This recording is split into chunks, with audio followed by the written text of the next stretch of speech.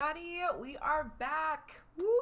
I know it's been a while since posted a video. The last video I posted was last week, Thursday. So missing you guys, and we are back for another fantastic live stream today. So before I do jump into it, I just want to check and make sure that we're live everywhere. And let me just post over here to Twitter. Hey. Welcome back to the stream. Let me do this real quick and we'll jump right into it. Let me put this here. I'm trying to get better when it comes to advertising the stream so that way people know that we are streaming. And yeah, another thing I also want to start doing is to advertise the stream and to grow it more is to chop up the stream into YouTube video size that's maybe no longer than, let's say, 20-minute videos. 20-minute videos or less. And so look forward to that. So, but until then, we're just gonna keep on doing our Twitch live streams. And we are growing. I'm so happy to see it. If you guys haven't noticed at the top, we are getting there. Closer to our goal, which is to reach 50 followers here on Twitch. That way we can reach the affiliate program. So again, shameless plug. If you guys like what you're seeing, if you like what you hear, come on over to Twitch or on Facebook if you're watching on Facebook or on YouTube. Hit the like button or the follow button depending on what platform you're on, or the subscribe button depending on what platform you're on. So all of that will help us to grow and get the message out. And so yeah, I'm gonna push send here. So it does look like we are good on Twitch, and I'm hoping we're good on YouTube as well. But yeah, so now that we have that done, I do want to talk about what we'll be talking about today. So in today's video, we will be talking about more news topics today, and one of the first things on the agenda, we're going to be talking about Biden and what his administration is doing about these kids at the border and this immigration crisis, and the fact that apparently that these, we call them cages, that they built for these kids are being packed.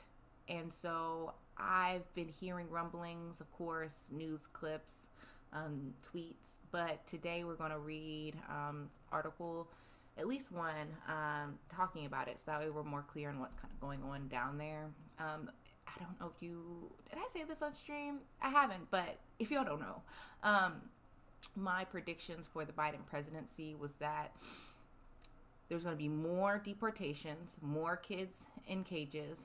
I already knew it. There's going to be whether it be that the wars that we're in are going to stay where they are, or we're going to get into more wars during the Biden administration. I don't see Medicare for all at all. I don't see are we the Pizzagate conspirators now? What does that mean? Are we the Pizzagate conspirators now? What does that mean? No. No conspiracies here, or at least right now. So I don't know what you mean by that, but not conspirators. Oh, well, what?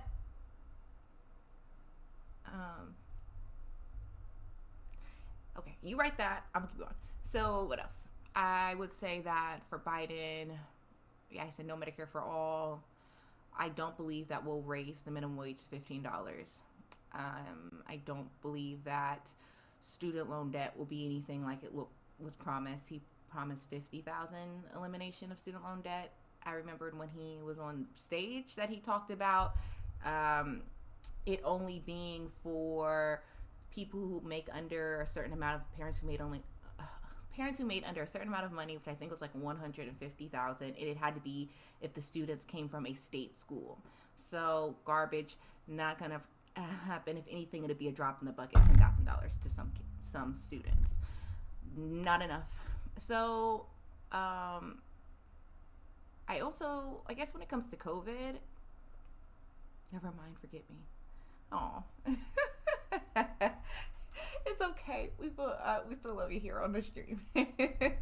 um, but yeah. So what else? Well, when it comes to COVID, my predictions were right when go back to the stream, which I want to do when I was talking about dropping those videos of these streams. We'll be going back. Jokes aren't always funny. I see. um, but that it's unfolding the way that I said. Gaslighting at the beginning during Biden's first presidential speech. We saw him mostly focus on safety of the vaccine, giving false hope that there's a possibility that by July, even though all experts are saying there's a surge on its way and warning at the very same time he said it, he talks about how you'll be able, without a mask on 4th of July, be around your family if you got the vaccine. So my prediction, because again, if you all are from the stream, we know about corporate-owned life insurance. We know that our country is run by oligarchs, and they want their return on their investment, and that's what they're banking on with this COVID, which is why a person was asking me, my friend was like, well, what do you see? Because I was wanting to go visit Malaysia. I don't see that happening for years, especially if I don't feel like getting the COVID shot, or unless they force people to do it. But I don't see that happening. Why? Because America is about to go back up in COVID. And not just like any COVID, it's mutated COVID. That's what happens when your oligarchs make money off of people dying, and then they send out messages saying, oh, vaccine, you don't need a mask. The vaccine will save you. We're going back to normal. Look at this 100 million vaccines that we have. Even though we see researchers, scientists, epidemiologists saying that with the way that we're living our lives now, there is mutation. There's particularly the Brazilian mutation, and the South African mutation, which is showing that the vaccine that you're getting for the original COVID is not going to be enough. And so what we're seeing and looking like is that the effectiveness rate is going down, and they're believing that has a lot to do with the fact that people who are getting COVID, it's the mutation. It's not effective. It's not enough. I don't know what more to tell you. And it makes absolutely no sense that people believed that this one vaccine was going to stop COVID, as if we haven't lived in a world where we have different variants of the flu vaccine. And just because you get one flu vaccine does not mean you will not get the flu that year. That's a thing that we know of. So what made us think that this magical vaccine that came out in a year is going to free you from the variant? Yeah, get it, protect you. I'm not saying it's something, horrible or whatever, because I believe that money. It's because of money and greed. They're not going to get a vaccine that's going to kill people off. No, they're just going to give you a vaccine that is not going to be as effective. Push it, make money. The mutations come, new vaccine, more money. So to me, it wouldn't make sense for them to want to create a vaccine that was going to have these horrid effects. No. I just see them pushing a vaccine and making it seem like it's the end-all be-all when they know it's not. And they're telling people to stop wearing masks. Or you don't have to wear masks after you get vaccinated and your family gets vaccinated. Or people who've been vaccinated. You've read the articles on the stream. Absolutely garbage. Please continue to wear a mask. Please continue to wear a mask. Get vaccinated if you want to. Continue to wear a mask. Continue to wash your hands when you come inside, because you could be carrying COVID with a vaccine. Sorry, it says, talking about what the former head of CDC Trump administration said. Maybe not CDC, I forgot. Yeah, CDC. Corrupt. They'll say good things out of it because, of course, how does evil hide? Under truth. Behind good. So, of course, most things on the CDC is going to line up with science. But they have that right in their pocket, just in case they need to push anything here. CDC, push this. They'll believe you because, look, you've done so much good. Anyway, not really what we're talking about today. But that's my rant because it's so upsetting. But I'm so happy because I was on Twitter and I saw how, because this message, it was very discouraging to see that people who are getting vaccines keep on saying don't wear a mask, or just force people to get a vaccine, but don't say anything about mask wearing. Or I heard about this mask bonfire that started in Florida.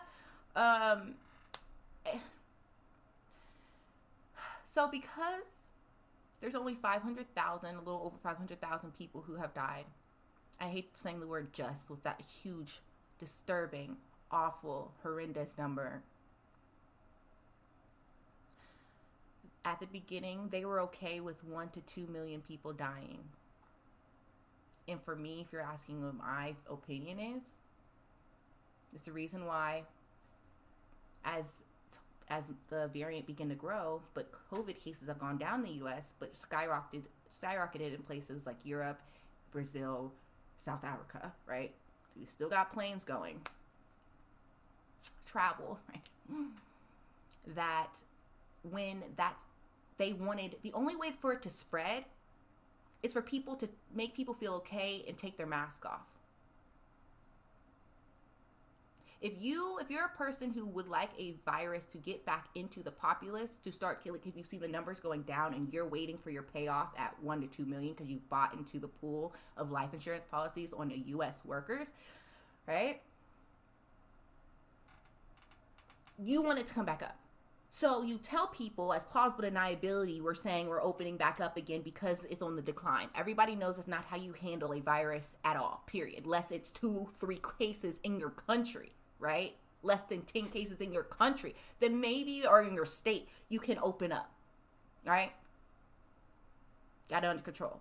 They're not even close in Texas. You saw them opening up in other states under this plausible deniability of, oh, it's going down. They knew that it would be rising very soon, but they needed to open up to get that surge in. And even if it was going to be for 3-4 weeks, a small amount of time, they knew that window was important because that way it starts. But now you're starting to hear about the variants, right? More so. I said, of course. You can't hide the truth for long, just like they couldn't hide COVID being in this country for months before they decided to talk about it. That we found out later that they knew. Us in Tennessee, January. Family, my friends, family, back. 1st of 2020, right after Christmas. They like to talk about how 2020's Christmas was the worst season.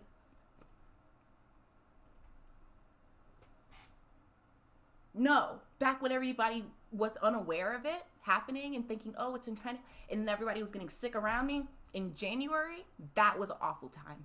And there were no tests to prove it. They weren't trying to give us COVID tests. America wanted to hide from it a long time. Why?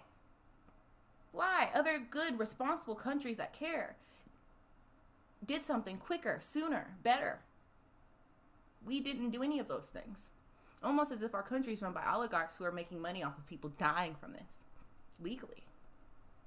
Some of them won't even have to pay taxes on it. If you don't know, look it up, corporate-owned life insurance. But yeah, so what we see is they said open up as they warned about surges coming. They warned about how the current vaccine is not going to be enough to protect people from the new variant.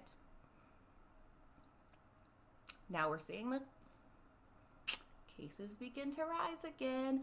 Oh, look, the effectiveness of the vaccine is going down. They knew what was going to happen, but they pushed. If the cases go down, you'll be able to, have a 4th of July barbecue. If. How irresponsible. Why are you even speaking about an if right now?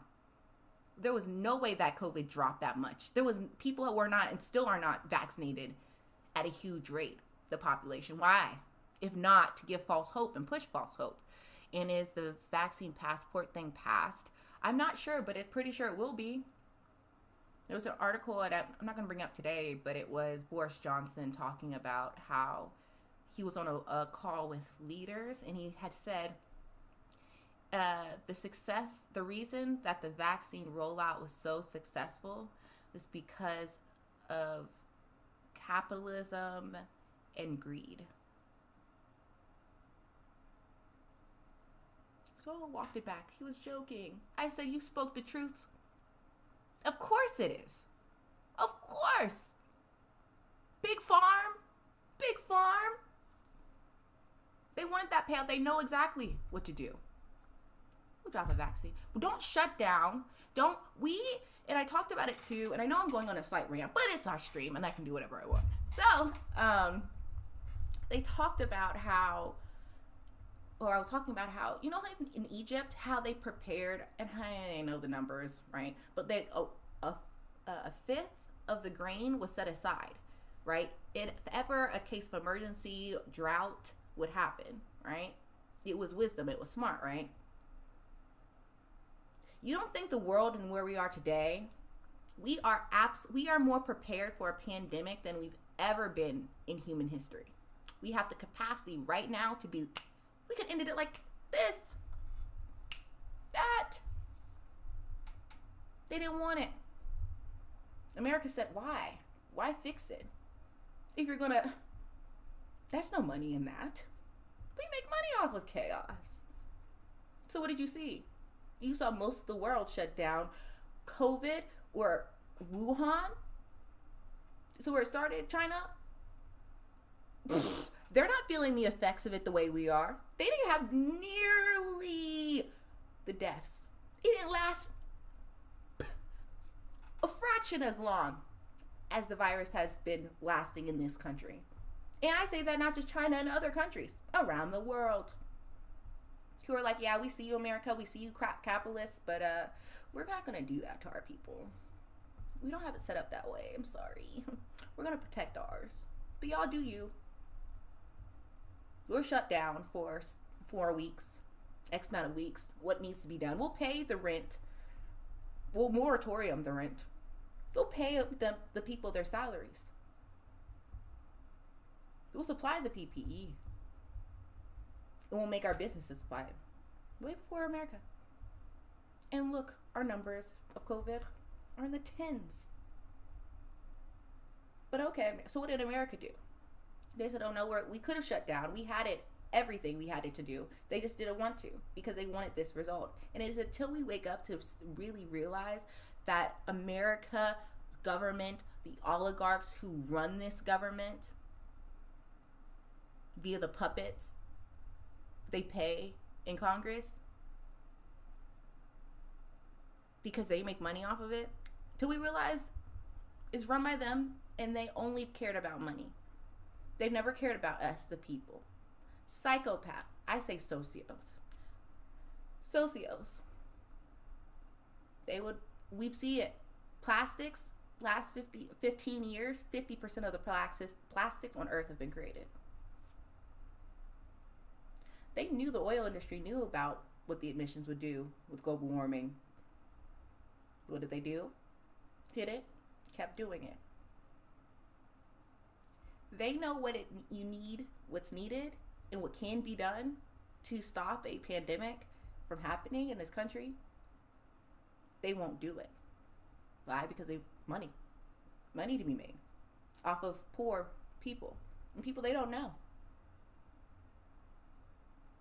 I don't know why everybody's trusting it. Y'all, it's just ridiculous to me. Absolutely ridiculous. Actually, let me go over here and check on YouTube.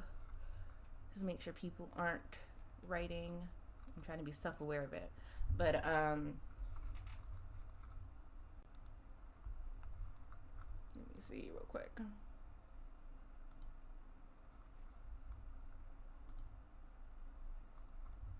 Okay.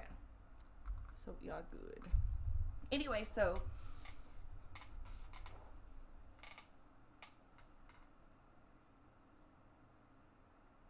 it says, where was I getting at? Oh yeah, gotta think how oligarchs think. They're rich. You have money in something. So I remembered, because I'm entrepreneurship, that was my focus. I went to school for communications, majored in it, entrepreneurship, had a startup, and I also majored in film studies, or not majored in, minored, concentration. Anyway, so I've always also been fascinated in business and entrepreneurship. That's kind of my thing. And just kind of during my time of like learning and being around people who are wealthy and hearing about how they speak and how their minds work, it really hit me when it came to talking about what's going on right now when it has to do with COVID. So you have two things, right? You have this is, I guess, an example to use. And it might have been on that movie Joy used it. Anyway, it talked about how, as an investor, she had this mop, and it was kind of a revolutionary mop. Like, it would last a long time, and you wouldn't have to touch the water or whatever. So let's say this mop was a revolutionary. She invented it, right? It'll last 10 years. She went to those, right? It would have helped people, right? If it lasts longer, less build up on the environment, right? Your waste that you accumulate over time. You don't have to continue to buy new mops, right? So she went to the investors, and they were like, cute, oh, innovative, smart. We don't like it. Why? Why didn't you like my mop? You see, little girl. You see, oh, sweet, sweet little girl. We should grown woman, but, I'm just making it my story. Little girl. It's cute. You think that we actually invest in things that are the best for society or the most innovative? Like, why? No, we don't want a mop that's going to last 10 years. We want you to show us a mop that breaks every 3 months so that people have to keep getting it. Or a mop that you have to buy something continuously, like to clamp it into, like a Swiffer, because that's more money. Why would we want to invest or for there to be mops where you buy one and it lasts you 5-10 years? Or you can buy a mop that has disposable ends to it, and you got to continue buying from that product maybe 5 times a year. And that's a thing in business. They would say that that's smart. And that's why I say capitalism is evil. Greed is not for humanity. It's selfishness. It's not for the good. They say that capitalism, whatever, pushes innovation. F them. Because even though the people are innovative, they refuse to invest in things that really would help, lest they're the ones in control over it. And it came from them, and then they can, control. Just like with an iPhone. They could put it could be so good right now. I remember I got an iPad, the iPad 2, and I remembered looking at the camera. I thought my iPad was broken at the time. I said, ooh, this quality's so bad. And I'm like, I know that they can do a better camera because they have better cameras. And then it hit, boom. And then when I was in school doing entrepreneurship and had mentorship, they would say, why? Incrementalism. Don't put everything, all the best in this product right now. That makes no sense. You do it over years. Even though you could have just done the right thing then and there. That's not business. And it is until people begin to realize that truth, that the people at the top, the oligarchs, the people in power, they're not here for you. They're here for themselves. The system makes it so. There are righteous, but it's very hard for the righteous people to grow in a land of socios. So, why did I give you that example? Think about it, people. Just like you got the 10-year mop, or the mop that's sturdy and good and innovative. In that situation, that is the shutdown. That is the shutdown. That is the rent moratorium. That is, we pay people their salaries. That is the add-on to unemployment. That is the Medicare for all. You put all that in one little package, we would have been set in the U.S. We wouldn't be going through all these 500,000 people wouldn't be dead right now. You know how I know? Because there's so many examples of other countries that did it, and we don't see those numbers. 10-year mop. But what did they choose? They don't choose 10-year mop. Let's do a vaccine. Let's do the disposable mops. What does that look like?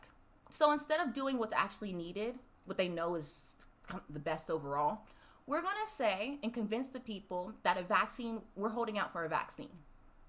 Even though we know that's not how vaccines work, we know that in a space where, in a community where it can continue to grow and mutate, that there'll be mutations that won't react the same way to the original. And if it's allowed to spread, that you'll have to get another vaccine, a stronger vaccine, to combat that variant. And it depending on how we're handling the second major variant, aka the Brazilian, the South African variant, who knows what's to come next?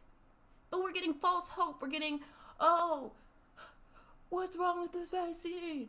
Oh, we want to go back to normal and I don't want to wear a mask. And my government said that after I get the vaccine, I won't have to wear a mask. So when the government says, sorry, we lied, you have to wear a mask. Science changed all of a sudden and told us that actually a mask, it never changed. That's just their messaging, our government's messaging. It changed. With no mask. Sorry, y'all. Then there's going to be a mass rioting because people are going to be upset because they don't like wearing masks. Because we're Americans and just cheap and easily persuaded by rich people because we've been brainwashed to do that and think that way since the beginning. Why? Because the people who rule this country are the rich.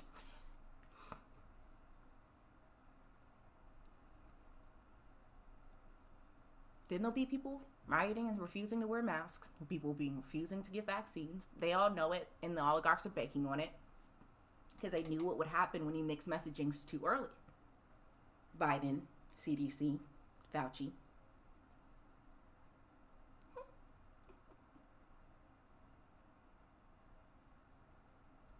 Vaccine, because remember, again, we like to think that the rich and our governments, they're separate. That's hilarious. Absolutely hilarious. Big Farm is a group of people. If I knew their names, I would call them out by name. But I don't. They're hidden by ambiguity in the fact that we have a lot of things going on in our lives, and figuring out the names of all these people is ridiculous. So we call them by grouping them. Big Farm CEOs. And people who have stock in their companies, right? You come out with a vaccine. Thoughts on the 100% kid effectiveness. So I heard that there was before we do go there, and I will go back to it. But essentially, how do you continue to do a false promise and get as much money out of it as you can? Well, you don't give rent moratoriums, people will be losing their houses. We saw them do that very famously when it came to the housing crisis. They stole people's homes during a time of crisis that was built up by the oligarchs, similar to what's kind of going on now. They're not doing that. They want the land. They want people's homes. They want to get that payoff off of their corporate-owned life insurance. I believe that they're trying to get it to 1 million deaths, and God forbid, 2 million. But again, officials seemed cool with that at the beginning. Herd immunity, even if that meant 2 million. So, businesses went in and bought a lot more life insurance policies on their employees. And now they want it to collect. So they'll push vaccinate, knowing that's not what's needed. And they'll push no mask wearing because they need the variant to spread for a certain amount of time as possible. They need there to be a gateway in the messaging, right? Even though the messaging all the way through should just be wearing mask. Get vaccinated if you want to, wear a mask. Because that's how you handle a virus. They, for a short amount of time, could plead plausible deniability, and that's when it would go down. And then you see the virus enters into the system, and it just needs to grow. Whether 3 weeks, you know how much can spread through we already know how viral, but like spreadable COVID is. It's like 4 times as spreadable as the flu. I think that was kind of the number. And now they're saying that the new variants are 75% more spreadable, easily spreadable. All you needed was 3 weeks. All you needed was a month. All you needed was plausible deniability to come out from. Just hold out, CDC, a little bit longer. Just give false hope all during this time. Make people not want to wear masks. Make them not wear masks. Let those people spread that virus in your state. We have our headquarters there and our businesses are in that state. We have life insurance policies. You owe us, senators. You owe us, governors. You open up. And I don't care. You spread that lie. Say, because it's going down. Tell them about that stupid vaccine. Tell them not to get the vaccine. You do what needs to be done so we can get our payoff for those deaths. And we betted, you told us 1 million, 2 million, and by golly, you better give us those lives. I mean profits.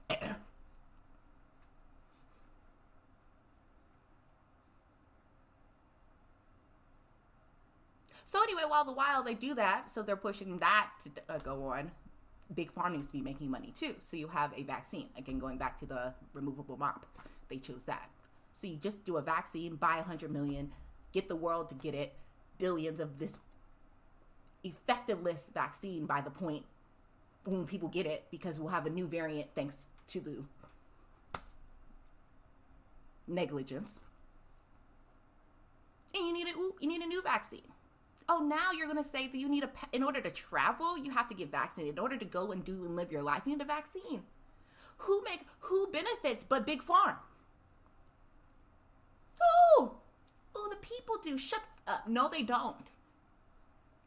They benefit from responsible information and protocols and strategic plans, which means covering face.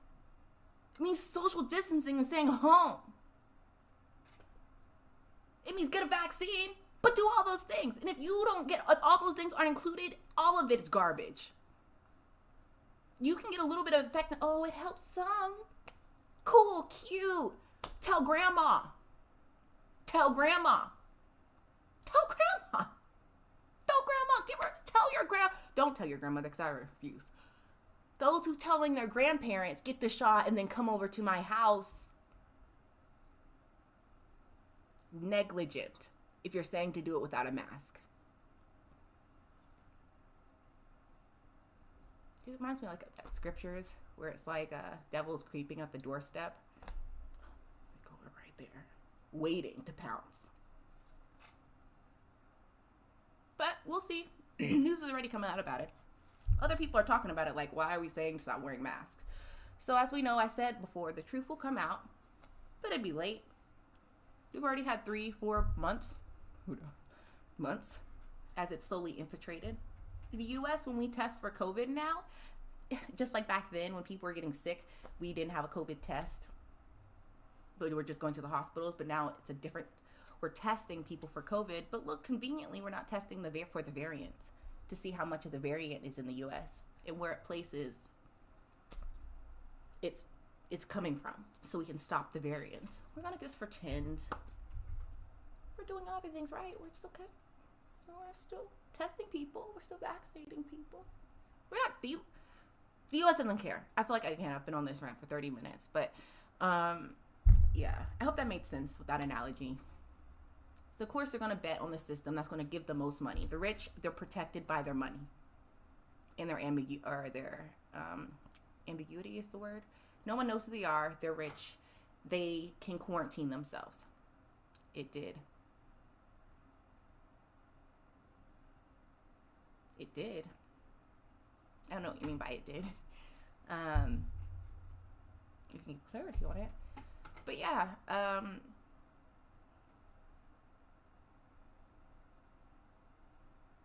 yeah, they're going to do it with the money. And they're going to wait for their returns like they do with everything else. And not care about us. So it's those of us who care are the ones that's supposed to be pushing and speaking the truth. I feel like I just lost you asked if it made sense. It did. Oh, thanks. Yeah. I mean, it's common sense, people. Just because you get a flu vaccine, because why? Why if you got a flu shot? I feel like as a kid we used to ask that. Just because you got a flu shot doesn't mean you won't get the flu. What? Oh, it's because there's different variants and it depends on your area, because again, for that reason, it's stupid. So why don't we not just get flu vaccines? And it's a question. Why don't we just get all the flu vaccines at one time? Is it that our bodies can't take it? Is it that it's just a waste of money? Or is it possible liability? Hey, we got your flu shot, so if you do catch it and end up in the hospital, and then we make money in the hospital, but you know, I don't know. But similarly to how we do it with the flu, we only give it one shot for one variant. So let's say you have influenza B, influenza A. You can catch influenza A just even if you got the influenza B shot. But why is no one talking that way when it comes to COVID? Just because you get the COVID shot doesn't mean. And I feel like it's because we don't name them conveniently, or better, because I think the Brazilian one is P1. So if we got COVID P1, or like, I don't even know what we call, it's numbers or something, what the original COVID is called, the variant, or we get that shot, it might help a little bit, have those antibodies build up. So if a person does catch a stronger variant, it won't be as severe. So that's what I'm saying. If you feel led to get a vaccine, I'm not saying don't do that if you feel comfortable. Again, I can't see why Big Pharma would do anything that would kind of mess up their money. If anything, they're trying to get the money out of it. So thoughts on the 100% kid effectiveness. I didn't read. I only saw that as the title of a tweet. I did not go in and read the article to see what they meant by effectiveness, which we can do either today or tomorrow. We do have a lineup still, and I haven't even gotten into it because I've been ranting on COVID. But it's because I feel like it's so important for us to know and to think the way of the enemy. If we think about it that way, they are enemies. They're enemies to humanity. They're enemies of your family because they don't care. Who am I talking about? The oligarchs. Those rich. Those who have a lot of stock in Big Farm. Those who have a lot of stock in or money to be made in real estate. Many industries. I'm just pointing a few out, but particularly Big Farm. What you mean, Big Farm? It took years for vaccines, life-saving vaccines, to be approved. So either if this vaccine is good after only 1 year, couple of things. One, that means it shows that they were eating the money. So you're just taking the money most of the time. And I think they do put the money into long-term test trials, something that we don't have right now with the COVID vaccine because it's new, right? And I find there to be importance in it, but if they're showing it's not that important or it didn't need to be that long, it shows the corruption in the system. So the government just feeding Big Farm all this money, and y'all are just taking your sweet time? Because it could have been done. Y'all couldn't be pushing to advocate for vaccines to get out sooner, and who knows, maybe it has. But it didn't do anything until now. Until the oligarchs were like, perfect opportunity. Here's a pandemic.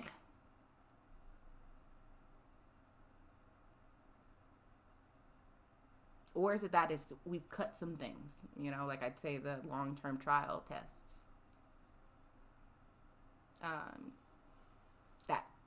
Was that important? Like very important before? Is it no longer important now? Why? It's just a lot of stuff. My thoughts on the kids' effectiveness. I want to know, were they testing the kids against the different variants? Is it the effectiveness in comparison to the adults? It's like as 100% effective as the adults who have been, or this research behind that? Is it saying that this now makes children 100% immune? Which that sounds a little bit weird to me. But yeah, I have to do research in it. So that's kind of what answers your question. I don't know. All I've heard is I saw it, or know that I saw it. But anyway, I'm just going to move on from that since we have spent a while talking about COVID vaccine and how they're liars, but also to wear a mask and how that's at least coming out and people are talking more about it. But I'd say that should have been talked about at Biden's first address because he knew all about it. I'm literally pulling up the articles next to his video. So to me, that just shows and verifies corruption in the system. I've heard things about the CDC, but it wasn't until I read those articles and reading the articles that the experts are saying and how the CDC has not changed right? It changed it, right, saying what vaccinated people can do now, but that's not in agreement with what experts are saying and what the CDC is saying about the variant. Corruption. So I saw it firsthand. It's verified to me. Corrupt.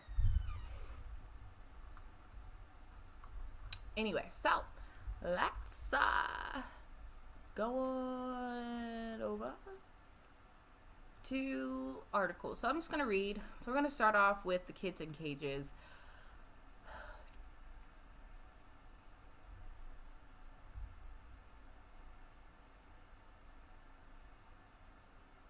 Knew it. I said, to be all the way honest, people talk about Biden, oh, Trump. I said, for kids at the border, like we were on Trump's neck. Those people, they didn't like him. I meant to an extent. People didn't like him, and stayed on his neck. And we talked about it too, when it came to deportations and in caging, especially, deportations. Biden and Obama deported way more than Trump, but you couldn't tell it by the way the news was going. I said, watch, Biden gets in, watch there be more kids in cages, watch the deportation numbers rise, and watch how the news will smooth it over because it's Biden, just like they did with Obama. But not I.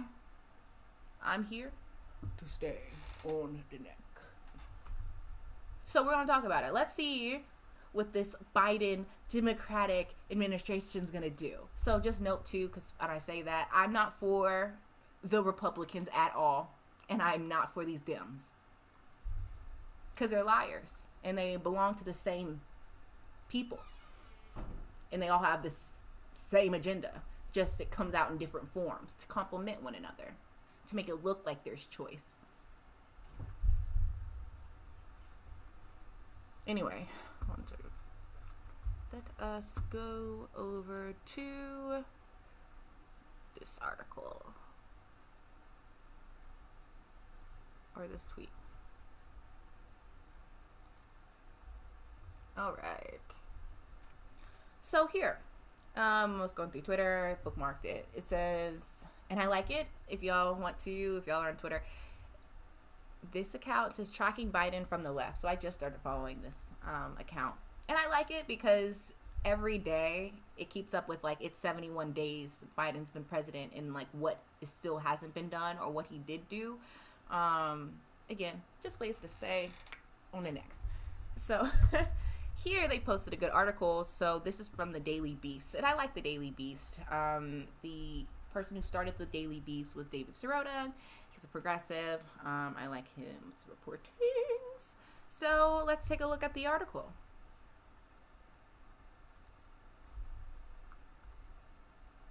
All right. 500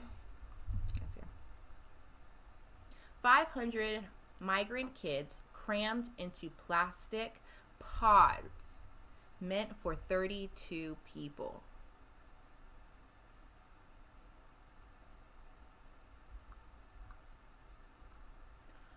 Journalists were allowed in for the first time Tuesday to see the U.S. Customs and Border Protection's biggest facility for unaccompanied migrant children, and returned with shocking details. Kids with foil blankets sat shoulder to shoulder inside plastic pods. Did they have masks?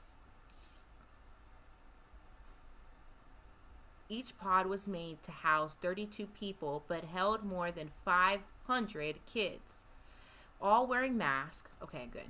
But not tested for COVID-19 unless symptomatic, the AP reports. So I guess asymptomatic kids are fine. It's just they can go and spread it and spread it and spread it. It's just irresponsible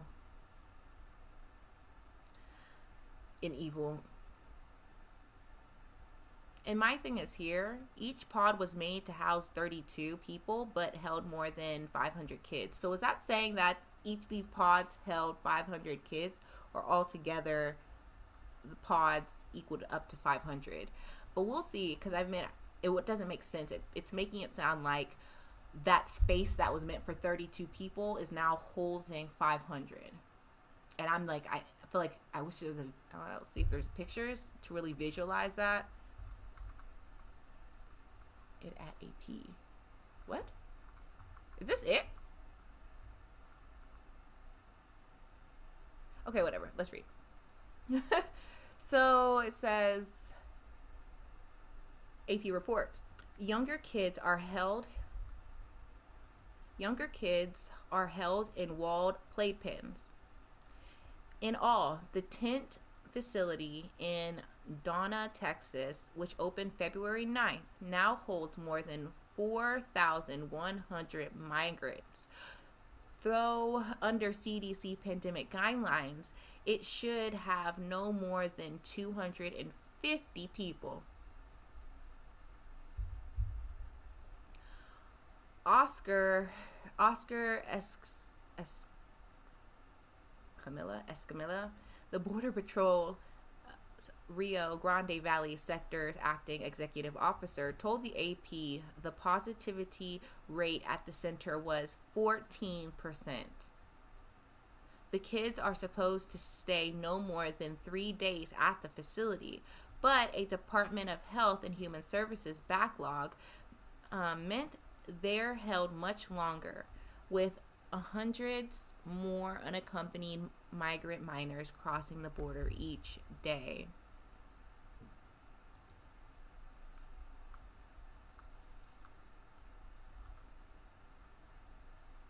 Okay. Let's watch this video together.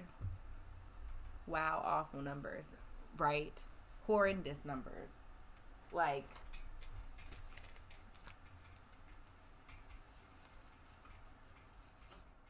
it's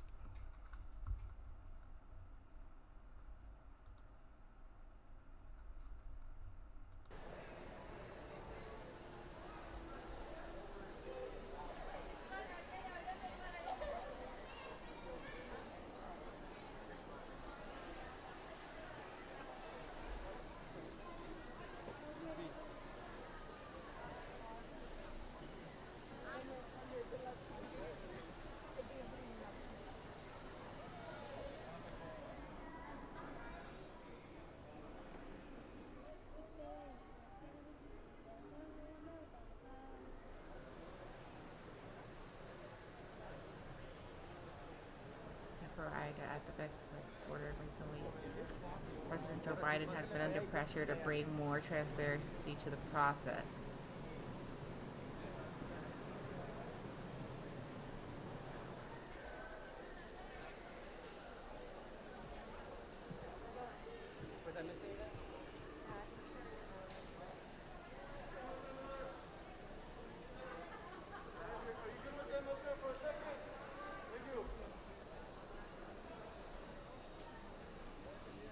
All of these kids that you see here behind me are unaccompanied little children. They vary from different ages. These are probably all the youngest that we have currently in custody. And these kids cross by themselves. The parent pays a fee to the smuggler, the cartel member, or the smuggler at this point will bring them to the river, we'll hand them over to the raft, we'll place them in a raft and say, okay, go. When you get to the other side, they'll explain to them, there's gonna be an officer, they'll explain what we wear and tell them, turn yourselves into them. If there isn't a consequence, we're going to have, the flow is going to increase.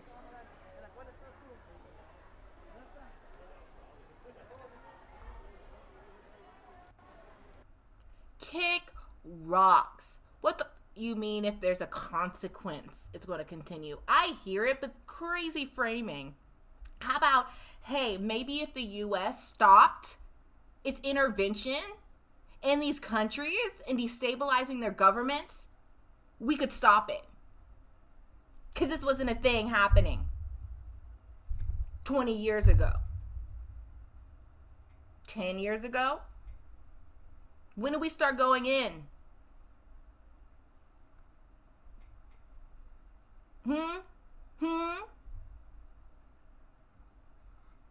Consequences? You just need a better system. We have so much land. We have so many people who are willing.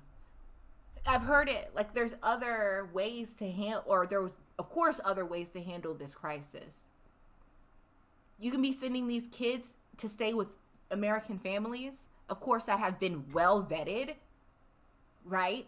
As a place to stay during this time and not keeping them in these places. It said that it only tests people who have kids that have symptoms. So you just put a whole lot of, even if it's 5, 10 asymptomatic kids into one of these rooms that have what looks to be over 50 or so people. Like, to me, it looked like 500 people were stuffed into one specific box, but maybe out of all of them, like, is there not like,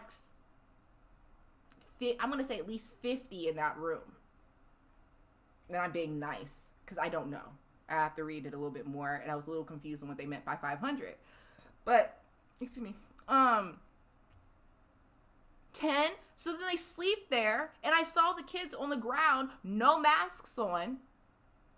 But you don't find it important if you're going to stuff kids in here to at least test all of them.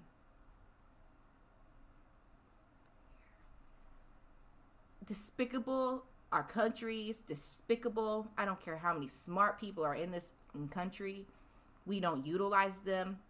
We don't care. We can get to the truth. We can get to the best systems. We refuse to do it. And that's one thing we have to come to the realization. We could do better. We choose not to because we prefer oppression. Typically because it keeps the people in power making money, or in power, keeps them in power. Those are usually the two things. Money, sustain power, or to make it grow. And it's awful. And that's like, these kids are being sent. I would never like send like child away unless it was for a dire reason. And even with that, America's not even trying to do better. That man brought up a punishment.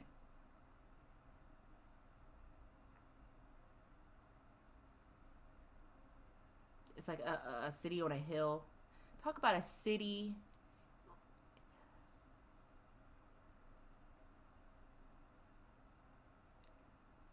I couldn't even say, like, it's not even equivalent to say a city like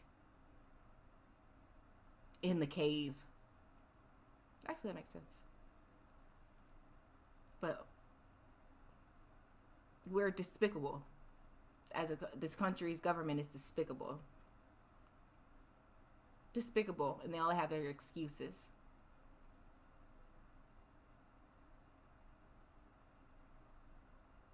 Because also what we're not mentioning too is people are making money. You get these grants. You have a little facility like in a, closer to the border. These little outlet malls that are open up. I mean, even curtains would help. Something. But they get these grants, get a lot of money, put crap conditions. They keep their money. They're helping out their friends. You could put these kids in homes, like having programs that are similar to foster care for a little while, right? So you're able to find their parents, Why? That doesn't make oligarchs money, or it doesn't make their friends money, who know how to work the grant system and get one of these contracts to house these migrants. Oh, I didn't even talk about that. Because if anything, people would say, well, instead of using the money for that, you just give a stipend, right? So for families that take in the children. But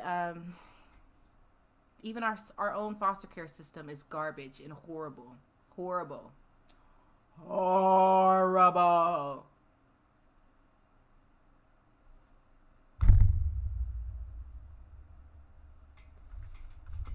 Anyway, let's read. I'm just making sure I'm not rereading. No, I think that article we just read was kind of a synopsis of this one, so let's go through. It's not long. Okay, so it says, Dona, Texas. The Biden administration for the first time Tuesday allowed journalists inside its main border detention facility for migrant children, revealing a severely overcrowded tent structure where more than 4,000 people, including children and families, were crammed into space intended for 250. And the youngest were kept in a large playpen with mats on the floor for sleeping. With thousands of children and families arriving at U.S.-Mexico border in recent weeks in packing facilities, President Joe Biden has been under pressure to bring more transparency to the process. But he hate that. It says U.S. Customs and Border Patrol Protection allowed two journalists from the Associated Press and a crew from CBS to tour the facility in Donna, Texas, in the Grand Rio Valley, the nation's busiest corridor for illegal crossings. More than 4,100 people were being housed on the property Tuesday.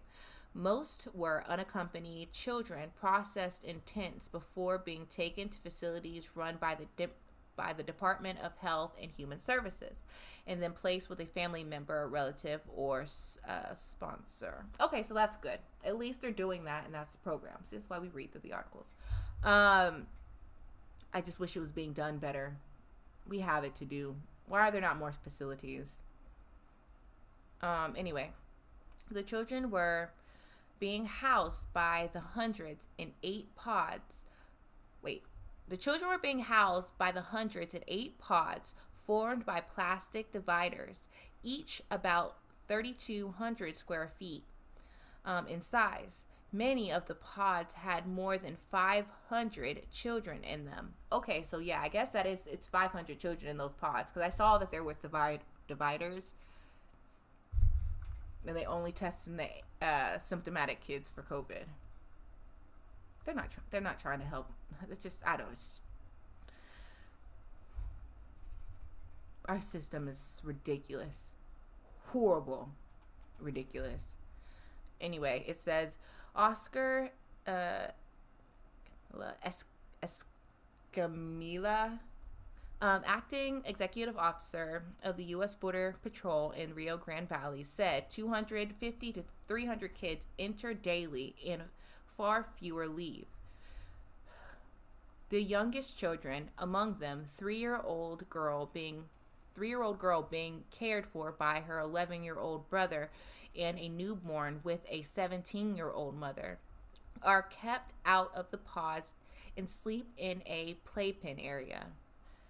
On Tuesday, journalists watched children being processed. They went into a small room for lice inspection and a health check. Their hair was hosed down and towels were tossed in a black bin marked lice. The kids, many of whom have made long journeys to get to the border, including stretches on foot, were also checked for scabies, fever, and other ailments. No COVID tests were administered unless the children showed symptoms. This is what I'm saying. Purposefully negligent. Purposefully negligent. It'd be different if we were like in a whole other country, right, that was not developed, not the richest in the world, and with these COVID tests, the cost of the test versus the cost of just it being rampant in these places.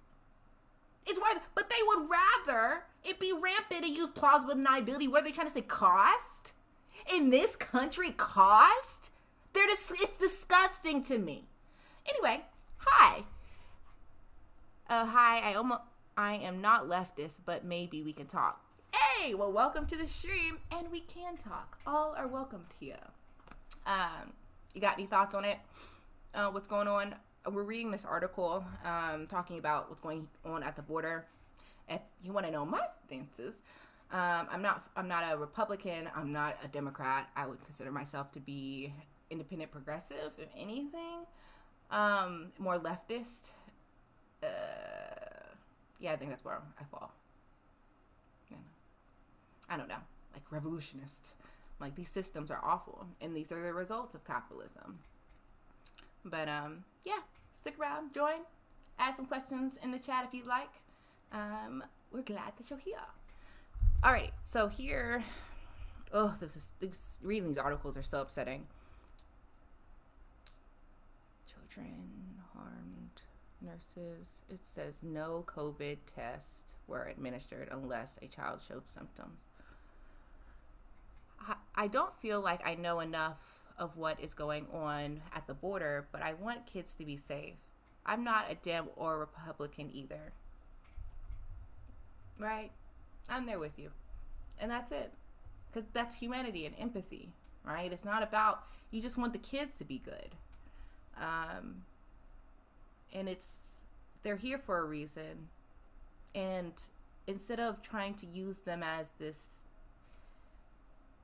deterrent, like treat them badly or like not do the best we can as a deterrent factor, we should just be doing the best we can because they're children, they're human beings. And they want safety. They should have safety. To hear about what's been going on with the sexual assaults that's been happening in these detentions, disgusting, despicable. It only has been till recently that I read that they've made it mandatory to keep the reported numbers of the cases. Recently. They've been throwing out them numbers. It says, I don't know what to make of all this crazy political climate lately. Yes, I'm about human dignity and human rights above everything. Yeah, me too. It's glad to hear it. It gives me hope in society. People, we are, like, you care. And, at least I'm glad now that, you know, at least in 2020, and I'm not sure how old you are, but it feels like, especially with the younger generation, we're seeing the truth, and it's just a lot of, it's purposeful garbage mess being thrown around. Oh, well, hello. You're long. It's a generation. It's a time, right? In this time, especially in the internet, we can see that. Is that old? I feel 28. Then you're not old. See, right? It's about how you feel, you know? And 42 is not old, so. But I was just wondering, because I know that, you know, with the Gen Zers and in millennials too, you really are seeing that they're more quote unquote progressive or more for that humanity and not being able to easily divide us from different people, which is good. But it's also good to see that, of course, too, you know, seeing the older generations, and I'm pretty sure 42, you're a Gen Xer, right? And the issue is really, the key is to try to, you know, change the minds of the Gen X, but baby boomers, I don't know, you know, who knows? But it says, well, you're on Twitch, so you're at least spiritually 28. Yeah. I think millennial have a lot of redeeming qualities, especially about caring about people. Yeah, I'd say that. Us good old millennials. Yeah, there's an empathy there, and it's what humanity's needed. It's always needed for us to grow and for us to thrive and prosper. But we've been brainwashed. A lot of us like to talk about 1984. Oh, it's a book. Or you think, oh, because the U.S. lets us read the book, and they know the psychology of it, right? Then we can't be brainwashed, right? We have to be in a free country. They let us read these books. Fahrenheit, XYZ, I forgot what it's called, but no! Duh! What's the best way for a person or for evil to stay hidden? Behind righteousness, behind truth, the F. That makes it easier to thrive, right? And so you think, well, we've been brainwashed in the U.S. The fact that we thought, we're told that we were a city on a hill. Where? They poison the waters, poison the air. We're going to talk about it on stream. It says, I think we are all brainwashed to some extent. And I mean that. It's like a rating. Some have higher ratings and are more brainwashed. That's an interesting way to put it. I can see that. It is true. And that's what we kind of called it wokeness. But like, it's a process and state. Like, people can be quote unquote woke in one area, but maybe they're still needing time to, get to the truth in another. And as long as we're working together to get to truth and get to good and understanding, that's the key. And just knowing and being self-aware that I know that I've been brainwashed.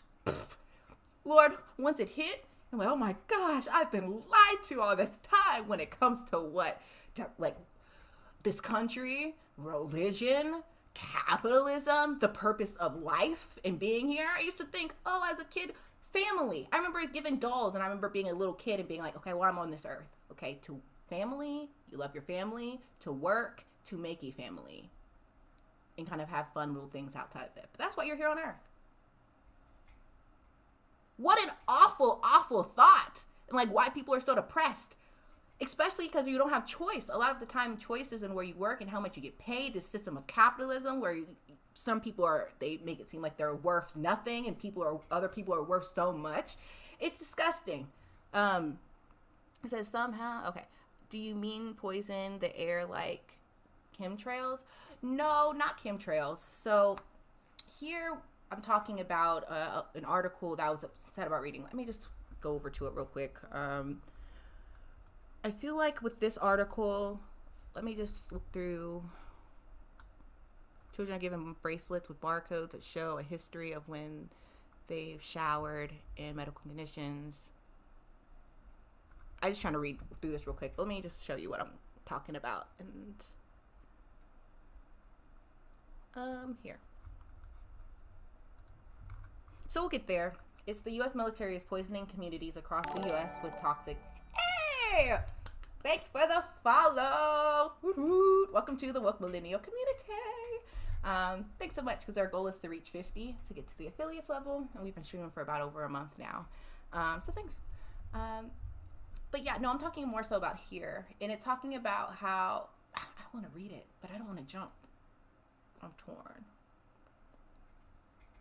If you kept this up, you're gonna be big soon. Oh, well, thank you. It's all about marketing. That's the key.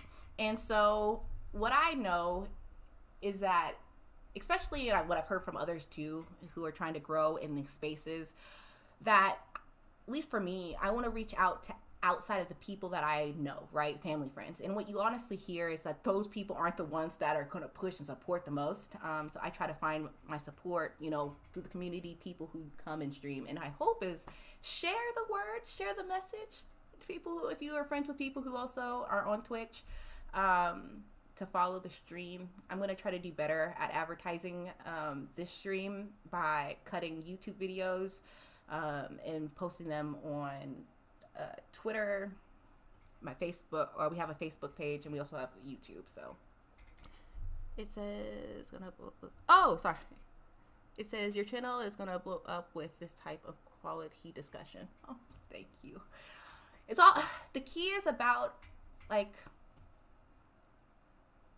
getting the message out there. How do people know unless they know the truth? It says, we talk about scripture, but my people perish due to a lack of knowledge. People perish due to a lack of knowledge, and I'm done with it. If I could do anything, it's to help, to inform people, lead them to truth, right? Awaken to what's going on, what's actually going on. You are at the message. All right. Well, God, help. But yeah, I'm trying to help get that message out there. Because I feel like we're not talking about these things that we're supposed to be talking about, even on progressive in spaces. And of course, the biggest progressive news source, TYT, or the Young Turks, heard of them, and even other YouTubers in the progressive space.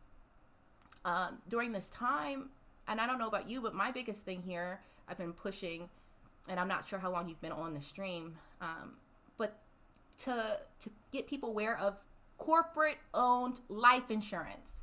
You want to know why COVID has been so crazy ridiculous and why the U.S. has handled it so badly? On purpose, like it's confusing, it's ridiculous. We have way more cases than anybody else in the world, and we supposedly didn't come from here. But in the most developed place in the world, we have mixed messaging. We don't have a solid plan. I wonder why. Kind of find out. Corporate-owned life insurance is a whole thing. Let me see. I know I'm jumping all over the place. We're gonna get to a, hold on. Let me, I'm not sure if it's going to, let me flip out of here real quick. That way it don't show you passwords of sorts. But,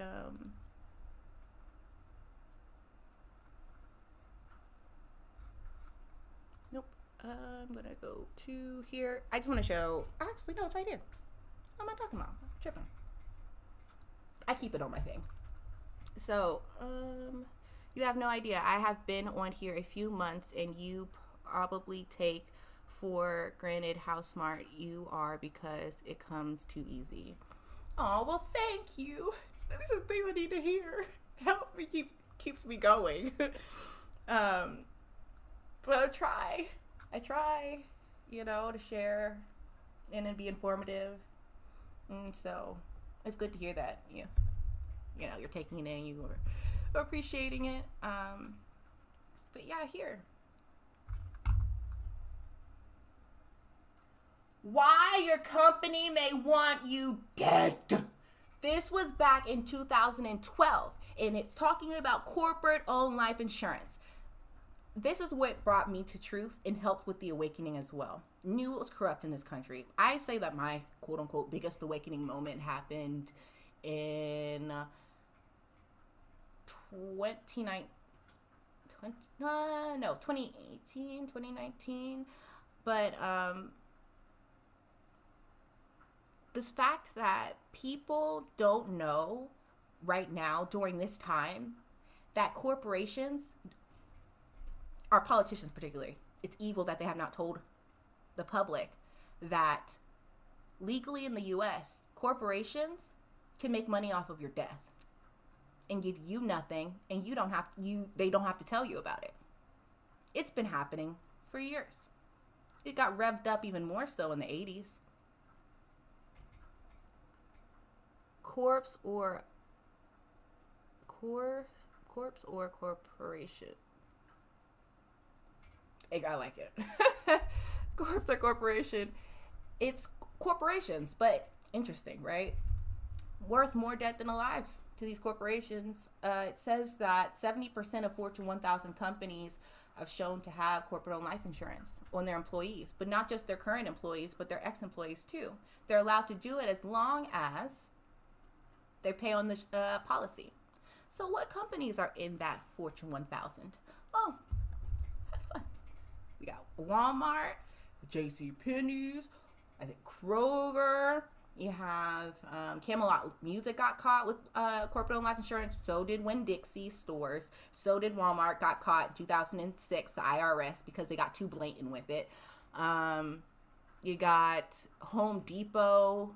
I could show the list, but it's going slightly on a tangent. So just saying the word corpse is in the word. I like it. So many words have alternative meanings. The irony behind it too. Like, would have thought. But yeah, and these life insurance policies are a lot of money. So let's say, and it said that people who are getting affected by COVID, right, are, later, 65, 70. So let's go back two decades, right? Or let's go 3 decades in the 90s. Again, corporate-owned life insurance was run rampant, or these companies were buying corporate-owned life insurance. It was rampant thing. And growing it grew in popularity again. The oligarchy and the bureaucracy, to how much they've, sorry, I feel like my words are getting all come together because I talk about this a lot. I'm trying to figure out where I want to start. Just let me focus. First, I'll tell you. If you are, let's say, in your 70s now, these people who are more so maybe nursing homes, the ones who are most susceptible to catching COVID and bad things happening to them. Let's say that you worked for a JCPenney's or you worked for a Walmart. Let's say when you're in your like 40s, 45. Let's say you maybe even got up to being a manager or somewhere, or you just worked, a blue collar job, right? They're coming to, what is that called? To get back what they've put in to the system. It's interesting. You see how nursing homes, how in New York, Cuomo was trying to hide and try to get these nursing homes off, right? They didn't want them to be held accountable. He said they wanted them back in there. Why? For plausible deniability. So they can get a payoff. Like, to me, knowing corporate-owned life insurance, the biggest thing or the best thing that could happen to them, right? Companies that own corporate-owned life insurance would be for a pandemic to come. Why? Plausible deniability. Plausible deniability. So, how much are these corporate life insurance policies? Well, on average, those who are a little bit older, they can be less, but they can vary. And it also depends on the sector that you're in. If you are in banks, like if you're a bank teller, that corporate life insurance, they have millions of dollars out on their employees that work at banks. But let's say you work, just for the normal Fortune 1000 companies, they were saying that they've seen it where on average $200,000 policies for people who are older, ranging $100,000, $200,000 policies. They can have numerous amounts, or not numerous, but numerous policies. So one company could own 2 life insurance policies, or that they have taken out on their employee or ex-employee. For younger people, so young women are worth the most dead. They can get up to $500,000. They can get up to, higher numbers, men as well. Young quote unquote men and women are worth the most. But essentially though, $200,000 policy for one person to go. They also don't have to say what they do with their money. Here's a Wall Street Journal article. They don't have to say what they do with their money. They literally have been caught writing that money, that blood money, right? When a random employee dies that they care nothing about. We've commoditized death. An incentive for people to die in this country is essentially what corporate-owned life insurance is. And as long as they're not the ones who are literally killing the people, but all they got to do is say, oh, there's a pandemic happening? Well, cute. Continue going on to work as usual. Hey, will you supply us masks and PPE? No. We don't have to at this time.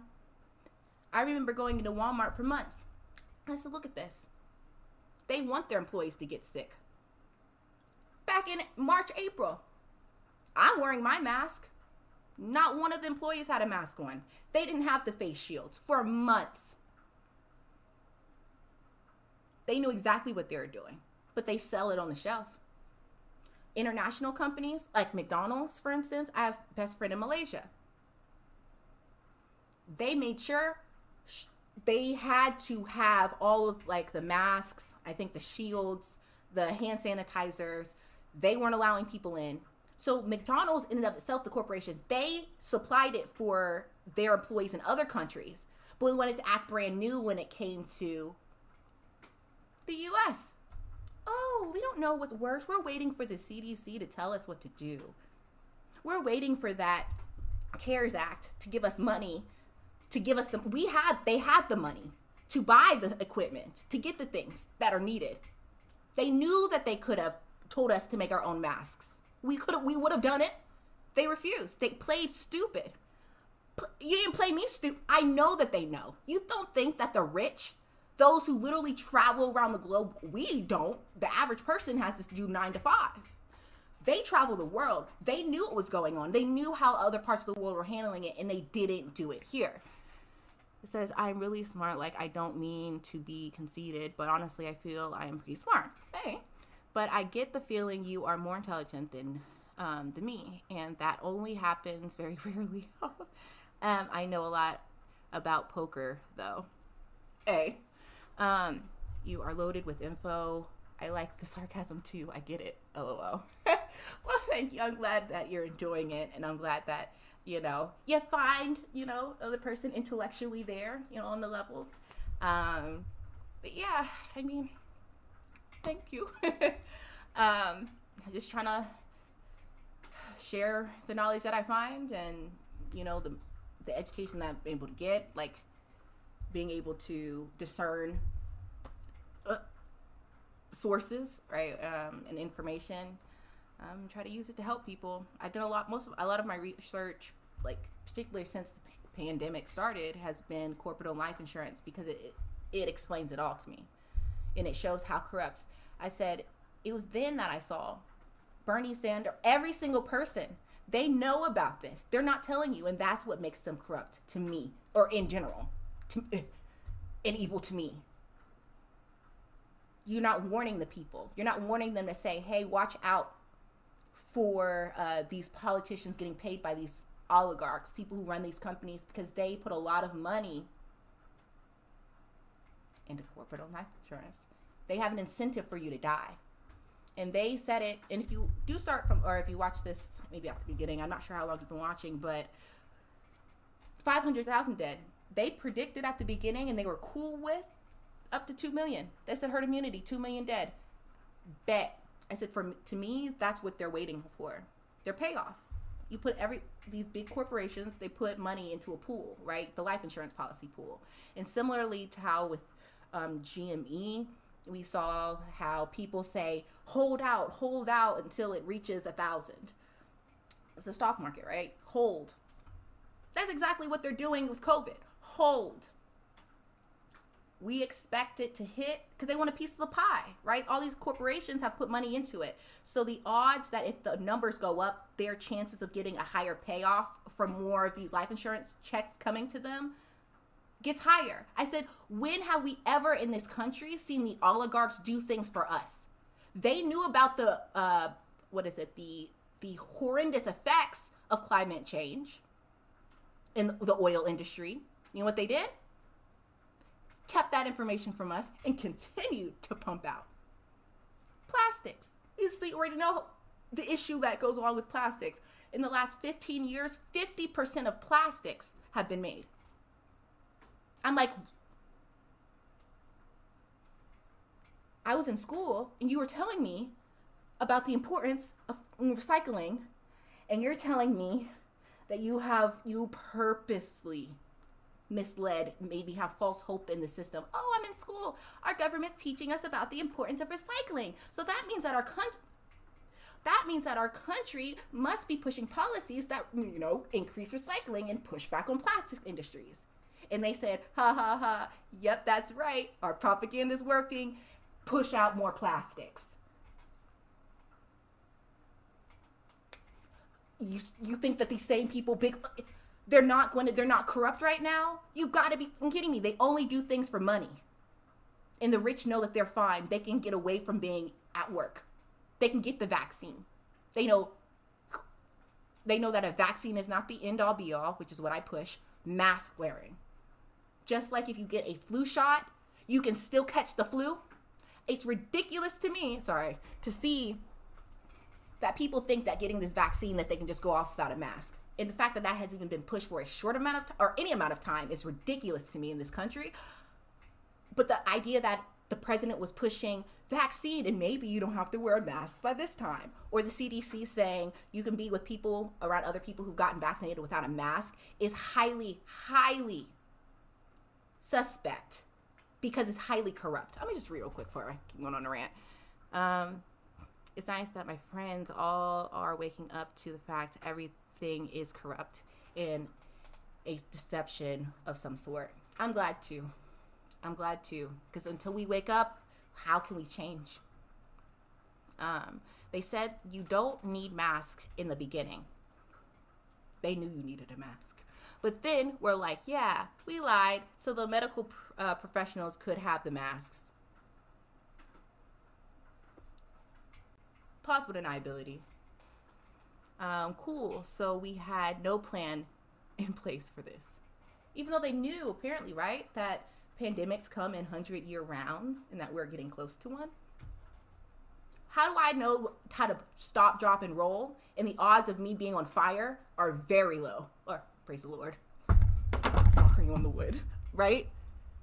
You don't think that something more plausible, like a pandemic, you could have socially been gearing us, children, the importance of wearing a mask, the importance of hand sanitizing. I went to Japan, studied abroad in Japan.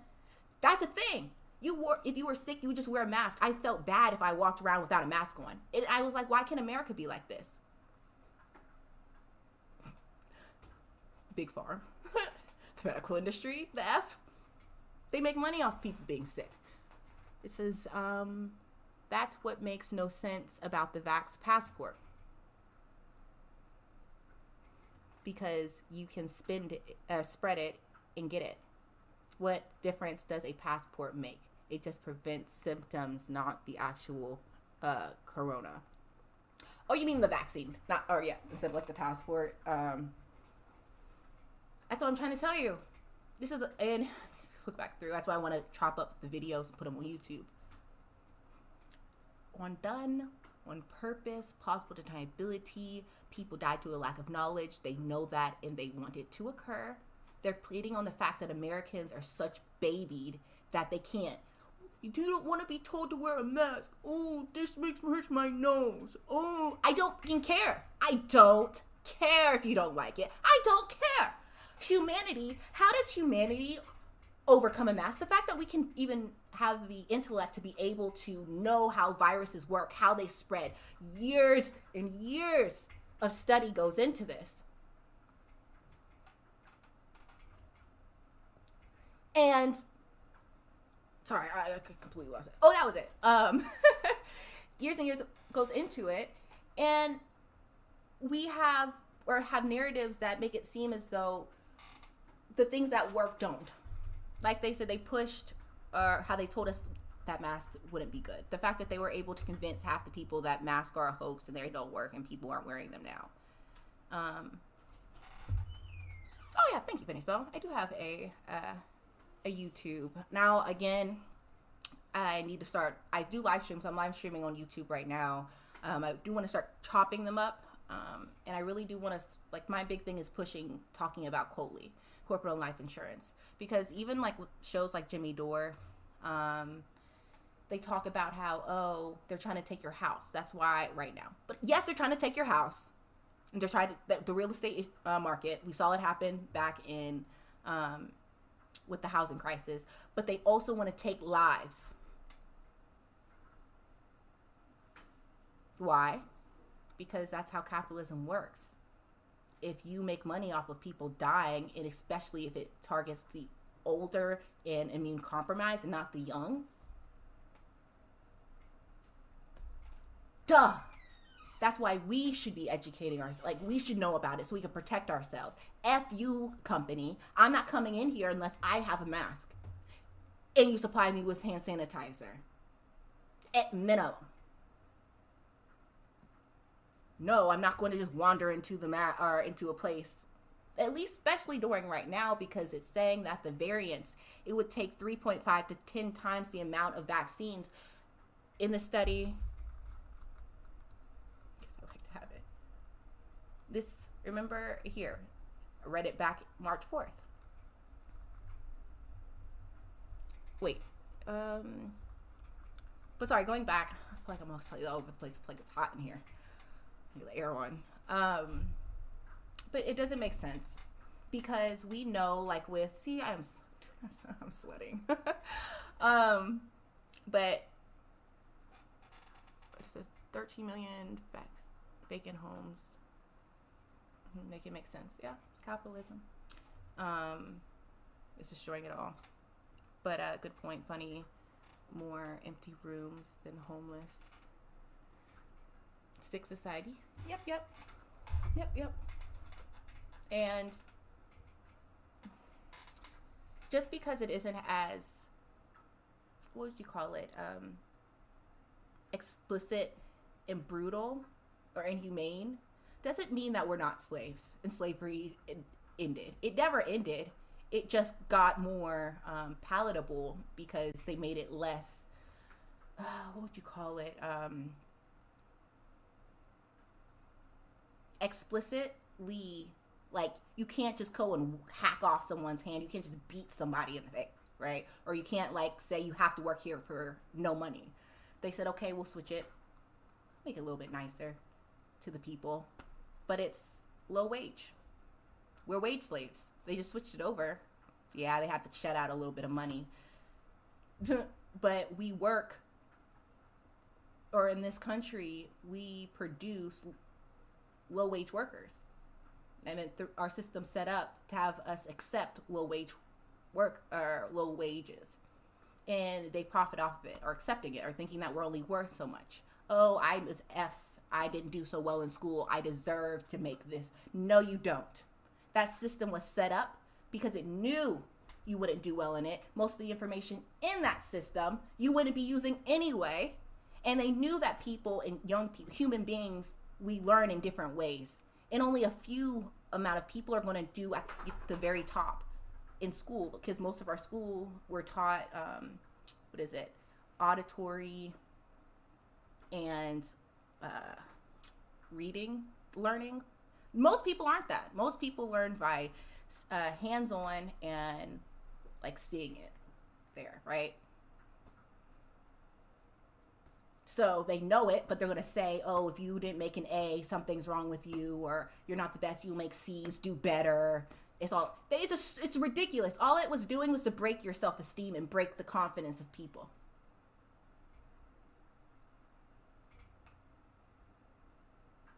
More willing to accept low wages. And who really wins? Over the last 10 years, top has doubled their wealth, 1.5 trillion to 3 trillion now. While our minimum wage stayed a disgusting $7.25.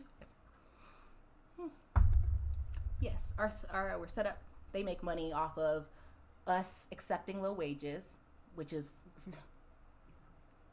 they do it by force. Frozen. They take labor by force. In many ways, because they leave you with no other option. Okay, you don't work here. Have fun living on the street with no food. Or you wanna do a general strike? You wanna do a general strike? Well, we'll see how that works out when you get evicted and we send the police there, take you out of your home. Because people are afraid to do anything. India had 200 million protest. We did not hear about it on the news like that. It's American, but we're taught, we're made to feel like of course, we're the country of protests, civil rights. I guess the T, throwing it over T. We stand up, women's rights. BS, we suck. But what do you tell a people who are very much subservient? Like we listen. We aren't rebellious. You tell them that you're the most rebellious. You guys we're so good at rebellion. No, we're not. Why? Because it's set up we're wage slaves. We don't have Medicare for all. People, they know health is important. If a lot of it's tied to the employers, or if they have to pay for it out of pocket, they need a job. And so that's what ties people. They're not free. In other countries, they have more liberties to do it. And also in other places, like not so much developed country, quote unquote developed countries, but we don't know how to make our own food. Right? If I can't have to buy it, I can't just go and find or hunt or get chickens. We're not allowed to have gardens. There's certain regulations. There's certain regulations to owning livestock. We're slaves to the system. It says, bruh, French will protest if the government looks at them the wrong way. The farmers use tractors to dump cow all over cow shit at the Capitol steps. Oh yeah, I saw that. Exactly. French know how to do it. U.S. absolutely laughable. And if you even go back to the results from the civil rights movement, Martin Luther King was asking for so much more. A lot of what we see on the progressive agendas is what he was pushing for. What did we get? Voting rights, I guess ending of Jim Crow, the segregation, right?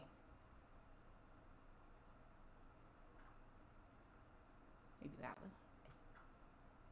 Y'all correct me if I'm wrong. I'm pretty sure those were the main things that was gotten from the civil rights. Not even half of his list. Not half. But they shut him up. Shot him. Did a little bit. Rewrite history, the story. We praise Martin. We love him. They didn't listen to that man. They killed him and said, have fun. We'll desegregate. We get more money that way. Anyway, but I say all that to say, going back to what you were saying about the passport, and what I said earlier in the stream about this COVID passport, unless they're saying a COVID passport and they are, which means that you had a COVID shot, that doesn't mean anything. Because what we know to be true, like I said earlier, if you have a flu, keep this up. If you have the flu, or if you don't have the flu, you get a flu shot. Yeah, it could help. Maybe you won't catch the particular variant of the shot that you got, but we already know that getting a flu shot does not prevent a person from getting the flu.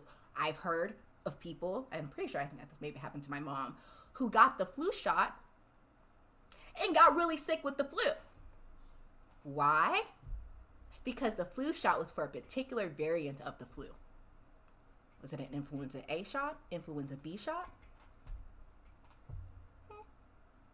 So, same thing. The fact that we're not thinking that way when it comes to COVID. Okay, cool. Get your COVID vaccine. I'm not the ones that are here saying, oh, like conspiracies with it. Whatever. I feel like it makes more sense for Big Pharma to produce something that's at least good, even though they know it's not going to be effective long term, but just because it's a capitalistic system, they're trying to get as much money out of it as possible. And I saw this article too that talked about how Boris Johnson was caught saying that, let me see. Nah, my bookmarks. Nope. What is going on with my bookmarks? Is it here? Here it is. Boris Johnson is making frantic attempts to roll back comments he made in a private meeting. It says, because of capitalism, because of greed, my friends, according to, or he claims that the UK successful vaccine rollout was because of capitalism, because of greed, my friends. And I said, yes, exactly. Of course. They're trying to roll it out as soon as possible. We said they only made the plan of, or the main plan was, oh, we're pushing to get a vaccine. That's what we're going to do. We're not going to do a rent moratorium. We're not going to do a shutdown, or we're not going to do a shutdown rent moratorium, back people's wages, right? Pay 100%, 90%, 80%. No, we're not going to do that. We're going to wait on a vaccine. Let science, aka their friends at Big Pharma, do all the work. They know it's a failing strategy, but remember, like I said, they're making money off of it. This is all plausible deniability. It's showing that we're doing something, but they know it's not what's actually needed to actually work, because if they actually work, they wouldn't be getting their payoffs right now. 500,000 in. So, if you have a vaccine, if you happen to catch the South African variant, and let's say that you're asymptomatic, and let's say because you relied on the CDC, you went and visited your grandma who had a vaccine. You gave her a hug. Cute. Now grandma has a much higher potent COVID variant, more than likely. she would get sick, more than likely. And this is what I predicted a while ago too, with this kind of narrative. People are going to get vaccinated, but people are going to get sick, and they're going to wonder why. And it's sad, because they thought that this was a time that they could be free, because it's giving false promises now. But they don't care. And it's sad, because they feel like, well, I'm doing my part, I got my vaccine. And they're all like, everybody get a vaccine, you should be forced to get a vaccine. I'm like, who cares if you force people to get a vaccine? That's not going to stop it. If the vaccine is not effective, let's hear. New evidence, COVID-19 antibodies, vaccine less effective. They say, okay, this is not me. Washington University School of Medicine in St. Louis.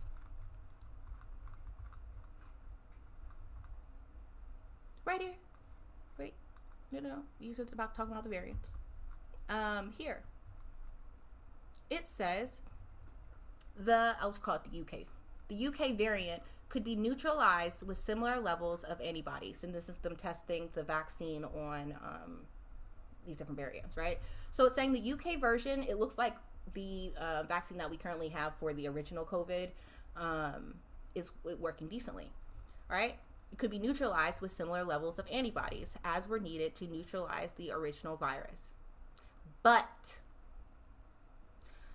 the other two variants required from 3.5 to 10 times as much antibodies for neutralization.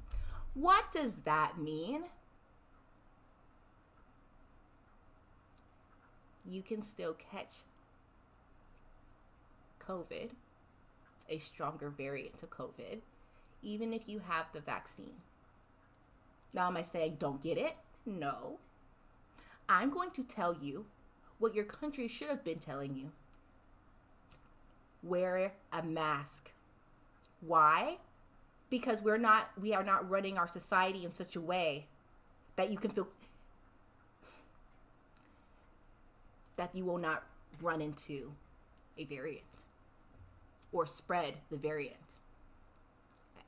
But Biden bought 100 million vials, knowing this. I really read this article when we watched Biden's speech. He talked about how safe it was, which was irresponsible. He talked about the safety instead of the effectiveness. And he made it come off and seem like, oh, well, since, it's going down, the numbers are going down, and we have this vaccine, and we got 100 million of them, that by 4th of July, you can go barbecue. See how they use it strategically. People who knew, I saw that he was saying those words in such a way to cover himself. But the connotation that came off was that, get a vaccine, you won't need a mask, right? Or at least particularly around people who are already vaccinated. And that by July, that it should be good. But we know that that's a horrible lie. And why would you say that right when the numbers are going down if not for corruption? Why would you open up Texas when right here,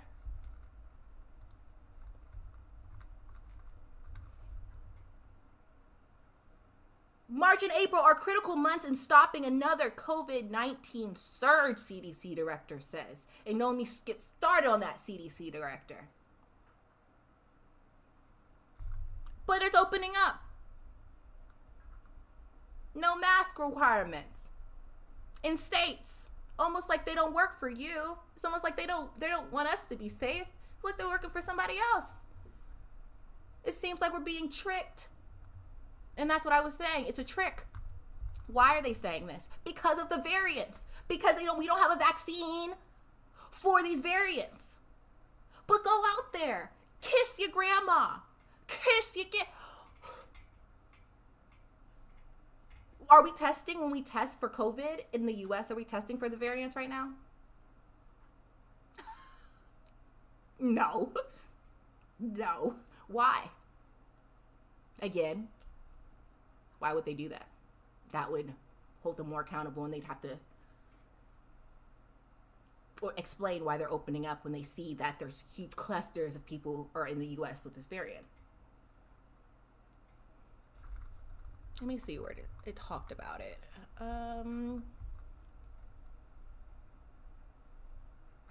4 weeks ago, the B117, the UK variant, made up 1 to 4% of the virus that we were seeing in communities across the country. Today, it's up to 30 to 40%. Meet the press. Okay. What we've seen in Europe, when we hit that 50% mark, you see cases surge.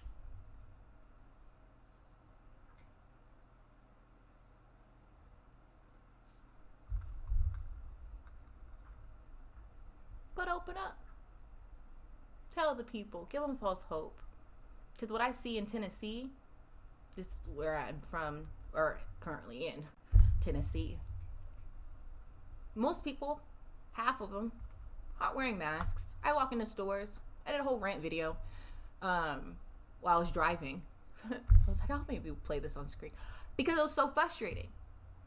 Like going into spaces with people just talking all they want without mask. The people who are working at the store don't tell them to put on a mask. Nothing. They're sitting there. And it's contradictory, right? I can see why people are like, why? If you're allowed in a restaurant. The thing is, you shouldn't be. That's the thing. Of course it doesn't make sense. But just know that it's for a reason. It's meant to not make sense so that people will fight against it. So if I have to go into a restaurant with the mask on, but I get to take it off when I sit down, but we know it's airborne and air can stay in the space, just because you have a guideline little poster on your wall doesn't mean that you've helped me at all or keep this space safe. Just because I have a vaccine on a passport doesn't mean, or an asymptomatic, doesn't mean that a person currently does not have COVID and not spreading it. That's what the science says. They say people who have COVID not wearing a mask, the odds of people getting around them go up so high.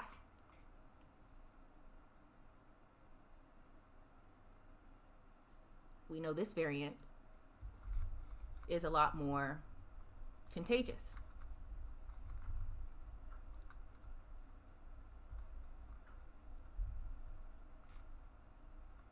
Yep. It says the South African variant is widespread in South Africa, which may explain why one of the vaccines tested in people were less effective in South Africa than in the US, where the variant is still rare. But what we're seeing too is that effectiveness is going down.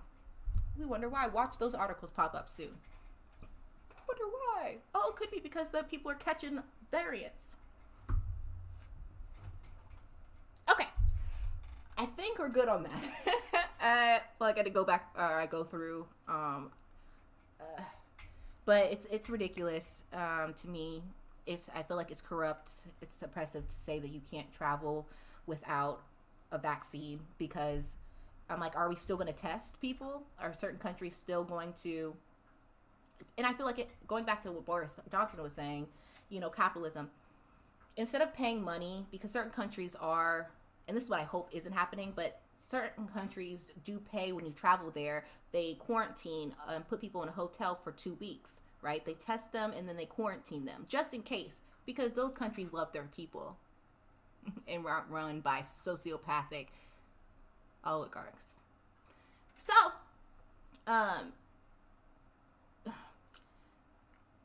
which is good, a good system. My thing is, either way, that should stay. Vaccine, no vaccine, that should stay. And my thing is, if that is going to stay, I should be able to travel. If I do not have COVID, period, you test, I stay. Why the F do I need a shot? I'm in your country, unless you're saying in your country catching it, but then it was already in that country that I'm in. Like, this is so fake to me. And then I'm like, I hope not, because if it is, it's corrupt. If all you have to say now is that you got a vaccine and then you can travel, knowing what we know, they're not trying to do it for truth or for good. You don't think these people there's so many quote unquote good schools, right? The intellectual class of people, right? They have access to them. They have access to people who know the right strategies, the best strategies based on science. But they're not going to. They say it's quote unquote political. It's disgusting. It's corruption. Instead of just doing what's right.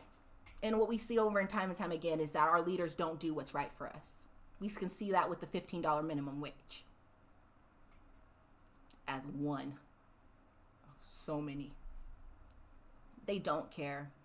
And unless they say vaccine plus mask, it's garbage.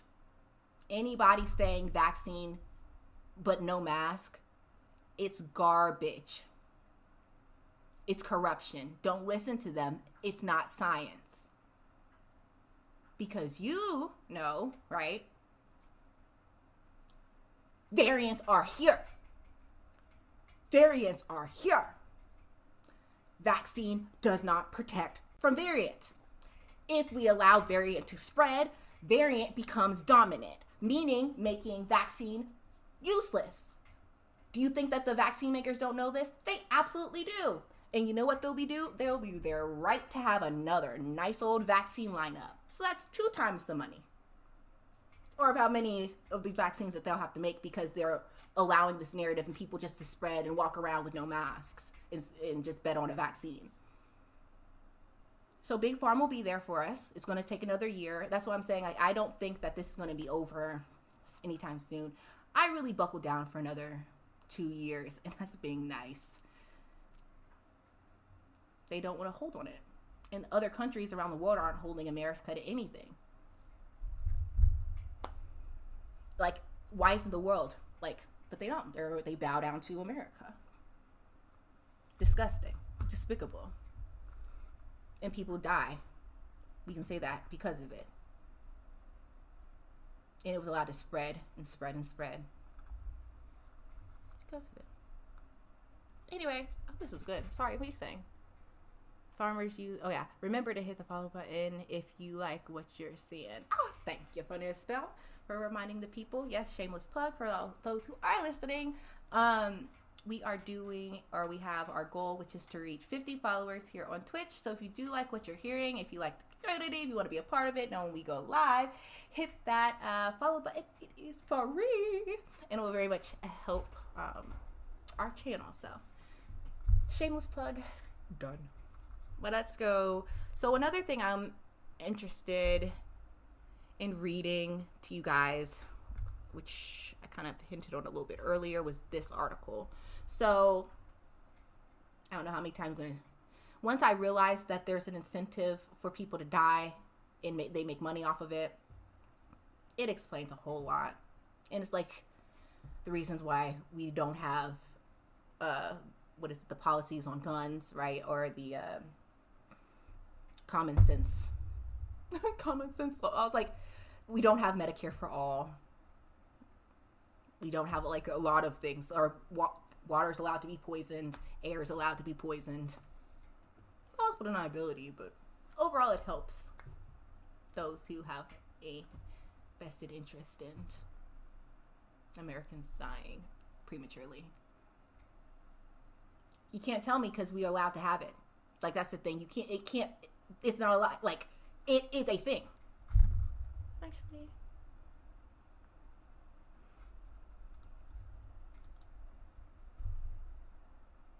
That's what I brought. How about, look at that. I can't see where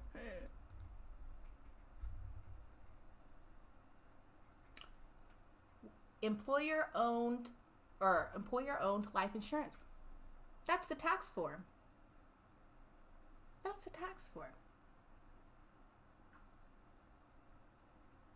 Legally. They don't have to pay taxes on it.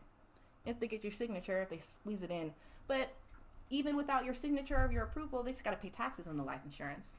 It's worth it without the hassle, the workers, the peasants knowing. Because it's also called dead peasants insurance because they listed it that way. They got caught when the IRS went in on them. The lawyers, the accountants typing it in and putting it, the people who died that year under dead peasants. And then it had their names and the information and how much money they made off of them. So it was coined Dead Peasants Insurance, but it's the same as corporate-owned life insurance and employer-owned life insurance. Same thing. Look it up. I implore everybody, please research on your own. Corporate-owned life insurance. It also goes by employer-owned life insurance as well. So anyway, now that that's right there, let's go to this article really quickly. So it says, the U.S. military is poisoning communities across the U.S. with toxic chemicals. One of the most enduring, indestructible toxic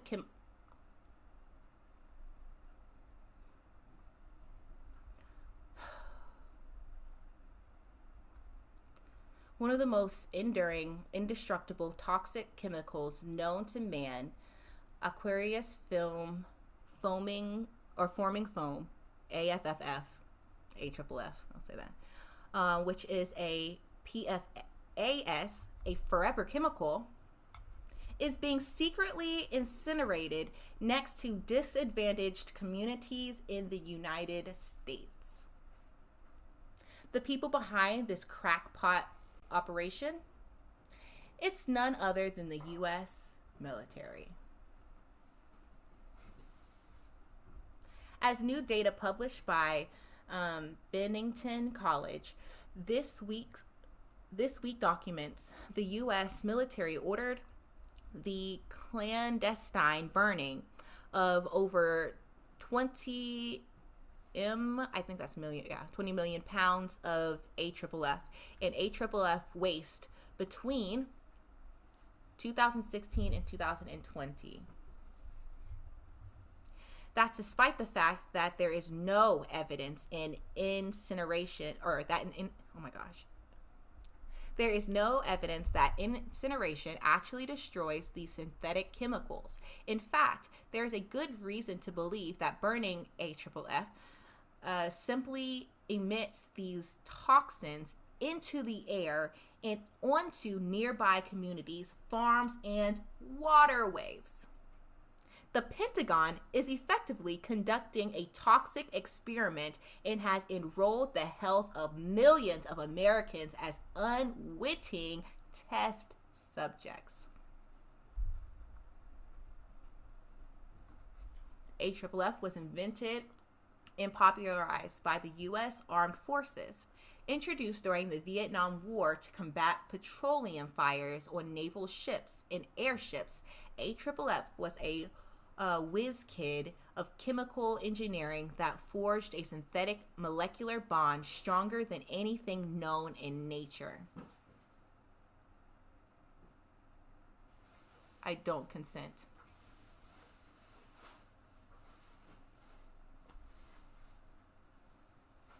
But we're the land of the free. It's supposed to be democracy. It's supposed to be for the people.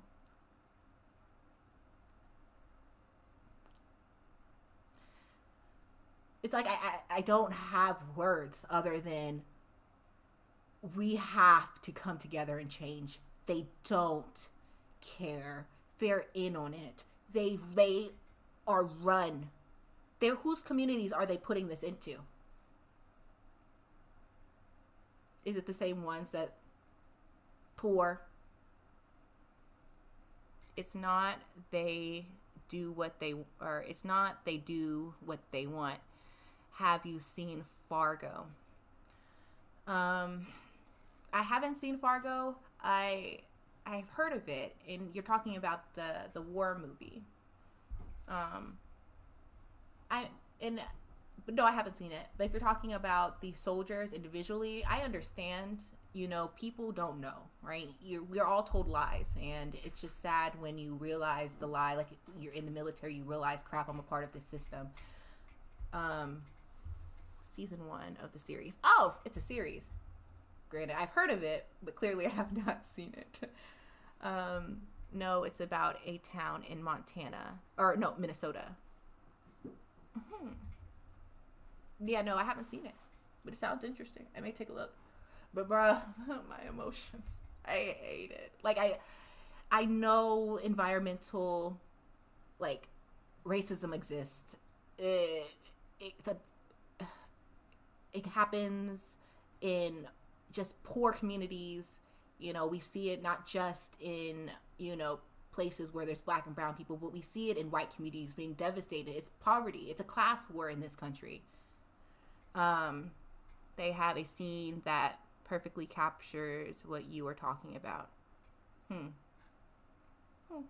need to take a look. It's two guys talking. Are you talking about the environmental pollutions, or are you talking about, I'm pretty sure that, because I'm like, I haven't heard many things talking about Coley. You're talking about environment. They don't care about us. They make money, and they can look in your face and smile. Any politician, especially those that are upper. Each state has these policies. They don't tell us. They don't care about us.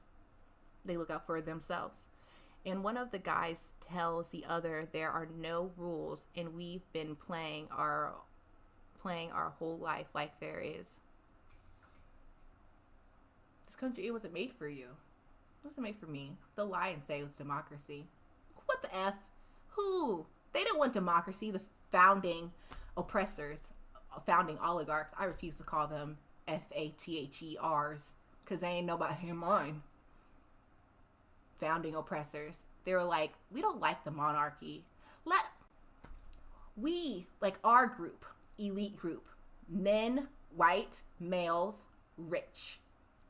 We the people, in order to form a more perfect union. They were talking, we like to assume, and they brainwash us to think they were talking about everybody. They were thinking about the future. Yeah, not for you. They were talking about themselves. They created it for themselves. I said, why did I even figure out or think that there was a lie saying that they have ever wanted democracy or for democracy? I said, we make it seem like after they signed the Declaration, they just dropped dead. No. I want to know, what did they do after they signed it? What did they push for? Did they push for women to vote? Did they push for black people to vote? Did they want democracy and all white men being able to vote? No. No. You don't lie. You can't.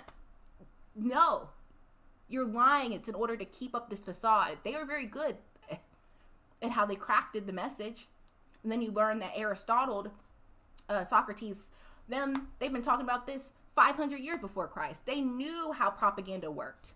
Before we were educated in colleges, they were being educated by keeping a small group of people, like they do right now, who have most of the knowledge, and they can plan way further in ahead than us. And then we just catch up.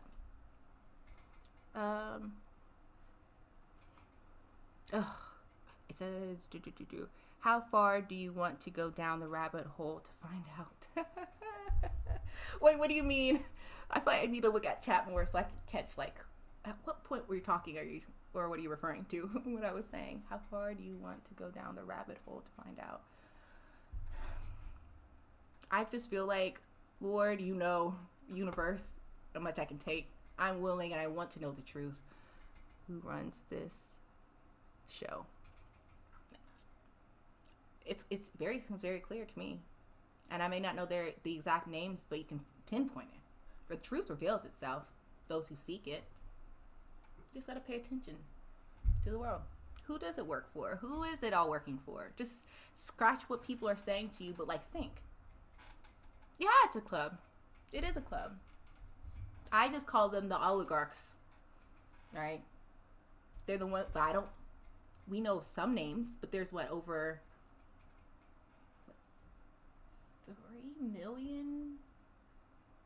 I don't know how many millionaires there are, but billionaires in this country, I know that there's 400. I maybe know of 10, and I'm being nice because I'm thinking like Koch brothers, Warren Buffett, Bill Gates. That's how they've mastered it, by ambiguity. CEOs, oligarchs, monarchs. Yeah. And monarchs are oligarchs. Technically, only real monarch is in Britain. You got to have sick money to be in. Mm-hmm. Just like with corporate-owned life insurance, it's a pay to play. Not all businesses can get in. You have to make enough because not insurance companies don't allow just anybody. You have to be able to buy in now. You have to have a certain amount of money and people to buy in to get corporate-owned life insurance. So it's a pay to play there. That also keeps it so that most people don't know, even business owners, right? Be like, I own a business and I never even heard of corporate life insurance. Done on purpose. Zuckerberg is not in the inner circle, but he hangs at the pool. I can see that. We know his face. I feel like the people who really are running the show, I don't know their names or their faces. They let people like Zuckerberg and Gates in. They chose them. Exactly. Now I've gone through entrepreneurship and understanding who and why certain people get chosen to do things that are big or what you call it, market shaking. And it's a vetted. Certain types of people are allowed to get to the top. It's on purpose. It's all smoke and mirrors and illusions, or it's not a real economy. It's all smoke and mirrors and illusion. I believe it. Also, we just in the news, we've heard how how the IRS, most people the rich, they don't pay. They're not getting on people who owe lots of money. Almost like it works for them. The IRS goes after the poor, or like the middle class, lower middle. They don't go after the billionaires. You make too much. You're out. You're in the club. You get to the top within yourself in your own spirit and attitude. Victory comes from within. Yeah. True. And I think we push this idea, like in the US, that we have idols and celebrityism, like, so much. And it feels like if we didn't make it to there, right, then we aren't, like, or there's something's off. And that's such a lie, and it's detrimental, and it's done for a reason. And it's also to break people, right? Or you feel like, oh, I should have been this far in life. Why am I not this far in life? But it's because they didn't prepare you on purpose. And they told you lies as a kid. Plus, they control the money printers. Yes, they do control the money printers. They got trillions of dollars during this pandemic. All of us over here, quote unquote, suffering. And it says that's part of the brainwashing.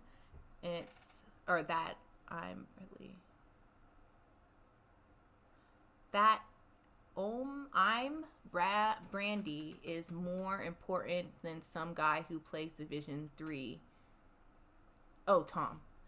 That Tom Brady is more important than some guy who plays Division 3 football and stinks. Tom Brady. Oh, sorry. That's part of the brainwash. That Tom Brady is more important than some guy who plays Division 3 football and stinks. I'm confused. What do you mean? What do you mean by that? Are you saying that they're brainwashed to think that he's more valuable as a human being? I'll rephrase. Okay. And while we're doing this, I'm going to switch over just to this one. It's better. Start over. Okay. Wait. But I guess I'll wait for you to retype it. But yeah, it sucks here. They're run by evil people who know how to disguise their evil for good.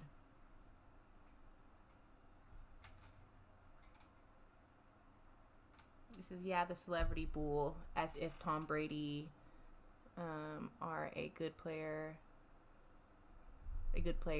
or actor is more important than anyone else. Oh yeah, exactly. Excuse me. And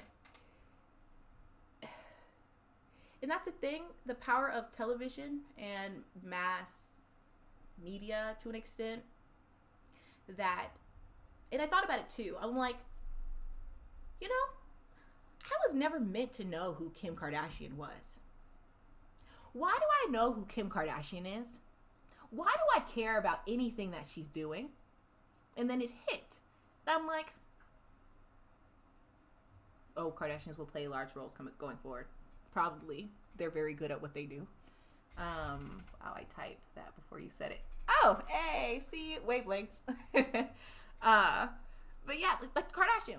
I'm like, how do I know them? And then I think about it. The only reason I know who they are is because technology, TV was there. Like, I'm looking at this just like a screen, right? You're looking at a screen. Like, but if without that technological intervention, I would only know the people who are around me in my community, right? People who either I could make a difference for, or they could like affect my life in any way, or to know possibly, right? It's the people in my community. But who really should matter the most, right? You're this close to being able to affect and know who they are. But we are all pushed to the screen to care about people who live so far away, don't care anything about us, right? But we will praise them. People stand for these people. It says, look at all of the scripted stories involved with the Kardashians. All the storylines. We got Bruce Jenner, Caitlyn, Kanye, Reggie Bush, Lamar Odom, reality shows. Fake. They're all fake. And what keeps us there? And they used to call it torture porn. And it was like, why do you watch these shows?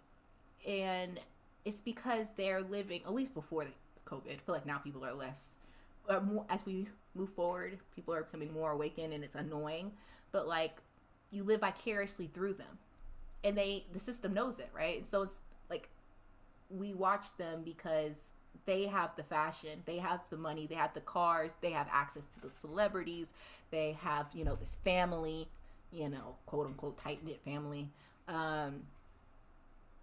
And I remember, like, I had to stop watching. Out of all the, and I know I'm self-aware. Hey, out of all the reality shows, I would say that I felt like the Kardashians did it the best. But looking back at it, I'm like, they kind of suck. But all of them kind of do suck because they're fake. But being like, man, like watching it and not feeling happy, but like, I want to do better, right? And that's a problem. And that's the point of it, right? Again, going back, well, maybe I am worth only this amount, accept the willingness to accept things that aren't grand. Oh, the reason Kim has it is because she's so this and early, or she has this and that. We all should, like, we're all people. Like, we all have value. We all want to have fun. Like, me just watching her through a screen is not taking me to the islands. You know what I'm saying? Like, but it's the way that the system is able to kind of, it controls us. We know that. Television controls us. It says, my favorite is Scott. Simp. Boy! Scott sucked. Throughout. I mean, maybe now he's a little bit better. Scott sucked. But hey, to each their own. It says, yes, MTV Cribs is to make us feel like we can't have that. We are not goose like them. I mean, good. Good like them programming. ABC and Disney own MTV and ESPN. Telling you. They have access to the best sociologists, psychologists, human psychologists. They know exactly what to do to keep the people coming, hook them. Good like them. Oh, yeah. Yeah. And it also, this false idea that you can get there, right? And it wasn't until I was hit with reality, right? Like, I think the AI is referred to by the elites. I think the AI is referred to by the elites. What do you mean? Do you remember the movie Eagle Eye with Shia LaBeouf? Oh yeah, I did like Eagle Eye. Hey love, I'm here with you. Hey sister, welcome to the chat. We're having a good conversation. I do remember Eagle Eye. Now, the whole premise of it, I remember it was a good movie. I'm getting Eagle Eye mixed with that movie where they're on a train. Wait, okay, now, yes, Eagle Eye. Oh, yeah, and the AI was watching, like, in the security cameras, through the AI system. I see what you're saying. I think the AI is referred to as okay, so in Eagle Eye, they are never going to show what they actually have. They are 20 years ahead of what they show, at least, and the movie was 15 years ago. I could see that. Makes sense to me. We already see it. Did I talk about that earlier? I talked about it yesterday, just here, how it's a capitalism thing too. And like in school, I went to school for majored in communication, but really into entrepreneurship. I had a startup at the time, and what I learned from being around people who are, why's my lip like that? Sorry, the little things, people. But that's a thing with capitalism, right? They could do better. Like when I had my my startup, I was like, I want this, and this to be in the original. And my mentors would say, no. Or like, that's not the best idea. You should put a couple in, but that way you get that money down the line by doing updates, right? Or you having a new feature. Granted, I already thought of it all years earlier, but to the people on the outside, it looks new. And they do that as a way of making money. Like, so first thing that hits me is Apple, of course, right? I remembered, I think I talked about this earlier in the stream, like I had gotten an iPod or an iPad 2, like the second iPad, and I remembered going to my cousin, I'm like, is this broke? I think my thing's broken. She's like, why? I said, this camera is garbage, and I know that there were better cameras out. I know that Apple could have done better or put in better. But she's like, no, that was it. I said, okay, so you just had me spend all this money, Apple, on a crap camera. So what next generation you're going to put in the camera that you already have right now so that I have to pay for it either one generation, 2 generations down? You make me sick. And even with that idea of hearing about how, businesses and even how mentors are pushing me, I didn't like it.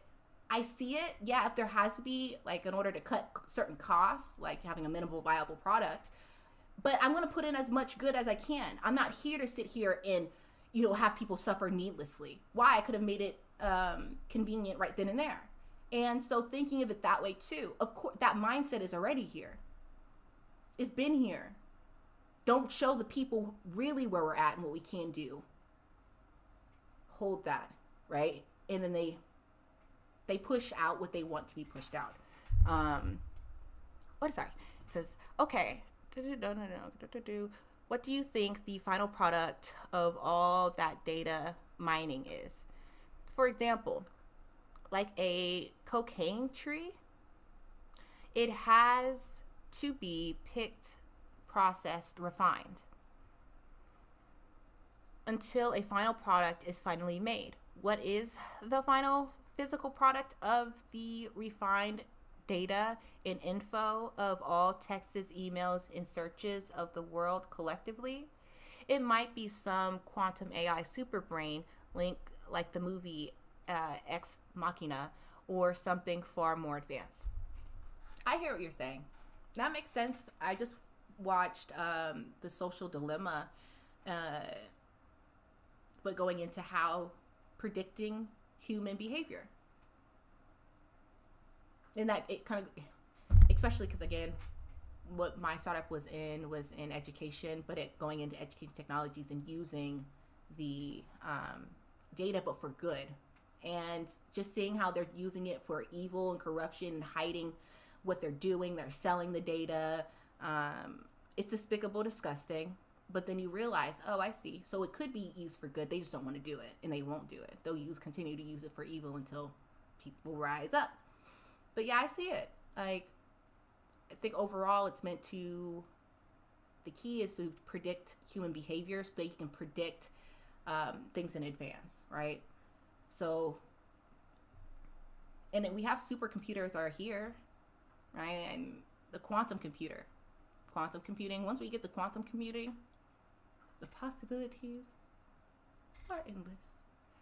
And I think, you know, they need to have control over a situation ahead of time. But I feel like, of course, what would be great if you could just type in, like,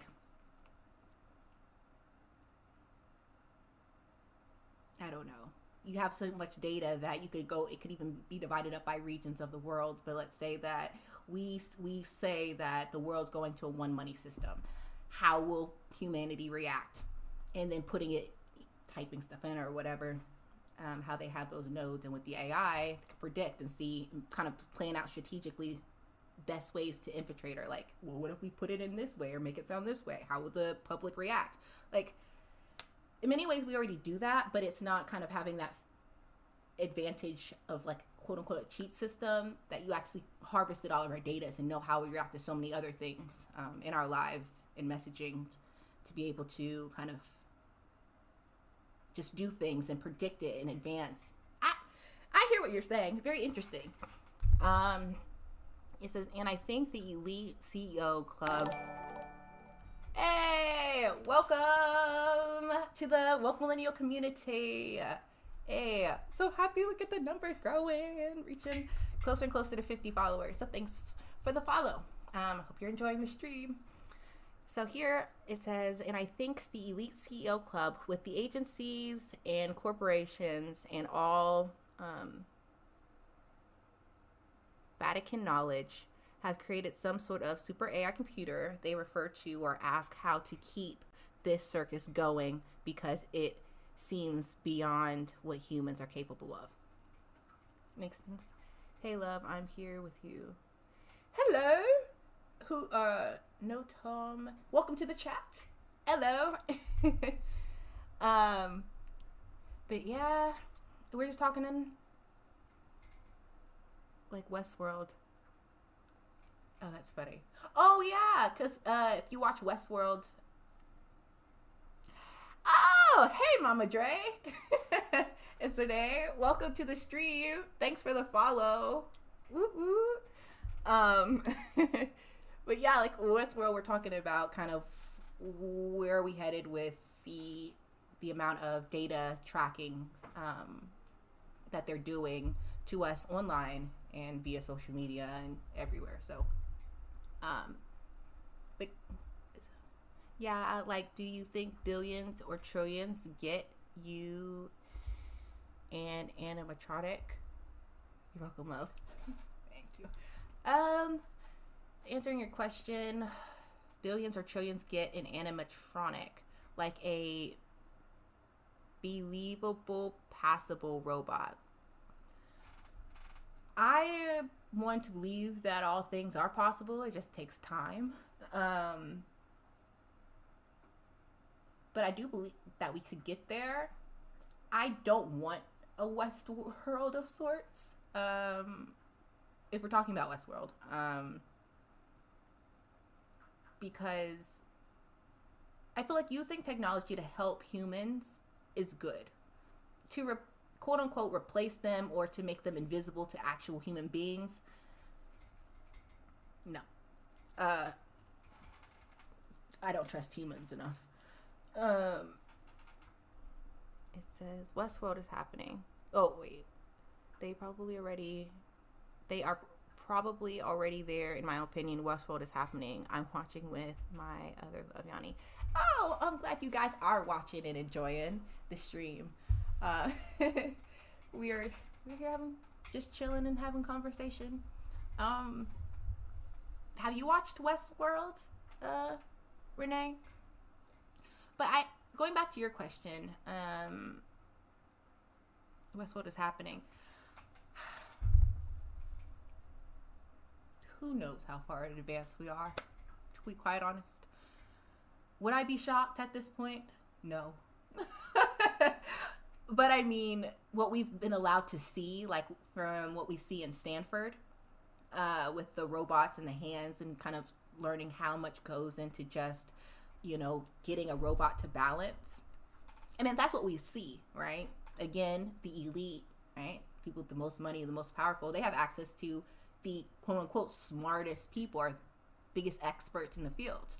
So who knows, you know, scoop them up, or to work for you for a certain project. Could it be? Absolutely. So many things could be going on we don't know about. Yeah. I mean, I don't know. It says, honestly, that Boston Dynamics dog and other robots are terrifying. I didn't think about that. Sex robots will have so much spyware in them. That's funny. Things you don't think about, but now you think about it.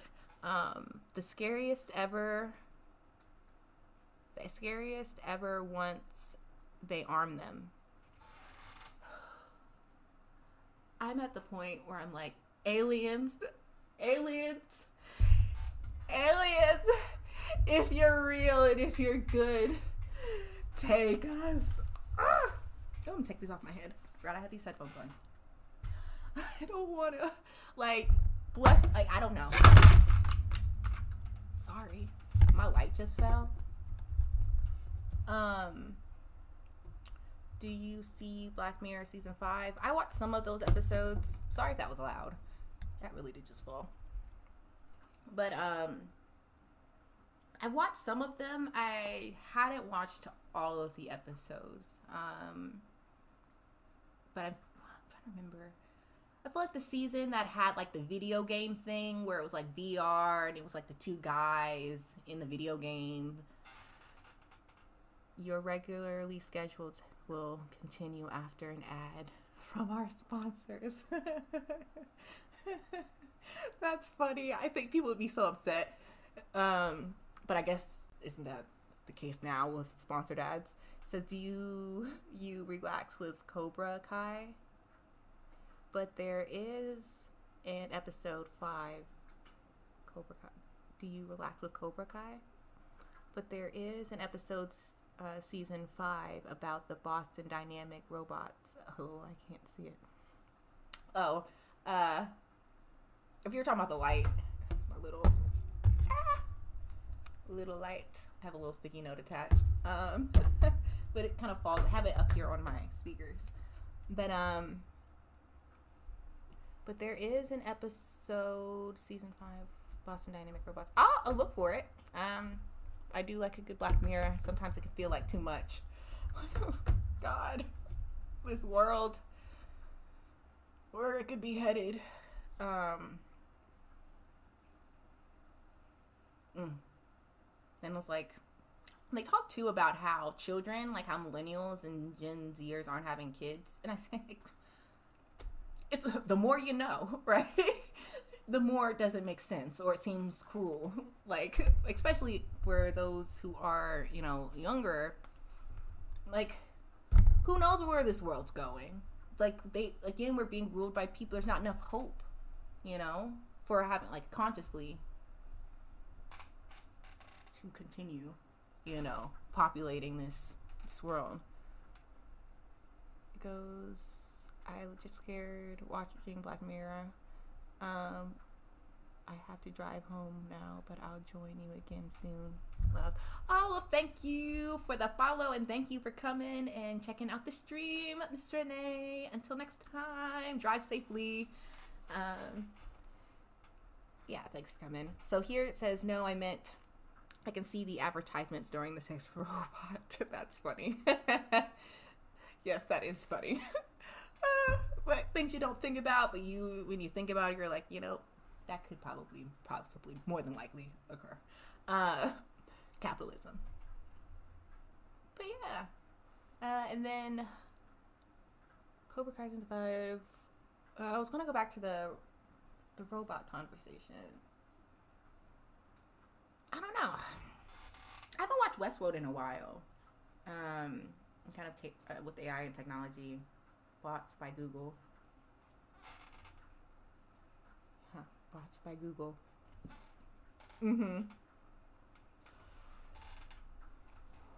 They'll be the ones to do it.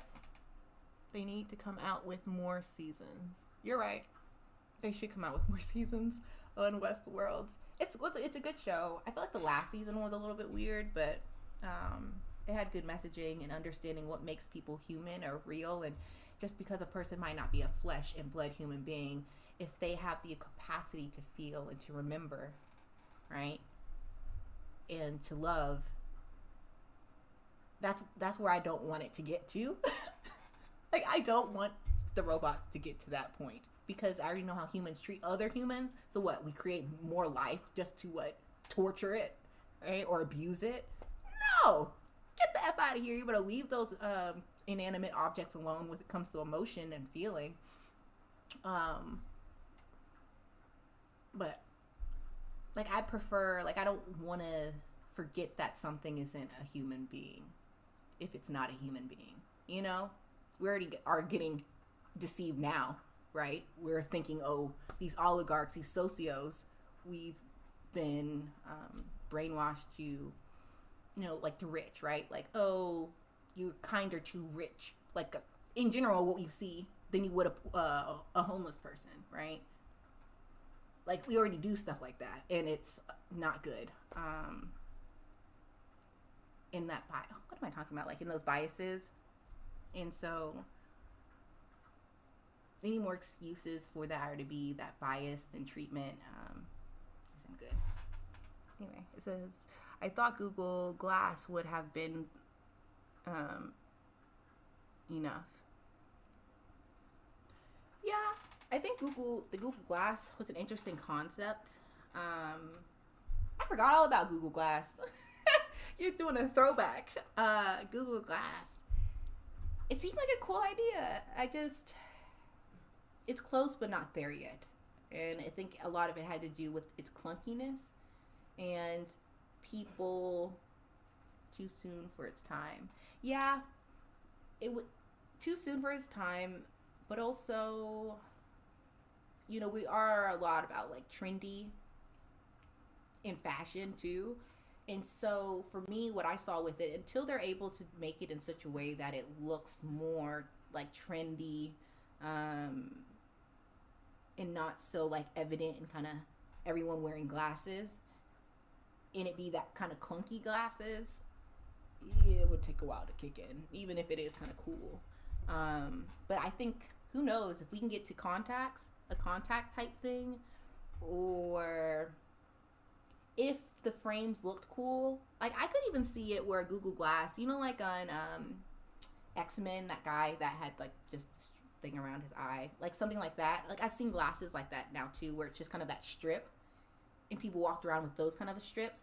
That would be cool, and you could make it so that like it tinted a certain color and not tinted. I could see that, but it has to be cool. Google Glass was not cool. I keep on saying that. I know. It sounds superficial, but that's humans, right? You missed the joke above that. Oh, Google at. Oh, that's funny. I did miss it. I thought it was a typo. Google at. I thought Google Glass would have been enough. That's funny. When it comes to the robots, that's funny. But yeah, it says, wait, too soon for its time. AR wasn't mature enough. Didn't have the processing power. Yeah, I see. So I look forward to a Google Glass type thing. No, I don't. I hate all of it. I hate all of it. Because it's like, with good, there's a yin and a yang to everything. Like, to look for, like, with good, where's that evil there? And while, yes, it seems cool, just like with social media, because we don't live in a democracy, our politicians don't represent us at all. They fake it. That's their job, to put up the guys that they do, to keep order, all the while doing what the oligarchy wants. So, you know, going back to the social network and going back to data and mining, you know, more technology comes, it's like just something else to think of. Or what? Then you feel bad, especially if you're quote unquote woke or self-aware of it, here's something else I'm introducing in my life that they can just be tracking and making money off of, that I'm just willingly doing because, quote unquote, it makes my life a little bit easier. It's like, what other choices do we have other than to go off into the wilderness? And even then, our system in America is even set up where they say, oh, if you don't like the system, leave. Well, it would be nice, but I can't just walk into a forest and say, well, here's where the people go who don't want to go a part of it. No, because people own land, all right? I was not taught how to hunt, was not taught how to find and forage the right berries and nuts. I don't know how to do tents. I don't know any of it. And they do it on purpose so that we're enslaved to this system. And they know we want convenience. And in many ways, that's what has crippled us. And also the fact that our politicians don't fight for us to have any rights, really. Because they get paid off by the people who make money by being in control. It says, I like the idea of a robot cook, but not an online friend. A robot cook would be Poggers. Bruh. I look forward to it. I believe automation is a good thing. And I saw on Twitter today, was yesterday, about how others were talking about how in capitalism, automation is viewed as, terrifying or scary because it would take away quote unquote jobs. But it said, like, in a communist society, it's seen as, alleviating so much stress and work. I like cook me a pizza well done. I can get used to that. Right? Have them in the kitchen cooking, and it'd be nice if they could have, the ingredients they use was vertical farmed, use so much less water. For me, I don't know about you, but I'm all cool with lab grown meat because I hate that these animals suffer. It's just the system. It kind of it's just awful. But like, have that, then have a little robot. It doesn't even have to be an actual human looking robot, but I saw where there are kitchens, like it's set up where the little arms are there and it kind of cooks for you. I said, give me one of those. Yes. With drones delivering the ingredients each day, I want this idea now. Right? It would either droning them. I thought it was a really interesting idea that, or when Elon Musk was talking about the underground tunneling. And I would say that makes a lot more sense than, like either flying cars or like just using air for travel, because as human beings, well, one, safety, right? Random things can just falling from the sky, but two, the aesthetics. I like looking up at the sky and not seeing random drones going everywhere. I can take a couple of airplanes or so, right? But if you're able to have these systems, underground systems set up where even like, I think of it as like those chutes at banks where you put, your information in and it shoots up, the air shoots. Like if we had that, but in homes, imagine if we had that now during COVID. But the oligarchs don't want to think of that because they're happy with what's going on. But theoretically, if we could just have packages air shot, of course it would be bigger, not as small as that, but like, bigger systems, and it's set up where you have a space in your home, like a wall, and you take out your groceries. And it was like the main hub was maybe downtown or in a certain area where they produce the things or they do the vertical farming. You just get it straight and push a button or send, and it sends you what you need. This world could be so much better, period. And the reason it's not is on purpose, period. And we all need to know that. We could be in a whole other galaxy with the potential and the knowledge we have on Earth now. But just imagine, see how much it's being suppressed to have what we have right now. The amount of suffering we have it's on purpose, and it was done strategically to suppress us. I said, what we're talking too about how like other countries and the electronic grid, like certain countries rely still on coal plants and things like that, and it's because they don't have the infrastructures, developing countries, to have more green energy type energy powers. And I'm like, so money, I said, it's not the fact that there aren't human beings that could teach other human beings what to do to set it up. It's not because there's a lack of people. Okay.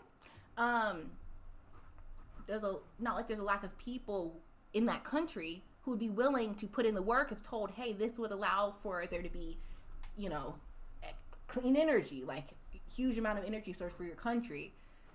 None of that. It's not that the resources aren't there, right? On the earth to do. They're all there. The only reason people don't have it in the country is because of money. A fake thing called money. That if money literally we're at the point in history where I don't know how much more could be clear that money does not exist than the fact that we don't have to carry around money. It's on a little card, or it's just all online once you have the numbers in. Money is fake, and it oppresses us and stops humanity from being and growing and living and thriving the way that it should and could. Ugh. It says, sorry, I got on a rant. I'm like, I've been writing. It says, what if the animal has a farm to walk around? Is that meat okay to eat? Hold me to read it, everything, and then go back there. Book it and cook it for you, I mean. And then copywritten, that's my idea. Book it and cook it. I like it. We could do things so much better. Imagine we had all that set up before COVID. Exactly. I admire how you are not jaded. They just type zeros. Yes, they do. That's what we found out, right? At the beginning, especially during the CARES Act. Oh, how? I was like, oh yeah, you just go in and type a number. Poof, Federal Reserve. It's enough the money. Money is fake. It's used to oppress us, not others. Others, they know it's fake and they just grow it. Oh yeah, money isn't a thing. You can easily get money. For people who've already had it in the system, connection, the class of people, that money is just. But it happens. The irony is those people actually don't even need it. It's just an evil, disgusting system. But look, I need more money. Oh look, that more. Exactly. It's because we believe it. Like it literally could not exist if we all were just like, no, that's not gonna be what rules us or gives you power anymore. Next.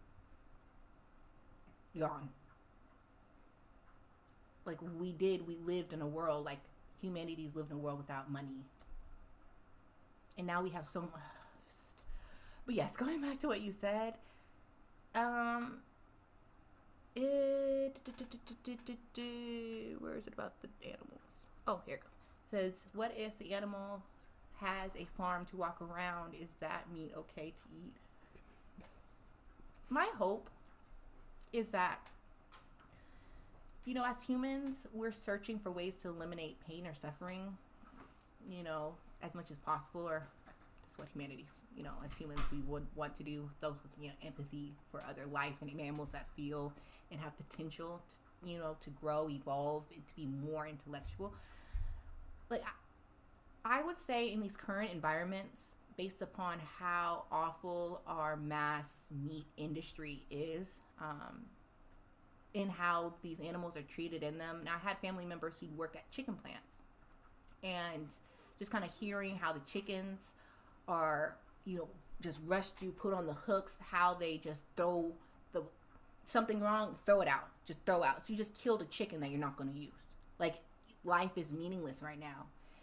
So to say or to see that chickens are able to, let's say chickens or just animals, livestock, are able to have better, fulfilling lives before they're eaten, of course that's better. Like, I would want them to feel it, and if they are being killed or have to be, that at least it's being done in a humane way, right? But that's not our focus, right now. And again, I do eat meat. Like, I do eat meat. But I hope that it's better. And my hope is, and what I'm waiting for, is lab-grown meat. I'm like, if you can get it, if it's the same compounds, if humanity can get to a place where we can replicate meat and don't have to harm these animals or mass, produce them, that are putting all these, the gases in the air, I forgot which kind they are called, but all that pollution that water it takes to just sustain the way that we massively eat meats. Like, I'm good with, like, I'm glad. I want it to leave. I want it to go. I'm perfectly fine if you can get my meat to taste and it be the best meat, right? Best meat. Sign me up. I want my lab grown meat right now. Like, I don't want to eat an actual chicken. I'm good. I've had it all my life so far. I don't need another bite. But again, if you can make it taste the same. Like, you know what I mean? And it's for people who are already, quote unquote, we're addicted to meats, right? We crave the meat. It says,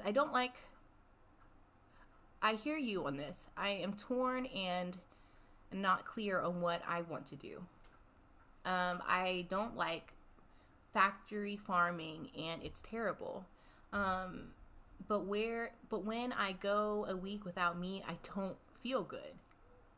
I am impulsive and cannot drive by McDonald's or Wendy's. If I am hungry, I could, but I don't. Wait, I am impulsive and can't drive by. Oh, I see. I could, but I don't. Yeah. And I being self-aware, being aware, and not so much judging people so much, but let's give us all alternatives, right? I see it. People, we want to eat meat. You can get on the bed, Ghost. You want up? You can get up. Sorry, I'm talking to this dog. You're about to see. Hello, Ghost. Quit. That's right, Ghost. Oh, you're so good. Oh, you're so good. Oh, you're so good. Sorry. I like to show the dogs in stream. This is Ghost. He is my sister's dog. He's staying here with us for a little bit. He is a Great Dane pit bull mix.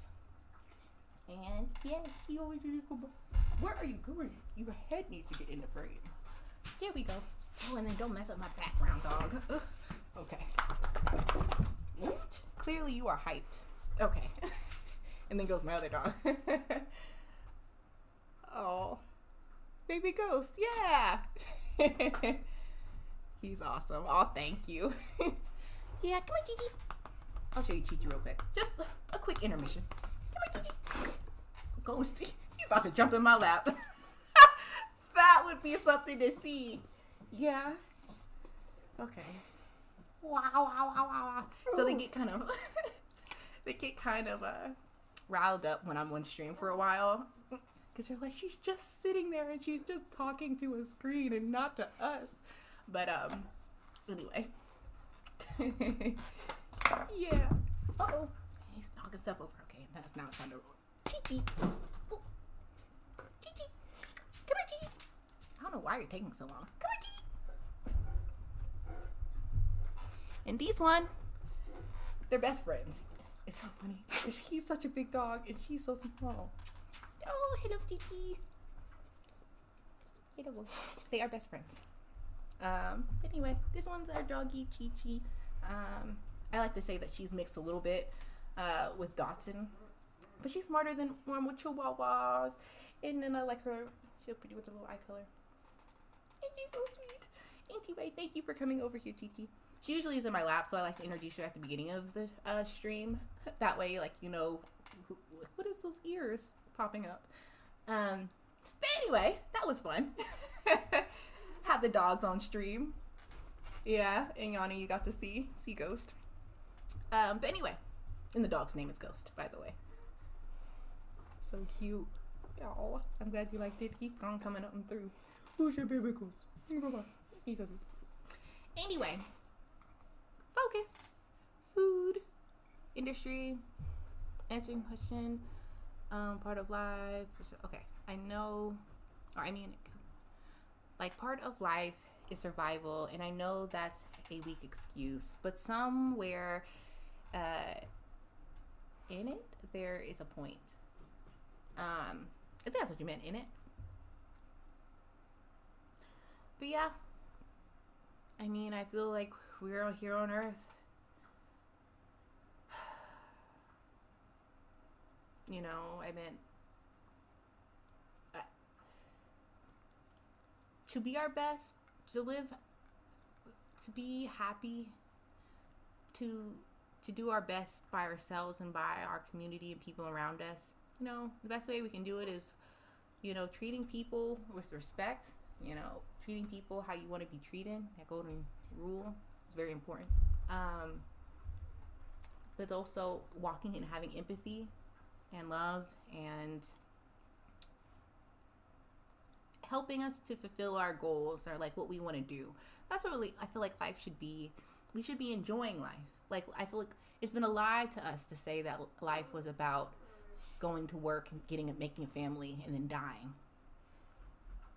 Why? Who benefits but the slave masters? Was we're cattle, we breed for them, right? So they can make money. And then what? People get sick, we get sent to the glue factory, right? Healthcare system, like, they don't care about us. We're not, like, that's not happiness. We could be happy. The amount of waste is absolutely unnecessary. Exactly. And you're right, it is absolutely unnecessary. But it's how our society works. We're taught, brainwashed to think in a certain way. And this is our results of our actions. But I'm just so glad the internet revolutionized it. I feel like the internet is the one thing that kind of took the oligarchy by storm. I know, it sounds weird, but and then now there are more so ways of controlling via the data, because what we have the most information in human history ever right now at our disposal, period.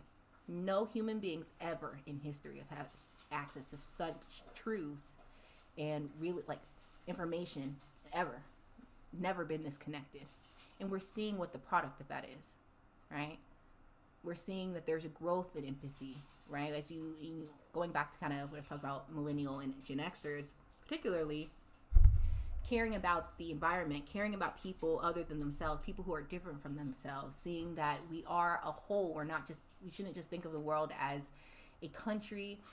We think of us, we're all in this together, right? There's a bigger empathy that's come, you know, and it makes me happy. But you know, like I said, there's that yin and that yang.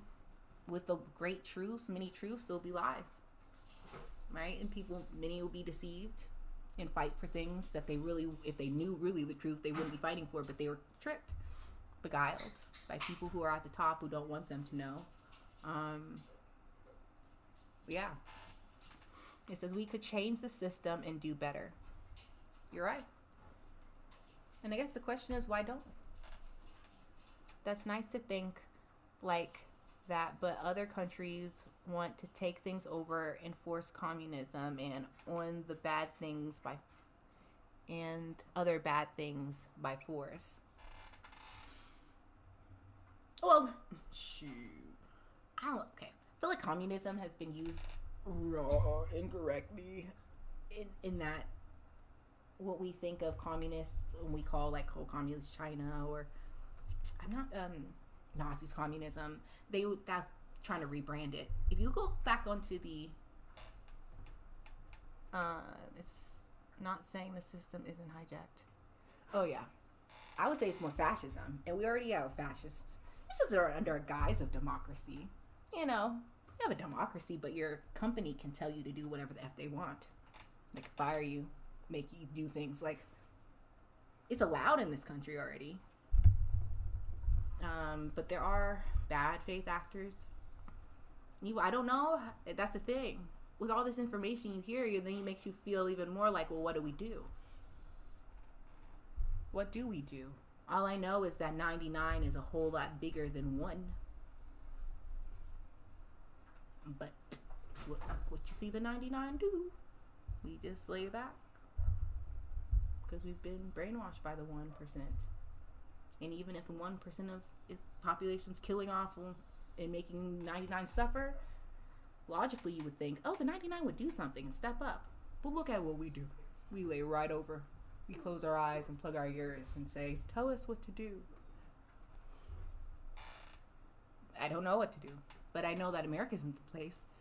Space to be talking. It's pushed so much bad and wrong. Push democracy, aka capitalism, in these spaces.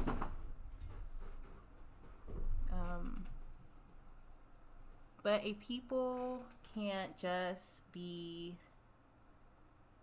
kumbaya. They have to have protection because the world is nasty.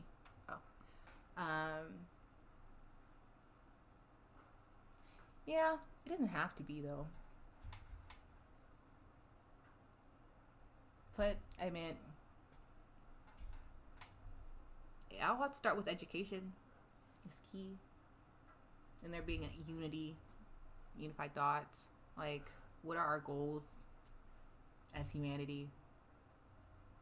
Like, what's so important? Like, the fact that we let sociopaths rule things and care is ridiculous to me. Snatch those people out of power. Don't hurt them. You treat them better than yourselves. But you don't let evil people rule you. That's it. It's interesting how they talk about how in France, because on streams before, I had a follower who was talking about how she was from France and how France did this big protest, I guess a few weeks ago now, maybe last month, where they burned down the National Bank. You see them throwing shit onto the steps of these politicians. People are, and you saw what happened in Hong Kong. You saw what's happening in India. Like, people can rise up and make it. We have to just do something. Like, yes, we can say, oh, there's weapons of like nuclear weapons. Well, if we take those people out who are a danger to us, then what fear is there? Currently evil people have access to those weapons right now, and we're still going, on the way we were. And there are countries that do work for their people, and at least way better than what the U.S. does. But we're told that we're the best. And then they also vilify other countries too, and the U.S. has made them out to seem as though they're terrible and terrifying, and that they're worth all this fear. Remember how they used to talk all about, T-wrist, right? I don't know what I can say on YouTube and Facebook, but they said it's as common as a lightning strike. Like, not as common, but like less likely, like than the amount of people get hit by lightning. It's just like, in what you saw, people were fearful of Syrian refugees. It was disgusting. I was so ashamed. And this was at first, when I was first eyes awakening, right? Back in 2015, 2016 with the Syrians. And just seeing how church people were like, send them back! Don't let them in! Like, they're evil! They're being taught this certain thing. If they'll come here and multiply, then we'll be taken away. Like, also realizing too that a decent amount of fear is worked up. Like, we have systems in place that help to make sure that doesn't occur. It says, I hear you to treat everyone with respect and help everyone, but some groups of bandits always come in and kidnap everyone for ransom. That's the history of everything. I would say, though, that's coming from I feel like patriarchal way of thinking. And also I'm one to be more self-aware too. It's like, who has been in power and ruled for humanity? Men. And I know I'm not a man hater, but I'm very self-aware. There's a difference, men and women. And it could be different, but as of right now, men have ruled, and that's how men think. Violence can always be. Yeah. Gotta protect. Shut it down. Like, hold on. Granted that food and shelter is provided. Oh, no. Let me just read before I keep going, since I have a lot of them. Super chat. Or not super chats, oh my gosh, chats. So, but that's the history of everything. But without money, what would bandits want?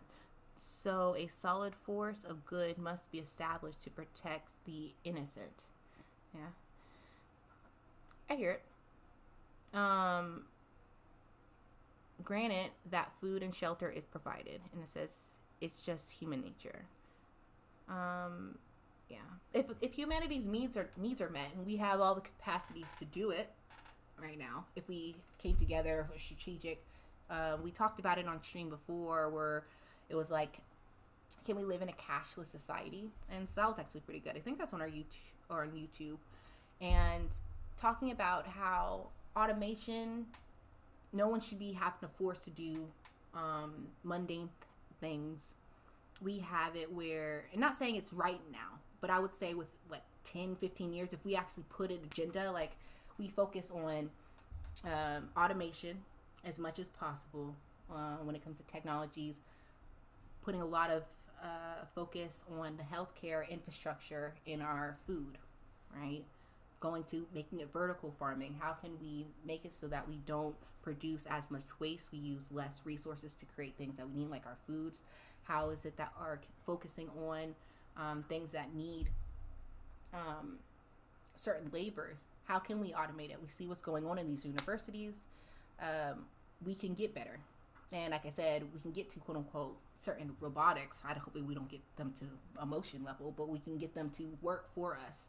We have 3D printing, right? We have sustainable, sustainable, what do you call it? Like where you can create things sustainably.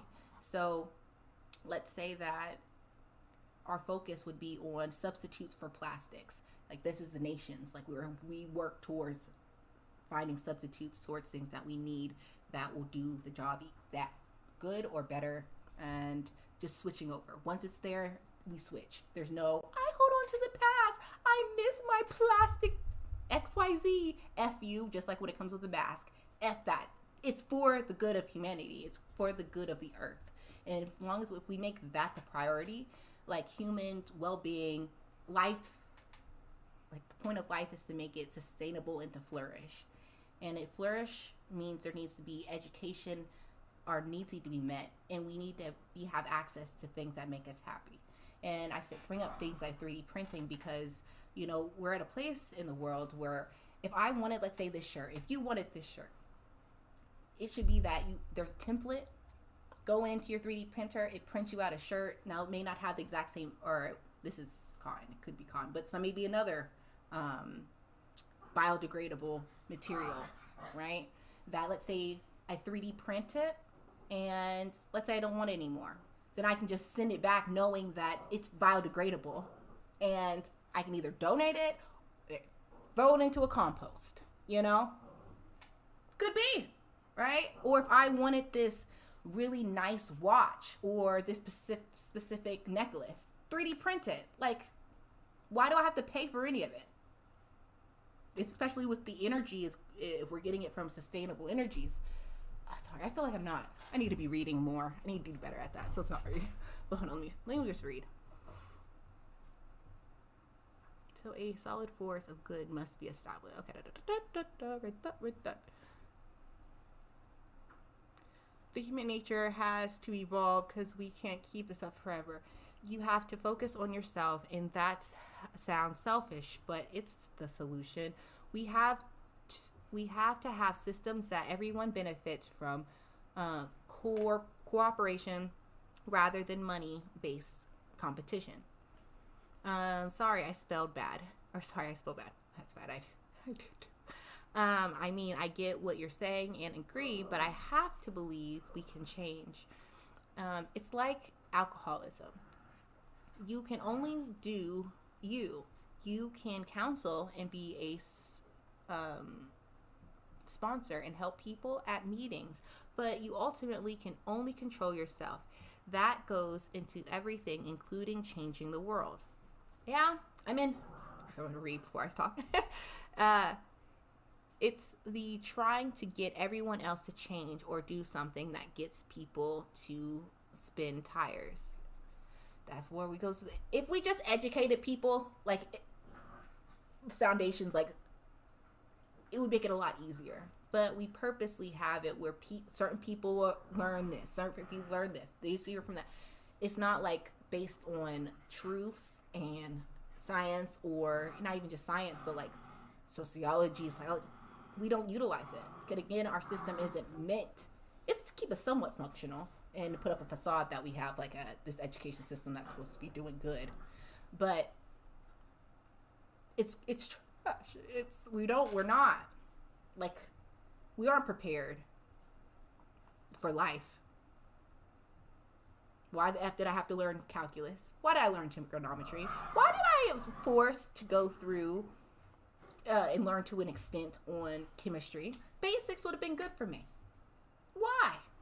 They knew most human beings would not be using those tools. Information. They could have taught public health, right? How to wear a mask, because I could run into that one day. I could teach how to go about getting a house. Teach how to there's so many things that actually in life you could use, but they chose not to teach you that there. You have to pay a price for it after, or hope that you're around people who do have that information. Focus, reading. I would argue the opposite. We are human only because we can communicate and change. Can you 3D print cotton? Okay. As humans, we revere those that were able to change the most amount of people, like MLK. It says you're doing awesome. Oh, thanks. It says sorry, having our own conversation, LOL. How about this school system? All kids the same age together. Should be all ages. Keeping everyone on the same level, holding back. Oh yeah, okay. No child left behind or no child gets ahead. Why all those classes? To waste your time. Why not teach you how to run your own business for 2 years in middle school? How to be an independent business owner? Exactly. When I went to college, the classes that I learned, particularly about communication and just how propaganda works, that should have been taught to me in middle school, period. I said the biggest weakness that human beings have, this is what Top knows, we are easily deceived. Period. Biggest weakness, easily deceived. Do you know how you can protect yourself? Knowing how you can be deceived, like knowing why and how it happens. I said I learned all that in my classes. I mean, when it comes to communication, learning about the rhetorical triangle, learning about framing, learning about the gatekeepings, and hearing about the implicit biases that can occur from television and watching it, how framing works and how that can cause you to think and perceive things in a certain way. But we don't teach those things on purpose. They save that for the elites and their kids. And those who, are, rich enough to get in, right? Or like they'll tell you, but they know that fundamental change, the system's not set up for you to do it. Like, so they don't fear it. Because most people who get those and learn those classes will just abide by the system. But because they were taught it at the top, the end of quote unquote the education, and it wasn't taught to the masses. And yeah. And yeah, it is one day I can go into talking about my startup that I was working on, but it was essentially education. And we discriminate against by age, and we're all learners. We're humans and we're learners, and we love to learn. And one of the biggest downfalls as humanity faces when we commoditized knowledge. We should never have commoditized knowledge. It makes zero sense. Especially now with the tools that we have as human beings, where it doesn't take up your time to teach someone. Like you can talk to a whole lot of people. You can match people who learning styles and then teach them. You know, this idea that you're not able to go back to school or to learn, or you have to pay, or it's like you go to school or you don't work this job because those hours get in the way. You got to figure out a way to, if you go out or go back to school as an adult, where's the money coming from? They know debt. We're debt slaves or wage slaves. It's all disgusting, but it's one of the things. They commoditize knowledge. I said, just imagine, think all the way back our ancestors when we lived in, we'll just say like quote unquote huts in little villages, little small villages. What would it look like for the elders who would teach the young to say, oh, sorry, I need money. Oh, you want to learn what berries are poisonous, not poisonous? For a price. You want to learn how to build that house? Sorry, I only teach those if you give me for a price. It sounds ridiculous. Oh, hello, Nathan, you're back. Your hair looks really great today. Thank you. I like this hair, this curly wig. It gives me life. It's a synthetic wig, but I really want to get a human hair wig that's like this, so I can do a lot more with it, be versatile. But glad you like it. Thank you. I like these little bangs. It says, wow, his name is Ethan. I did say Ethan. Well, I assume your name's Ethan because that's the title. But anyway, welcome to the stream. We're like mid-conversation about society. But welcome to the chat. Welcome to the stream. So here you're saying, where do we last leave off? No Child Left Behind. How to be an independent business. Oh yeah, we're not taught that. They teach us how to work for them. Exactly.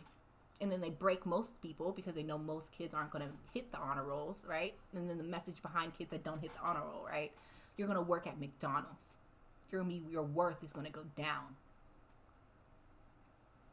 Disgusting, despicable. Why? To break you.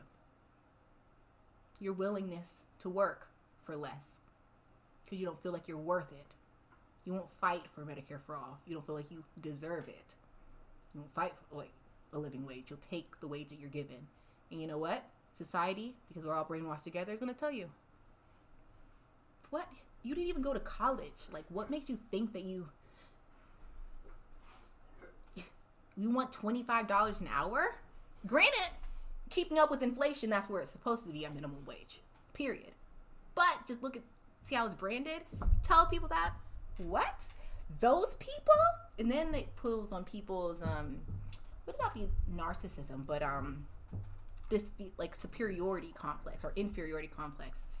It's that, but like I'm better than these people because I have this, and this, and that's disgusting. And that kind of mindset is very much here in the U.S. until we break that and come to realize that we're all human beings and we're all in this system, and it doesn't have to be this way. And just because you made a better grade or you went to a certain school or had this certain experience or opportunities doesn't make you less deserving or less important. Well, quote unquote important, because we can break down what importance means, right? So it can be subjective, but overall, objectively, no, you're not better, just different.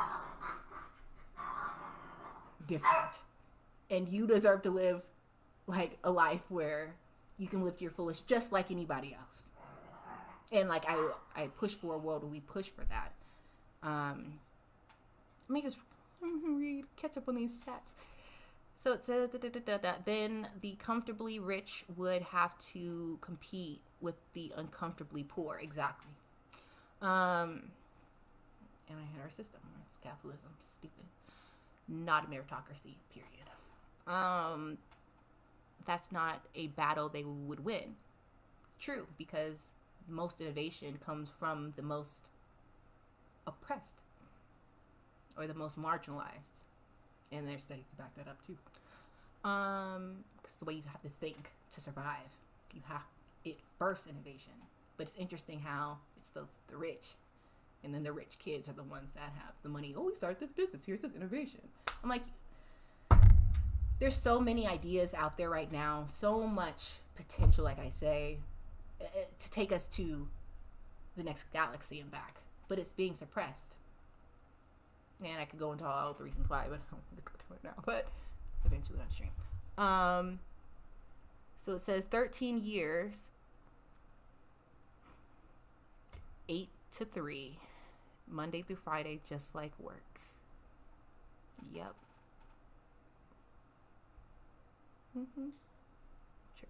It's train you. The little cattle. Train them cattle. Another reason why I don't want to have kids. I refuse to let them go through, or I do the education system, the current one here. What? I have to force? I hate it even talking to like my nieces and nephews when they're struggling in math. Like, other than saying, hey, I mean, do your best because it's the system we're in now. I mean, I see the truth. I know the truth. You're important no matter what, even if you don't do well on this random geometry test. But I do also know that we're going to live in a world where, quote unquote, the lying meritocracy, right? If you don't have a diploma, things they limit because of that bias. It's a bias, or it's not a bias, it's discrimination against, in many cases, it's the poor. Don't have a college degree or weren't able to finish school. But it's like, I just want to tell you, yeah, it's stupid. Don't do it. Like, if it's overly stressed, who cares? Just do enough to at least get your diploma. Like, I don't like giving advice. I don't. And now, again, coming from a person who did graduate, I did do very well in school. But, again, that doesn't make me any better than anybody. Period. And I hate to see people suffering. And I remember going to school and my friends saying, I'm stupid. Like, no, you're not. And I hated when they would hear our kids saying that. You're not. It's the system. Don't let the system destroy you. It was meant to do it. Don't let them win. Anyway, back. Yes, the workers do all the actual work. The higher ups only say do that and pick up pens and mouses. But I earned it. I worked for it. Bezos deserves billions and billions of dollars. Why? He had a thought. I don't know. Or like, he was chosen to lead this company. Now, do those workers have health care, a livable wage, a healthy, enjoyable work environment? No.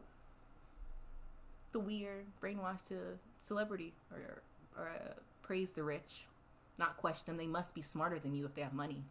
That's the biggest lie. Biggest lie. Hello. Okay, yeah.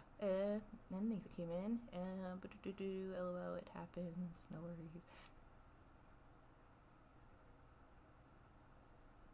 What did I say instead of Ethan?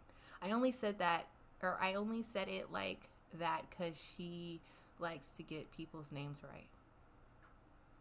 Oh, I see. Oh, thanks. You're making me feel like I got to go tell employer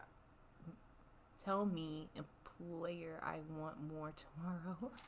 You can take this job and shove it, LOL. 2 + 2 = 5. Have you ever heard or ever seen Braveheart? I think, yes, the end. That had to do with the Scottish Braveheart. I feel like I've seen parts of it. Yeah, I've seen parts of it. But not like all the way through, but it is very like revolutionary. Bruh, I tell you, and just being,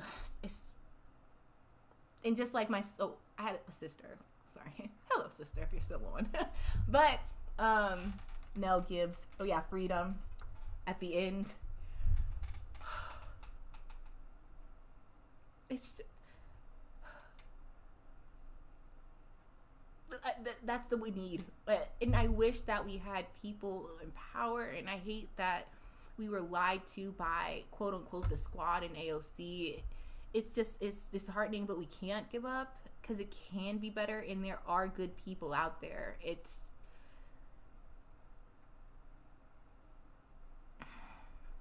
does feel like a big upward push, but I hear it. F the system. Sorry, going back to my sister. So she was saying how, so she had to work 6 days a week. I don't know if she put it on blast, but it's like this place that makes parts for Volkswagen, and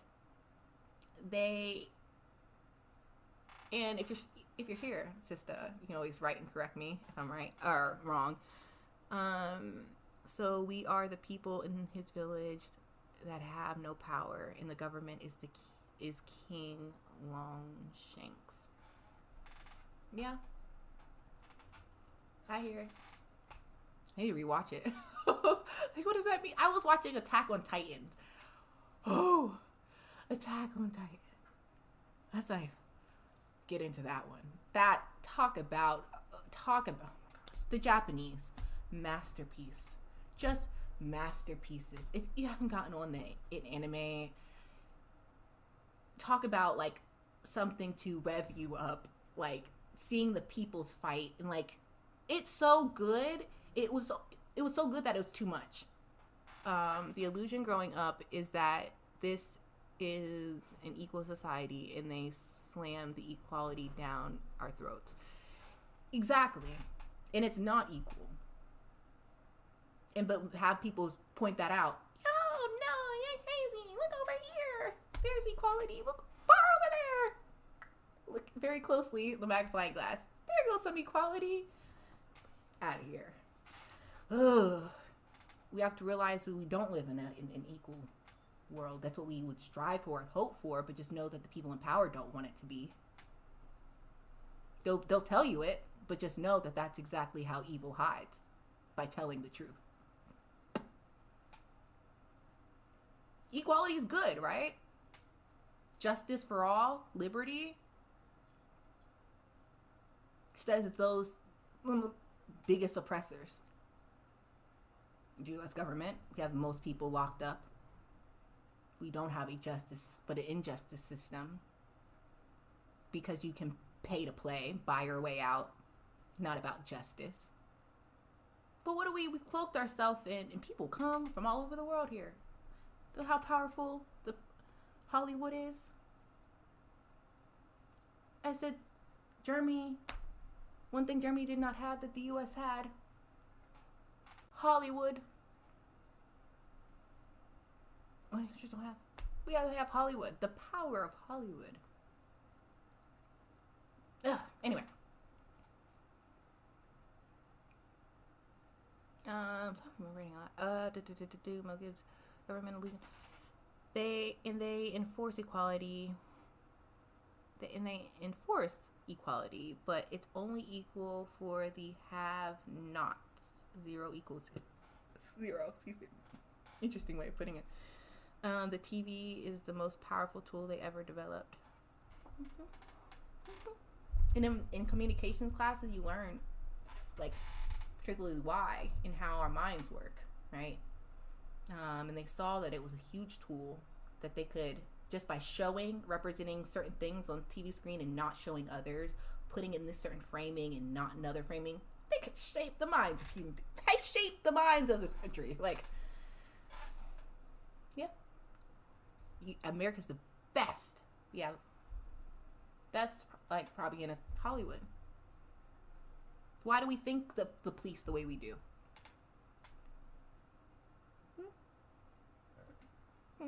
My theory, I can throw it in there, is that especially in spaces like where the big Hollywood, in LA, in New York spaces, you know, where the police forces and the elites gotta team up. You know, we have like where it comes with like the mafia influence in the police department, but also kind of in film and things like that. But it's like, hey, We'll make you look good. You turn your eyes the other way. We'll approve scripts and story rights that make you please look good. And these cop ones, funny, giddy, all this stuff, propaganda, will make you cover you up. So continue to beat those people. Continue to throw them in prison. We make money off them. We'll make you look real good to everybody else. Now every time I see like a police movie or film, it's just like propaganda. Yeah, I enjoy it. It's funny, right? A lot of fun police like shows when it comes to Sandra Bullock and the other, I forgot her name. Like that movie was funny. I said, this is revisionist history. I said, this isn't true. This isn't truth. I enjoy it, but I'm self-aware of it. That's right. Like, no, why do we think this way? Why do we have to convince people so much to see such a real problem, systemic issue? It's because they've been years and years and years of seeing police and laughing and cute in all your little kid shows. Oh, the police, like they're funny. Oh, they're gonna beat the bad guy. Like, oh, police officer gets shot. Like, but that's not the truth. This is a fake script. That's not what they do with their time. A lot of the time is they're locking up people for non-violent crimes. We don't see movies like that, do we?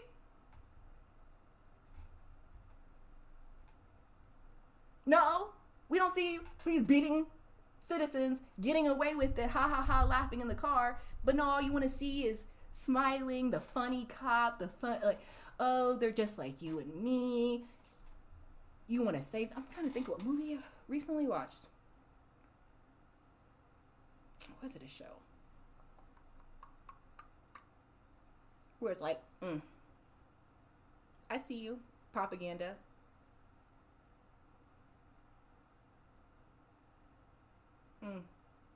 It'd be nice if they actually acted like that. I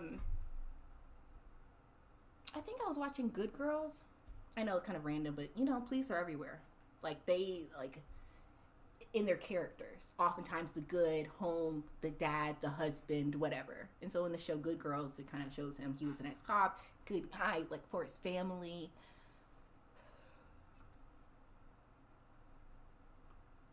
I want to see a shows where people right next to them in their department beat somebody to death, and that person then doesn't say anything, keeps quiet, news goes on all about it. You still go to work with them, you still go into the system, still hang out with them. You even have the audacity, or you see them have the audacity to say this person's a great person. I want to see truth. And that's one thing we're seeing, and again, because again, entrepreneurship and also directing. Those are two things that were big to me, especially in school and wanting to be in a time far away, it feels like, to do directing. But in seeing kind of the style that I would do is more realistic. I feel like people, especially our generation and now, we want to see the real. And I feel like that's a reason why, going back to what we talked about earlier when it comes to reality shows, a reason why Tiger King did so well. Why? Because it was truth. I mean, of course, it's narrated and edited. We know that, you know, human beings played a hand in crafting it the way that we feel or seeing it, but it at least showed real people in a real situation, like more documentary, but of reality. You know, and I was like, this is it.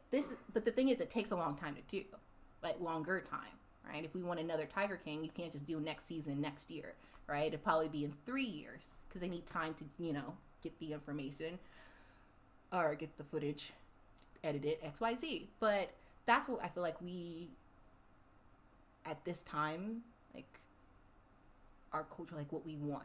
We want to see more truth. We want to see more realness. Anyway, I watched Original Real World. Like, wait, it's like it's not equal in law. Exactly, it's not equal in law. Period. Like, it doesn't matter if they did or not. It depends on if they have a certain lawyer. But or money to just pay certain fine. People are rotting in prisons because they couldn't pay. What? So it's not about crime or being doing good for society at all, we are not good at rehabilitating. We don't want it. Like, our system pushes against rehabilitation. Why? Because they want it's called the the word's leaving me, something rate, where they go back in. Something. Because they make money off of it. Look at it, 60 grand a head. Talk about corporate life insurance, they think of us as money. We are worth technically more dead than alive, but that's kind of gets iffy and more like, but have a pandemic come in, but worth dead, more dead than alive, but also worth more locked up. For certain particular people, typically those that come from low income. Yeah, I could get this person to work at my plant. I could pay them $10, $12, you know? Or they can work at a place. Or they could go into prison, and then I got his contract because I'm part of prison. And that's 60 grand a year. It says, yeah. I watched the original Real World, and then it said, it's very unjust. Profit prisons. Yep. Why call it profit? Just call it. Wait, why call it? Oh, private. Just call it profit. Profit prisons. Exactly. I like that. Profit prisons. They need to compete with Chinese slave labor so they get more prisoners.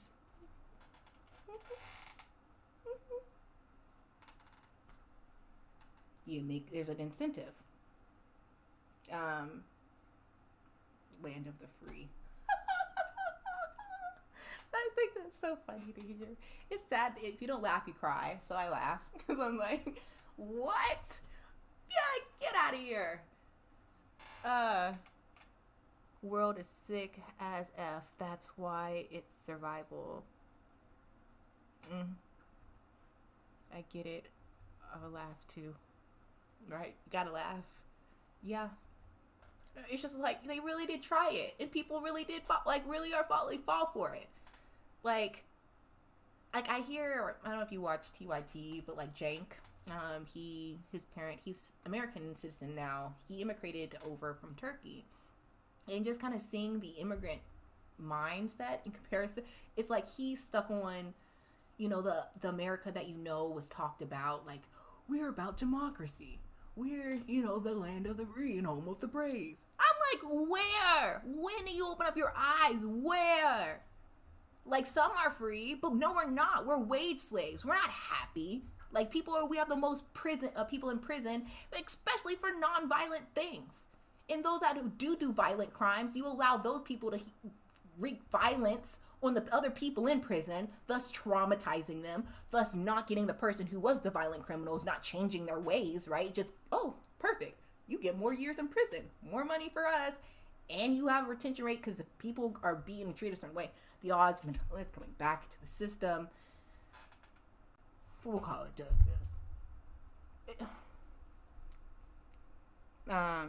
It says, that's why I try to shop local and go to small pizzerias and small diners.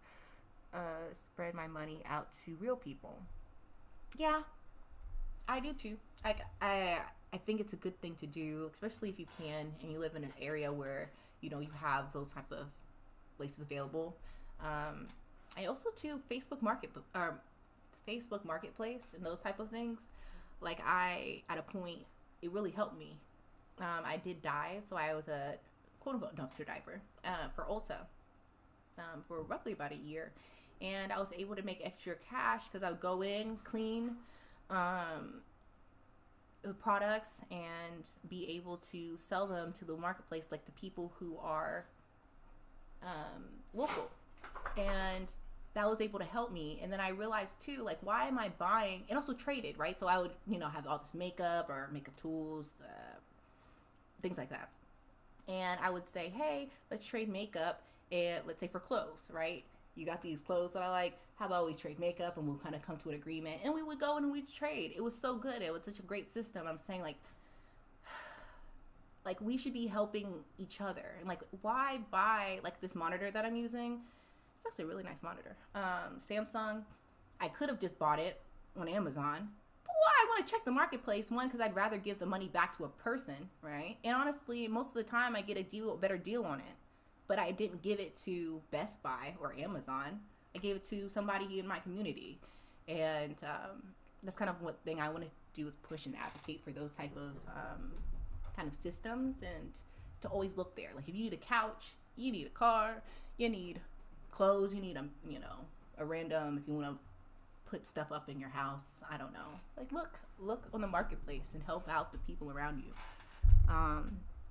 It says, like having a cellmate in jail is ridiculous. Okay, you're 130 pounds. We're gonna out you in with a 300-pound gay, angry, tough guy. Dang.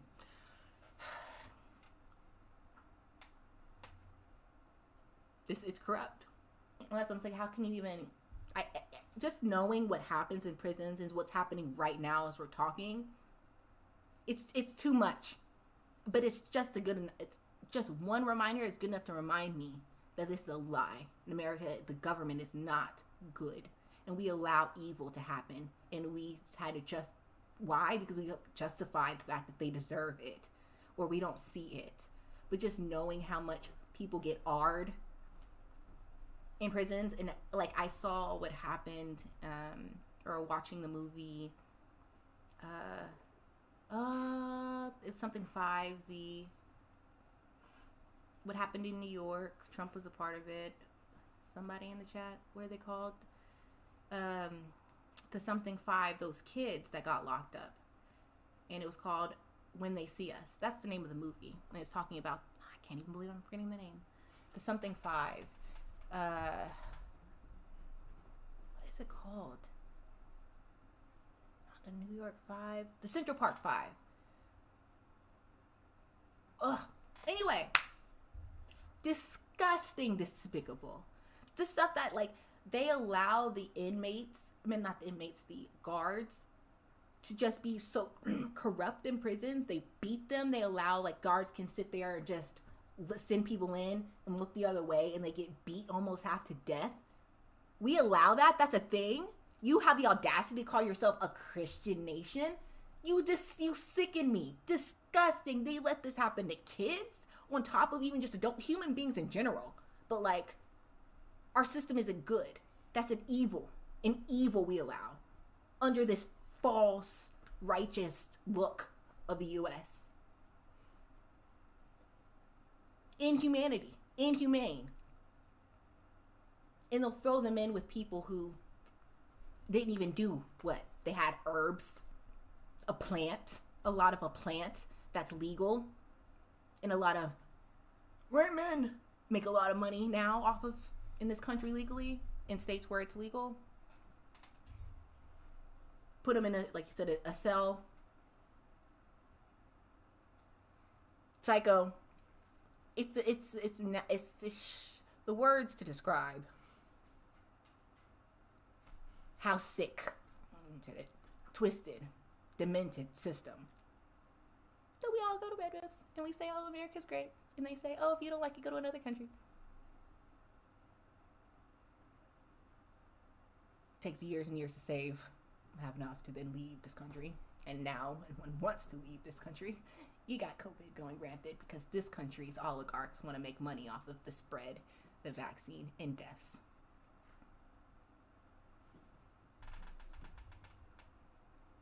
It says, yeah, they had Xanax in their pocket. Very dangerous. But they won't put the people away who created the opioid crisis that we have now. They purposely did it on purpose. Like, and yet we trust them. It says, oh, but the guy next to him had a prescription, so it's not a crime punishable by jail. Exactly.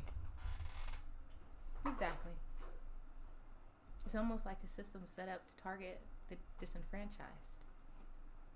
Like, why do people take Xanax? Why would a person want a Xanax? Usually people take drugs to make them feel either better or more normal, or to, you know what I mean? Like, there's a reason behind. you don't punish it. But in a system that profits off of money, and it's a sadistic system run by socios. But not even that, because most generation or wealth in this country is generational. And in this country particularly, those who've had the money in the past, mutilators, arists, they like have done the worst of the worst of humanity. And you think that, oh, well, that wasn't punished. Okay, we won't even go into there. I could go on a whole rant. Woo! And how we've never punished the enslavers. Oh, the Civil War. They didn't go to jail. How do you lose a war? You lose anything. You got reimbursed for the quote unquote enslaved, the thing that was so immoral was lost. They still allowed to keep their money, their power. You allow them to run for office. You allow them to rule over the people you knew that they were evilly oppressing in that way. Again, but I thought those were your allies anymore. Those weren't your friends. But you sure enough snuggled up right next to them and they didn't lose anything. What is punished? You didn't get punished. The enslavers didn't get punished. They had to keep their wealth. And continue to plan out the system that we have today. They were too explicit. You got caught. They saw humanity was growing toward more empathy. You couldn't get away with just beating a little enslaved girl to death, and because I get caught. Uproar. So now less violent, but we still work in the way of oppression. Anyway, they didn't lose power, wealth, anything. They were allowed to grow, and that's why we're ruled by sociopath psychos. And we know how much family plays a role in people's lives, on top of genetics too. And we know that psychopath and sociopathic nature is something that can be passed on, is passed. We don't talk about that, do we? I wonder why the people who we have ruling us right now, they don't seem to care the way that you and I may care. I tend to say they're not like you and me. The elite, the oligarchs, they're not like you and me.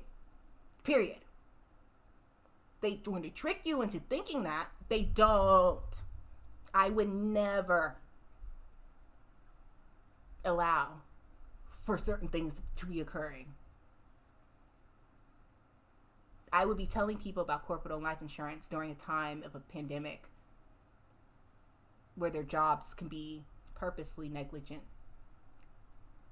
because they have a profit incentive to do so. It says, I personally think all drugs, including heroin, should be legal. I too. Stop enforcing choice. What do you mean by enforcing choice? Okay. Most hardcore drugs addicts have unresolved childhood trauma. Exactly. I hate how this looks. It's irking my nerve. Ooh, rubs off. Sorry what my lipstick is doing. Or like, it's a lip stain. Okay, I'm gonna stop. It's fine. The little things. Okay. It says, stop hardcore drug addicts have unresolved childhood trauma. Exactly. We could be teaching how to raise children. We don't get taught how to raise. Like, particularly, people have choice on how, like, what to pick and choose. But if I'm a parent and I want to know certain things, like about either being raised or how to deal with a particular issue, we've had sociologists, psychologists trained for years. We have so many universities. The fact that they're not trying to teach people how best human beings in the type of environments that they thrive in, or making sure that there's tools available for that to occur, they profit off of our trauma and keeping us traumatized, is what I'm saying. Okay. Whether it be the jails, whether it be the low-wage jobs, whether it be in the healthcare system, yeah, or death, early death, because addictions, violent crimes, possibly. You know, profit. Okay, so it says, let's punish them by years in jail, getting ARD. Yeah. It says, I think law should be like a public barbecue. Everything goes until you start causing it, then you get beat down if you cross the line. A public barbecue. I think the law should be like a public barbecue. Everything goes until you cause, then you get beat down. You cross the line. Okay, I want to say beat down. I would say that, at least for my beliefs, it's our justice system should be based off of a deterrent, being a deterrent. Why do we take these people out of the society? Well, to deter them from doing that crime, but also as rehabilitation, right? You didn't do this wrong, but here, these are ways that we get you to do better, right? Or to learn of why it's wrong, or figure out what caused the issue, not just always being beat down or like just punished. Because we know we live in a society where people come from vast backgrounds, and that plays a role. And it shouldn't be that you should just be judged. Well, who cares? Everybody has a role, and if you did it, then you should just be punished equally. It's evil. It's not humane and not with empathy. So that could be it. But I hear what you're saying. I want your opinion. Oh, hello. You don't know it. Hey. I want your opinion on someone, and then what you think if my opinion is understandable. Hold on. I want your opinion on someone, and then what you think if my opinion is understandable. Sure. Send it in. What would you like my opinion on? And then next it says, let's say some guy roughs up a girl. He should get beat down as a deterrent. He didn't learn yet not to be violent. See, I see it a little bit different. We have to be better than those who do evil and harm. I feel like beating them down has more to do with retribution. So there's typically the big three schools of thought when it comes to dealing with crime. It's rehabilitation, right? So the reason you're taking people out of society, right, is they see that there's a wrong. We're trying to fix that person or fix the issue and how it got started, so that way it won't happen again. The odds of it happening again are very low. 2, deterrent. So the reason why, like you say, you're speeding, you get a speeding ticket, right? Why? Because it's a way to deter someone from speeding, right? Not so much that it did anything. It didn't get to the root of why they were speeding, right? It didn't, it's deterred, right? And then there's also the third, which is retribution, right? People who feel that, people should be punished because it's they did something wrong to one, so they should have, you should get revenge of some sort, right? So if they hurt, like you said, roughed up a girl, then they, from a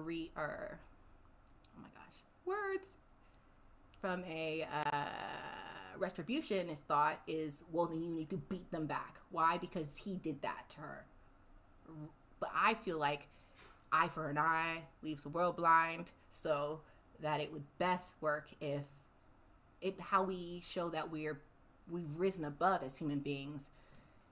Just because someone may have done that doesn't mean that you return it that way. Why? Because just by beating that guy, did that teach him a lesson? Maybe. We just beat him because he beat her.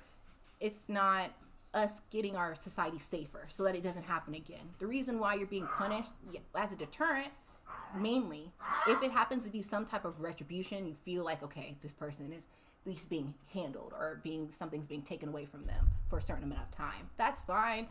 But I feel like the reason we punish is to deter people. You don't beat that girl, so you're going to be taking away. You're not going to get these creature comforts. Period. now we're going to go into why you did that, why you're here behind, quote unquote, or away from society, and that getting to the root, having an individual psychologist there working together. We should be putting money into the system, into our psychology, our psychologists, into our counselors, and putting them there. And so that's where, like, I see, if that makes sense. And that way, what happens as a result? So let's say it might take time, and who knows? To me, I don't feel like having certain mandatory things makes sense, because it's about the person, right? Who knows? Maybe they find out they beat up a girl, come to find out that person actually has an issue, like they're some psycho, right? So maybe to get them to the place where, hey, experts feel like, hey, you're safe to society, might take longer for some, less for others, depending. So it's kind of like when you get to the point where you seem to be at a place, or you're at a place where you're no longer a threat to society, and you know, have been cleared, then go. Like, the hope is that it worked. The system worked. That the help that you got there actually did something. And what we do see is that counseling and psychology, that does help human beings. We just don't use it the best way and strategically to actually help the most either violent or most hurt, traumatized people in our society. We make them pay for it, either like this or by their enslavement. Okay. I don't fight some weak, innocent person. Fight me. Oh, hold on. More coming. He didn't learn yet not to be violent. I don't like bullies, and I feel like getting into it with them. I don't like bullies either. Like, don't fight some weak, innocent person. You fight me. Oh yeah, I hated bullies. It's no time for them. Why? Because it does no help to beat down another human being. Why? Because it makes our society less safe, right? It makes a person less happy, breaks down people's self-esteem, right? You have to live with yourself every day, right? And it does no good to have someone yelling lies to you, talking about either how worthless or making fun of them. That's nothing to do to help society at all. Because by breaking down that individual is not going to help me, or not going to help the people around. Nothing. So it's a complete disgusting waste of time. That's my thoughts. I'm like, I can't stand it. It's the stupidest thing. Like, if you don't like them, leave them alone. Yeah. Okay, sorry. Now, on to your question. Let me see. I think you have a lot of good points, and I will marinate on what you said. I can learn. Oh, cool. And if I see a better way, I try to change my mind, although I'm very stubborn. And that's all the best, that's all like the best we can ask for and hope for too. And yeah, I hope that in the stream that we can, learn and grow. Like, things change and evolve. Like, I don't mind, like, if I thought something and it was wrong. Oops, I'm sorry. Or next, or like, hey, I never thought of it that way. That makes sense. It's not about, or hopefully to foster community where we learn and grow together. We introduce different thoughts, right? Or ways of seeing the world, and we can grow and question, everything, right? And so, yeah. Let me see real quick before okay, sorry, I'm gonna get to you. So I want to know 2 different parts about Donald Trump. Okay. Or Donald. First, him as a person. Do you think he is like rude, say like racist or sexist? And second, if you think he has done anything good for our country, or do you think he did nothing? And it's a hard topic, but I'm not going to be upset about anything you say, so tell me everything. Oh, I love you guys. I love our community. But yeah, sure, I can tell you my thoughts. So you think he's rude? So here we go. I'll be open and honest, because why not? So at first, I was a Trump supporter. I know. Oh, Chiquita. Ah, right? How can it be? Well, hey, I know I'm a product of this system, and I'm a product of brainwashing too.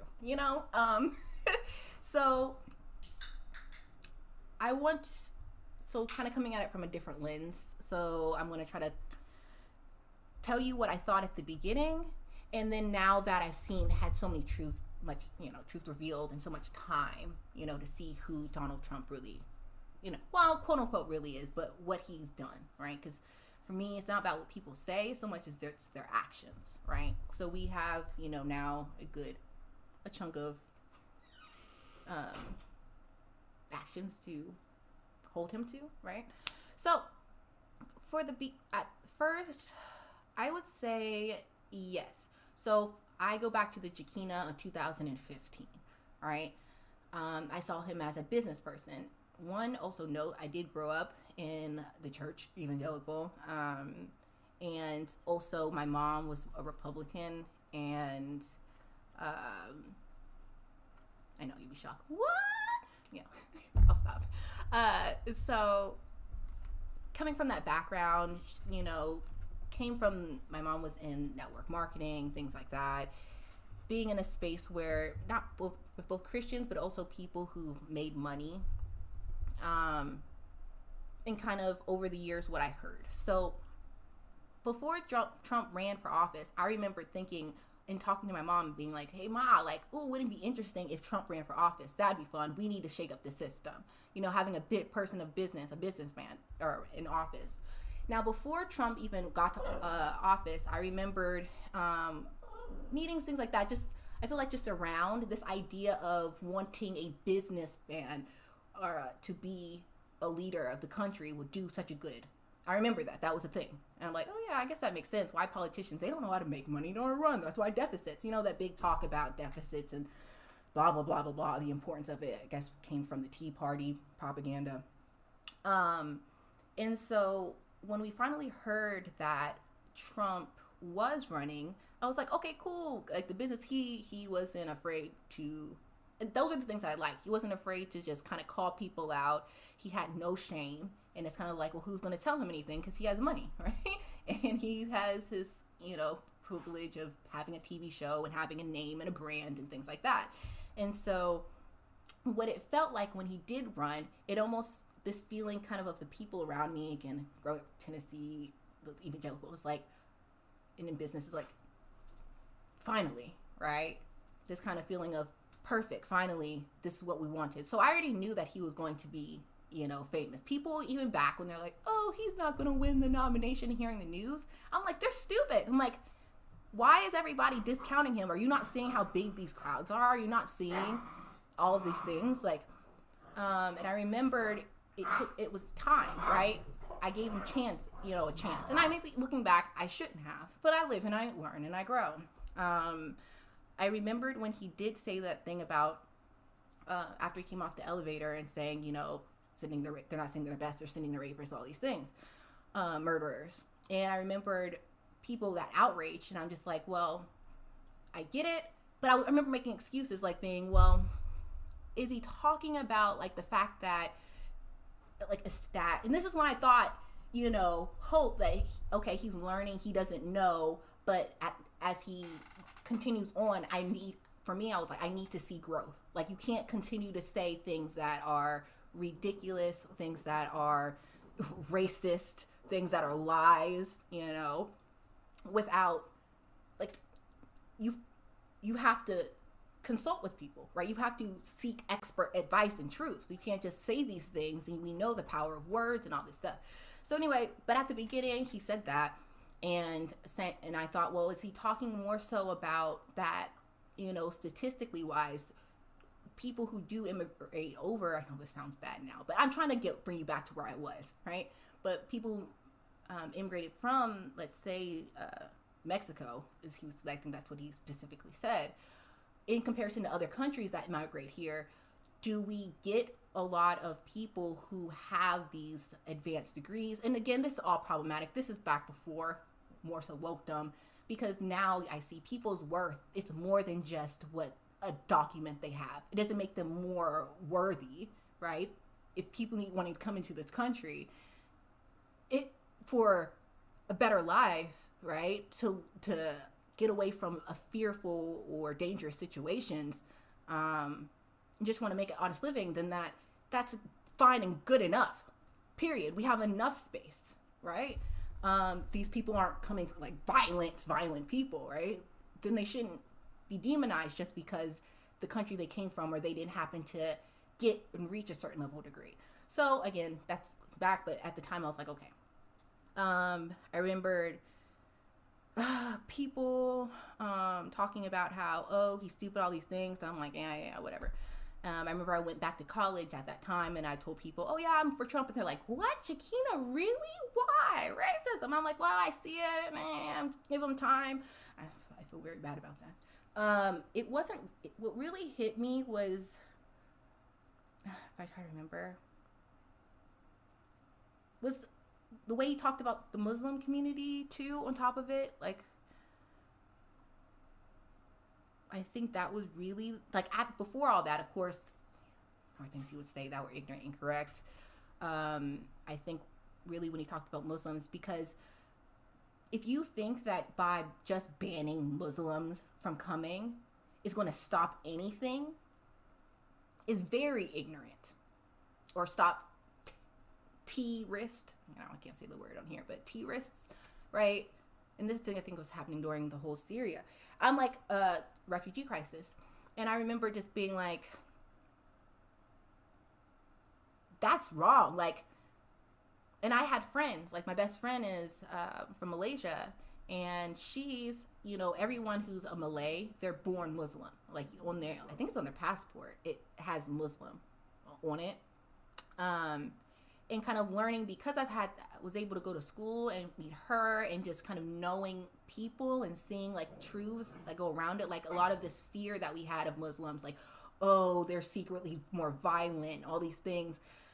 That's not true. And there's a world that has, I forgot how many billion of the world, or percentage of the world is Muslim, but I think over 1 billion or so Muslims there. You have to, like, if you're saying something so ignorant as just stopping Muslims, when there's more correlations to figure out what causes people to turn into terrorists, right? Like, but the only standard you're going to do to try to block it is stop an opportunity for billions or millions, hundreds of thousands at least, who are trying to come into this country. That's evil. That's cruel. Like, why should they, like, just because you're a Muslim doesn't make you more violent. But by coming off and saying it in that way gives this connotation that that's true. And that's completely unfair. And it was ridiculous and very elementary minded. Like, no. How about we go through what, the people in not law enforcement, like whoever deals with terrorists and looking for the signs that lead people to those things, that's those pinpoints. That's what we should be looking for. Not put a huge blanket statement over a huge portion of humanity, like the F. So that, I was like, no. Clearly you're playing this, you're riding on people's misconceptions. And I'm not here for it. And I was done with what he was saying when it came to immigrants. And the same thing too. And I had talked to my friend. I remember being in school and realizing that, her family immigrated from Mexico. And I, again, similar how I am now, I like have conversation, let's talk, because we can learn and grow. And if I am wrong, I want to know, right? Or like, I want to hear what you have to say, what you're feeling, your spirit. And I remembered we had a conversation, and I think it had to do with kind of like why people were coming up. But she was like, Jakina, you don't understand, like, they're leaving because, like, I had my cousin was kidnapped in another country. Like, not in another country, but there. Like, they got her back. It's not safe, and, like, how can you not see that by calling them rapists? And even if you don't think that that's what he meant, but just saying it. And I really had to sit in that and think, you're right. And kind of understanding how I got to a point to excuse what he did, right? Or what he said. And then also realizing I never really want to be in that situation where I ever side with people who are purposely misleading people and hurting them, or trying, like, I don't know. I feel like, I hope, are y'all picking up what I'm putting down? Okay. Recent statistics show that all around the world, white, non-religious people are the leading people for. Not many people know that. Okay, I'm gonna have to see those stats, because at least in the US, it's white T-rism that is the highest. And at least when it comes to what Americans have to deal with. But if you listen to certain news, the way it's put, you would think, it's a Muslim person. And that's a lie. It's not statistics. And I mean, we see it when it comes to the schools, right? These events, running people with cars, these guns, weapons. And so it shows statistics that it's actually people who immigrants are the least violent, period. And so when you get that, like, and I was getting these truths, having my friends talking to me, and you're like, you're right. And looking it up, seeing that, oh, you're right. And thinking on it too. You're like, yeah, that makes sense. So I'm like, why in the world is this person running for president? He can say that he doesn't know politics, but at a point you have to come to accepting. Someone had to tell you, you gotta accept the truth, or you're pushing this narrative for a reason. You're pushing these lies for a reason. There's an agenda behind it. And so that wasn't cool with me. And I threw off. And I went to Bernie. I wasn't a Trump fan for that long. but at least there I can empathize with people who, liked him at the beginning at least. Like, I could see how people who like him can find him to be funny, find him to be charming, right? They may see that it may feel like he's pushing, right, for things that they, want, whether it be,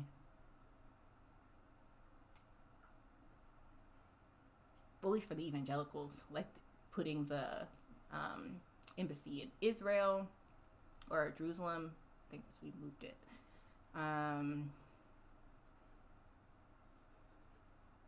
Cutting away from, what was it, the UN? Not the UN. No.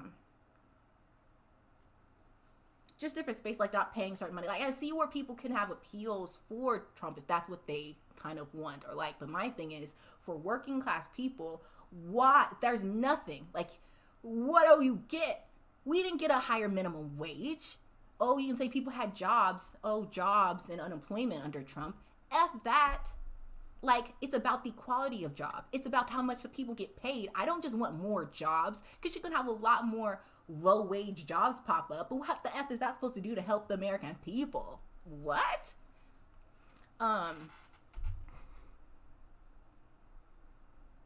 It says most acts of her are done at churches. Like, you won't see it much here. But in other countries, it's bad for small acts of horror.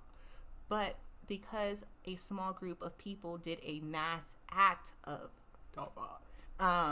now makes every person discriminated as being a terrorist. Yeah, and the media, television plays a huge role in that, and how it's categorized, like how it's framed people to be. I mean,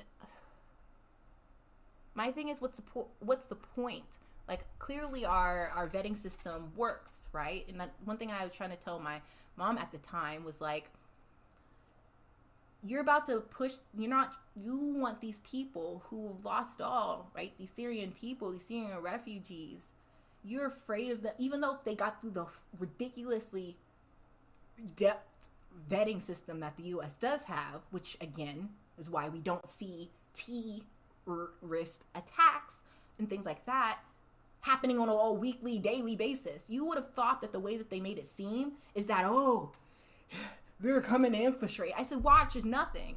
Like, in comparison to the crime and things that we see on a daily basis, what?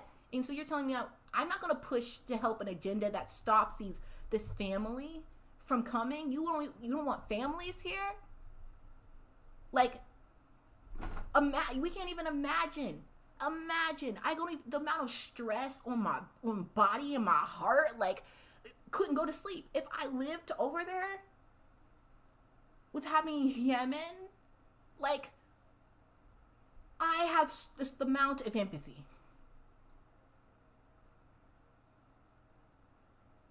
So strong. And it was selfish of Americans just for the slight, tiny chance that something could possibly happen. To say no and slam that door in their face. Just because of the slightest. I said, that's disgusting and despicable. And I said, the church failed. The messaging. I said, and it opened my eyes. It began to open my eyes. Seeing how they were treating the Syrian people. I said, this isn't right. They're not acting in this way that they were supposed to act. Or they said that we should walk in love, treat people how you want to be treated.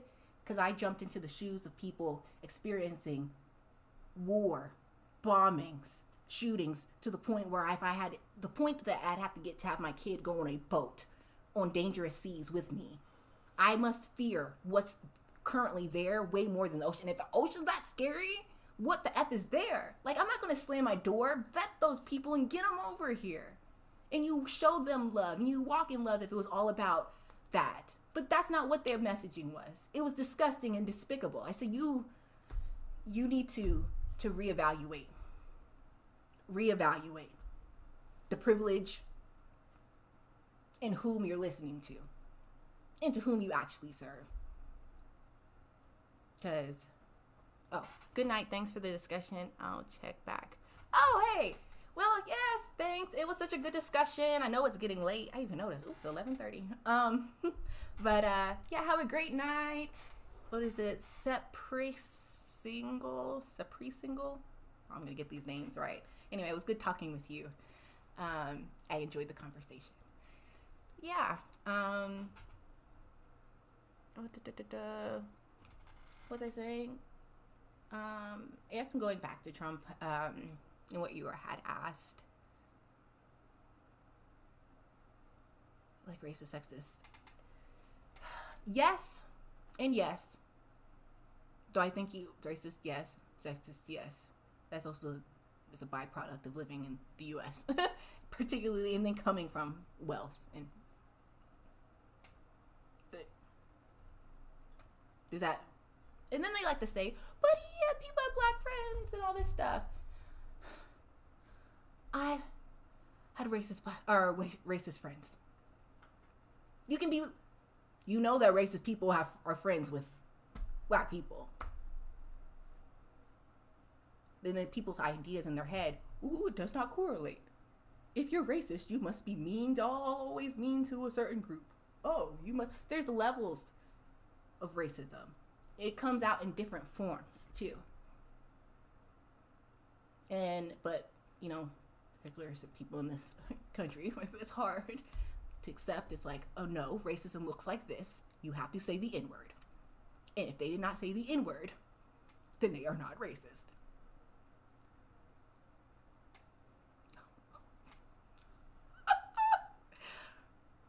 Interesting definition. So, but anyway, yeah, just how the Central Park 5 in the comments, that movie came out. We talked about that a little bit earlier in the stream. No, he didn't come back after that. He's doubled down. He didn't apologize to those kids he called for hanging them before the evidence even got out. I mean, that's just one little example. Sexist.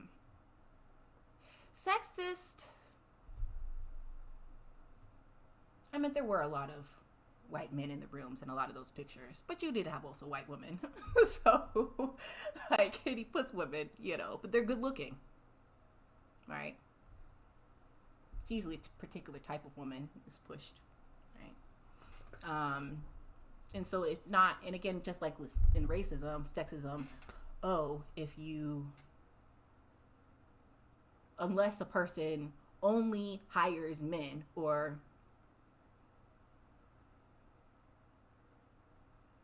I don't know, like if they hired a woman, then they're not sexist.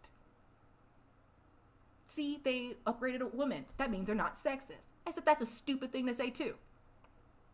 And it's also a stupid thing to say, I mean, again, because it comes, like, sexism isn't just you do one particular thing. Just like racism is not you do one, it's bigger than that. It's more inclusive. It's objective and subjective, like, in how it comes out. And so, what does it mean to be sexist? What does it mean to be racist? How does one oppress those groups? Like, how does that form come to be? How is it normalized? And would I say that Trump is a person that you look up to who smashed those? No.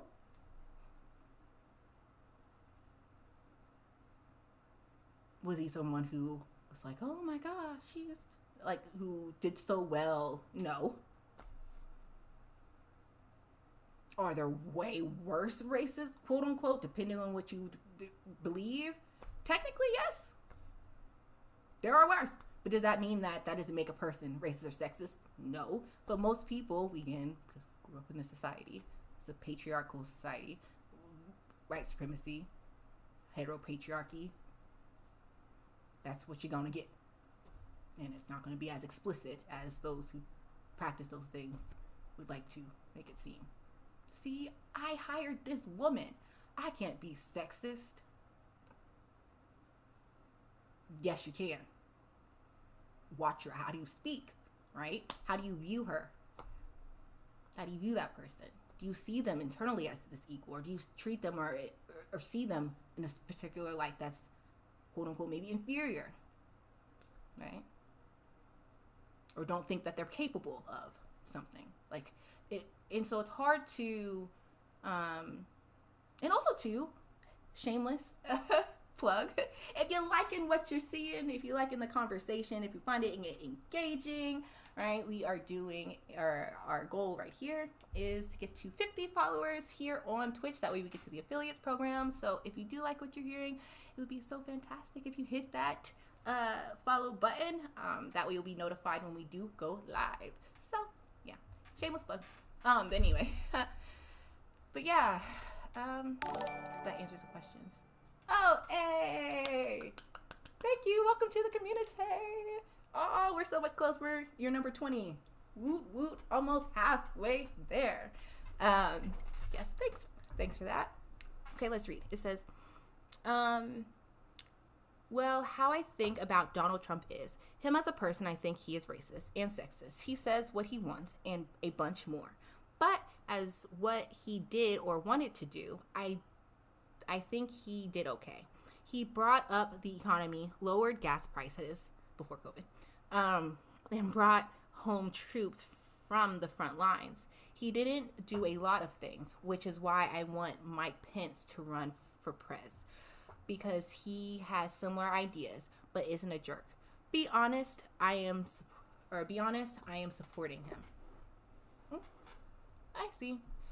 Well, that's good. You never know when you answer these questions. But yeah, I would agree. You agree sexist or racist views? Would I say that he was as bad as the media made him out to seem? No, it was done on purpose to vilify. I feel like in many ways, because the media was so much on Trump because they made money off of him, it kept us on his neck more, right? You look at the deportations, Obama and Biden deported way more people, right? And caged more. Now they did do that policy about ripping the parents, children away, and then they can't find their parents. You know, that's horrific. But what we're seeing now again with Biden, if I had to choose, and this is what I was saying, just based upon harm, I believe that Trump would have been less harmful. Why? Because I've seen what Biden has done. He's a warmonger. He's a racist. Talk about the 1994 crime bill. Talk about the Hyde Amendment, right? Like, to name just a few. Flagrant liar. So they're both liars. flagrant liar. Like, and what we've seen with when Democrats get into office, this kind of relaxing of holding people accountable, right? I feel like with Biden, minimum, we'll be in the same amount of wars, but I'm pretty sure we're going to get into more wars because that's who he is. When it comes to things like as you mentioned, war, when it comes to things like immigration policy, he's going to do worse. Biden is going to do worse on it. When it comes to like a lot of the things, like especially when it comes to promises, he hasn't held up on them, and he's not going to, because he's a liar. He was lying. But again, Trump was a liar too. He did some things, but I don't approve on a lot of it, like cutting EPA regulations, like FDA regulations. That didn't help us at all. That helped oligarchs. They didn't make our food and our water more clean or better. They didn't. But overall, like,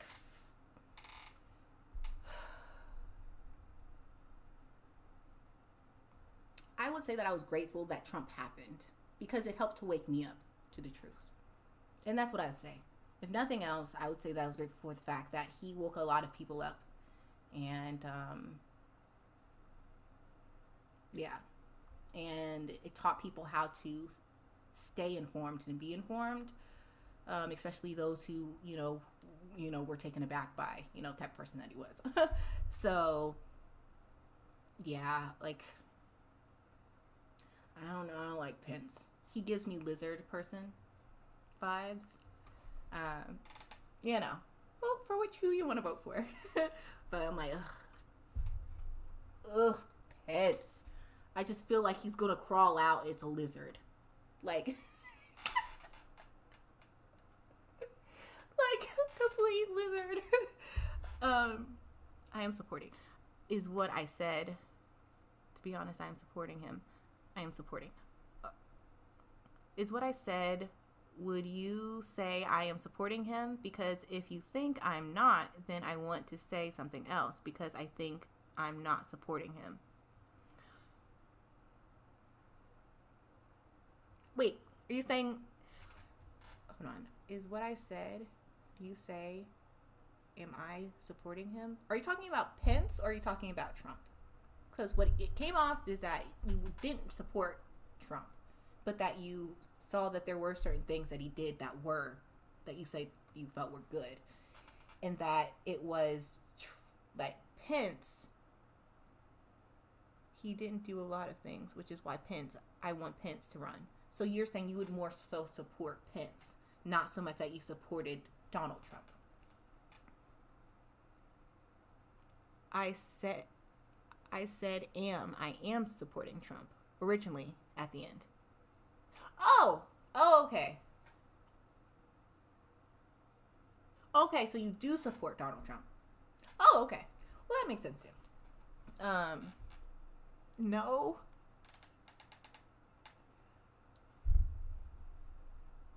Are you saying that you did support Donald Trump, but towards the end you stopped supporting him? Or that you didn't support him at the beginning and then now you do support him? I think you have to write it out in a sentence because I don't know which one you're referring to. Okay, do you think what I said about him is supporting him? I wouldn't really want to put words in your mouth, but what it came off of as is that you kind of eating the fish and spitting out the bones, right? You see some things that you feel like he did that was good, but then there's also things that you said you realized in him that weren't good. No, do please. Okay, what do you think? Yeah. Does that make sense? Like this gets blurry out of nowhere. No, do please. Wait, what do you mean no, do please? I feel like I'm talking faster than or moved on to the next thing, and then I'm confused with what you're responding to. So you're saying, let me just read over what you said. Well, how I think about Donald Trump is him as a person. I think he. Oh, okay, I see.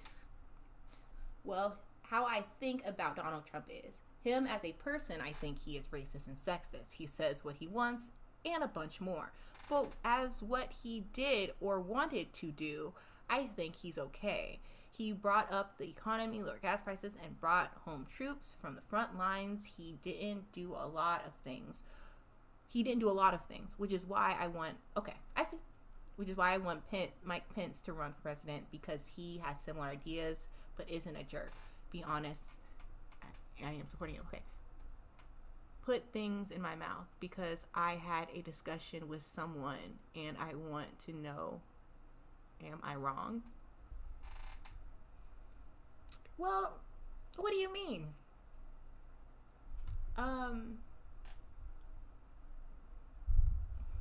So, taking some of those troops out was a good thing, I will say.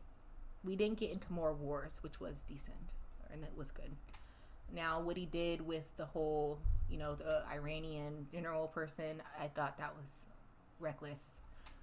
But overall, we see that Iran didn't, do more. And so that, that is good. So I can agree there.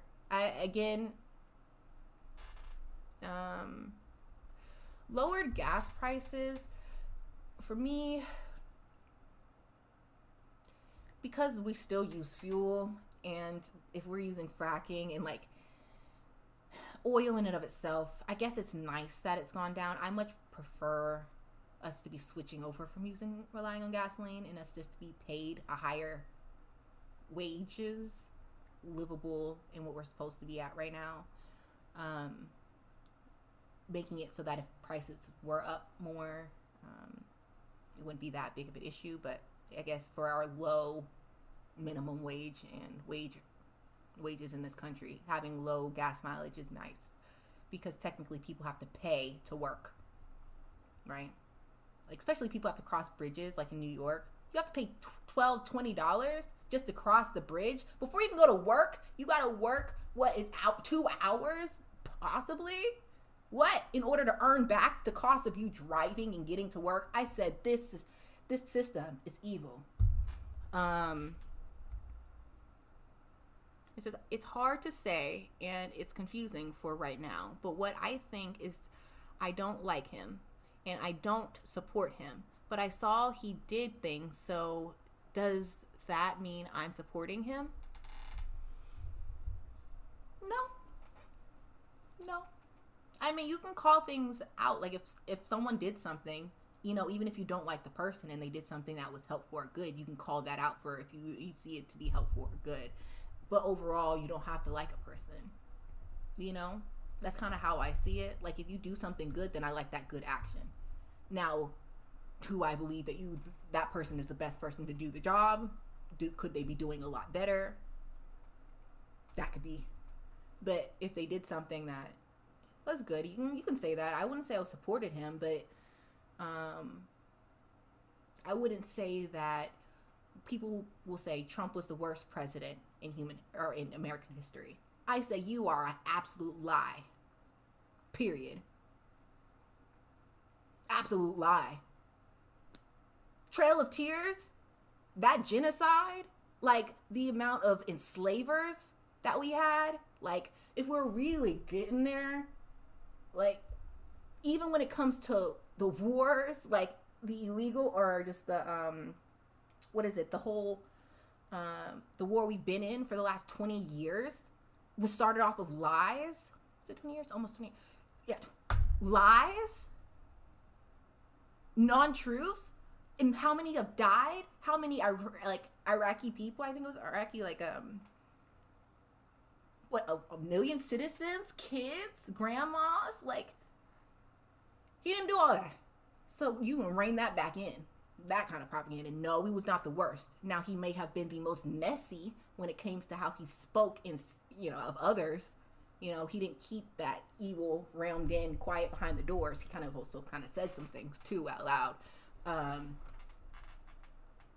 To make us go wait, what? what? You're supposed to fake like you're good. You're supposed to fake presidentiality. Like, what?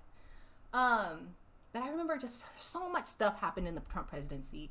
I'm not a supporter of Trump. Not. But I can say, like, well, yes, it was nice when gas prices were low. I can say it's good that troops came back and that we did not get into more wars. I'm glad that we didn't get to the same deportation levels as we did with the Obama-Biden administration.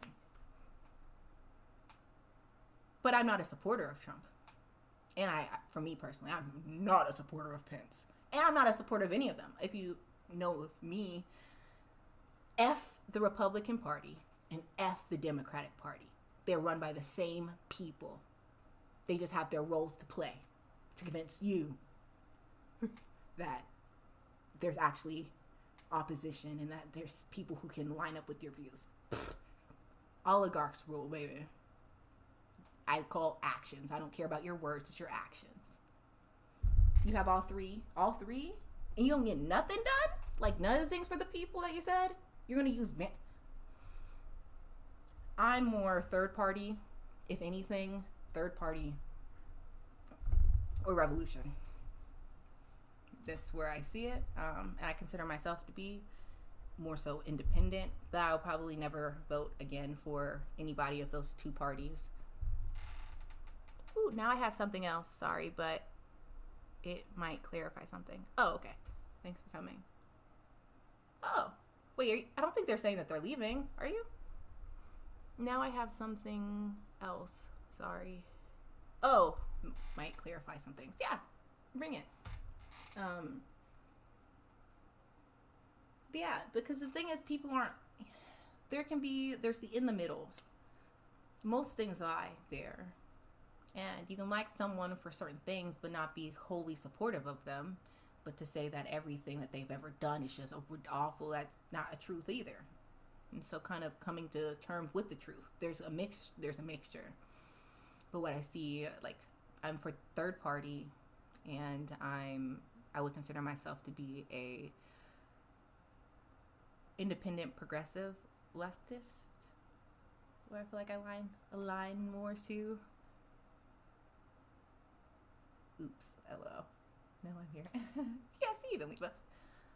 I mean, I would say I like some of the things Obama did, but not support him. Exactly. Yeah. Support some of the things that I would support. They're not good people. They're liars who don't work for you or I. They just trick us. Their job is to trick us into thinking that it works, or that this system is somehow this great system and it's just working for people and they're trying their best for us. Yeah, but yeah, no. I voted Green Party, by the way. I refuse. I could not vote for Biden. I'm not a big judger of people. When it comes to that moment in time, you voted for who you voted for, right? We can either cry over spilled milk, move forward, recognize truth, get to getting better people in office. But yeah, no, Green Party. And it feels so refreshing. I would say that's one of the things that I've done. I feel the most proud of and so happy that I did, because I already said it. I was not voting for Biden. He's a whole socio. Pepper said that he got arrested trying to visit Nancy Mandela. This man said that he would go for civil rights, like to the churches. Like he was one of the civil rights, like part of the activism. These people were like, we've never seen this man. He never showed up. What are you talking about? He's psycho. And they like to use, or at least socio. I feel like psycho is, he's not there. I meant socios. They lack that empathy. They're, liars about self, narcissism. Okay. So first, it was about a very hard topics. It was a mix of race and political, mainly with Trump. But I had that conversation with someone, so I want to know your take on it. I'll also say a bit of background first. That works. And as you do that, what was I gonna say? Trump. Yeah, Obama, what a disappointment. They're all frauds. Again.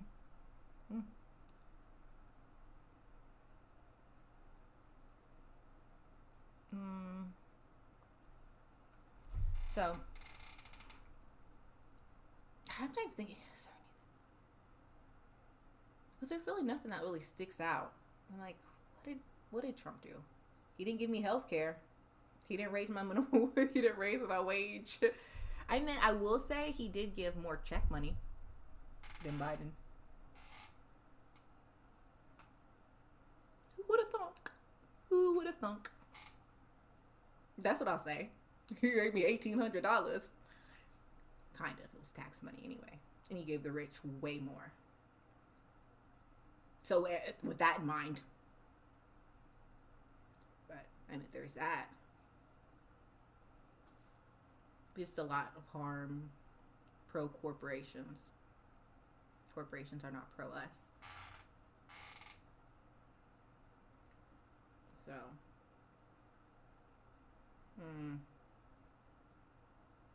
Yep, and Biden, a liar. I'm like, when are we gonna... I want general strikes. And it's so upsetting to be in a country that it's just... Even those who do have these organizations, no unions are coming together, nothing. They've been bought. People at the top of them.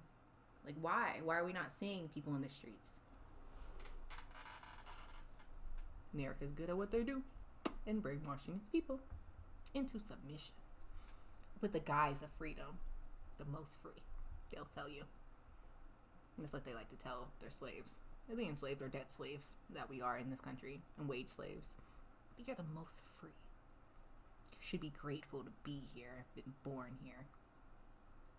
Isn't that what you would say to people? Like, if you want their slaves to think that they're free, you tell them those things. All the while continuously to extort them for their labor. My friend who I had the conversation, she is a female who is a quarter Chinese, a quarter Japanese, and half black. Her mother is half Chinese and half Japanese. And her father is black. Well,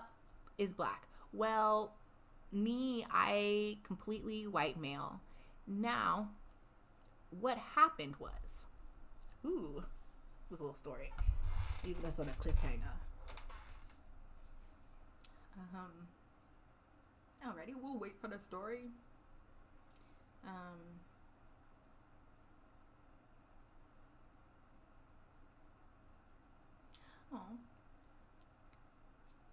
I like it. They call Malaysians.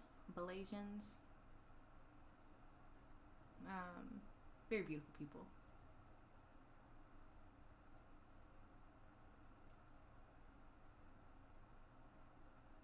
Wop, wop, wop. I'm like waiting what to talk about. Until I do. Other than talk about how our political figures are frauds.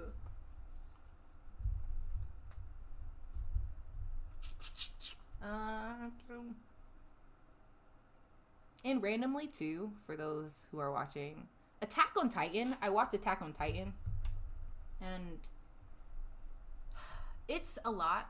If you watch anime, if you do, you probably heard of it. It's very popular. It can be very gory, especially at the beginning. They literally had to skip through episodes because I refused to watch it because I feel like the term, I don't use it, like, I feel like it's empathy, but the word empath, but I feel like it has weird connotations to it, but like,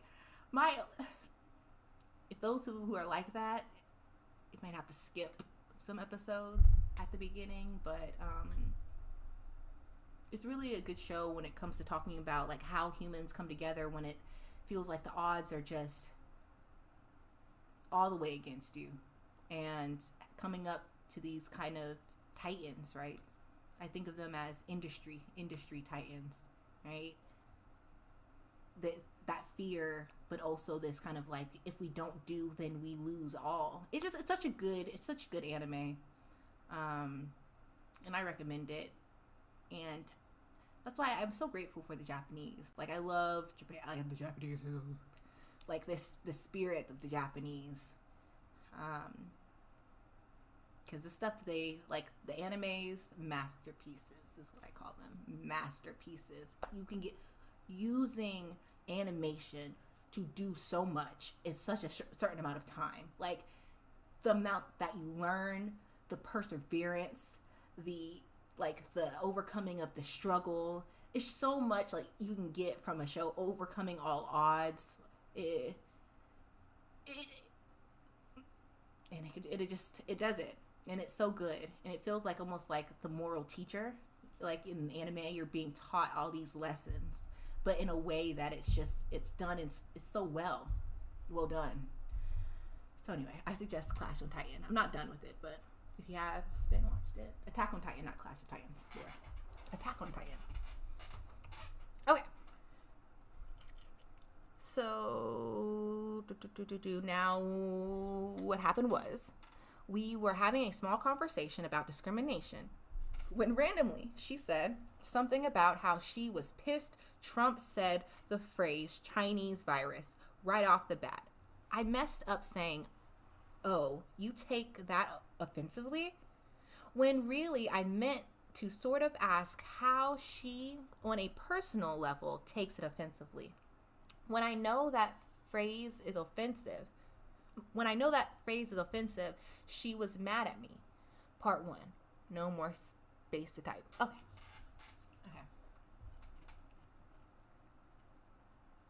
Interesting. Like, I don't want to start talking on it until I, like, kind of know the whole story. About discrimination, when randomly she said something about how she was pissed as Trump said the phrase Chinese virus right off the bat. Messed up saying, "Oh, you take that offensively," when really I meant to sort of ask how, on a personal level, takes it offensively. Yeah, I guess understanding the why is key. When I know that phrase is offensive, she was mad.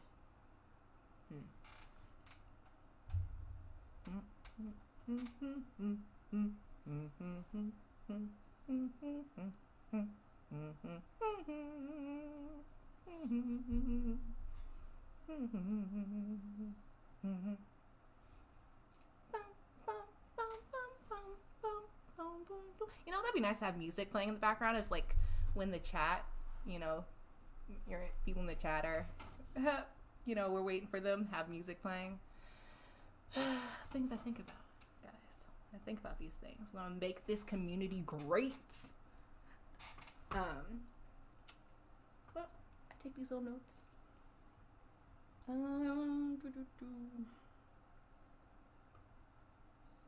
You know, I did want to go. We did talk about it. How, you know, what happened in Atlanta with the, you know, massage parlors, and kind of people talking and bringing, you know, back more to light how there has been, you know, an increase of, you know, racism or like attacks of Asian Americans or Asian people, particularly Asian Americans too, in the U.S. And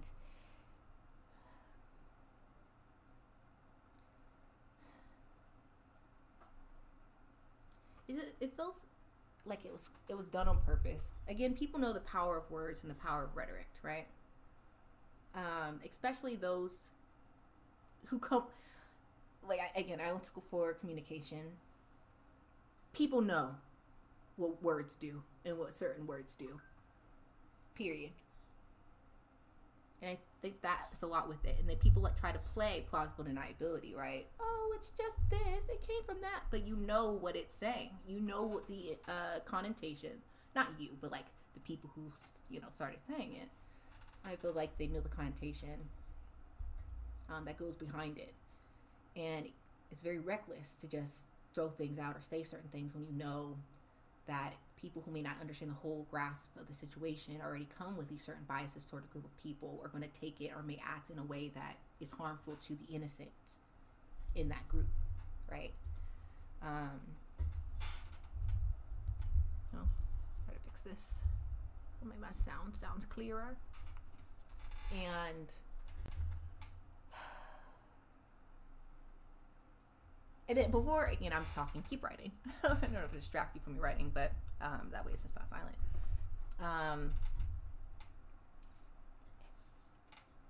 It was a distraction. I felt like it was a way that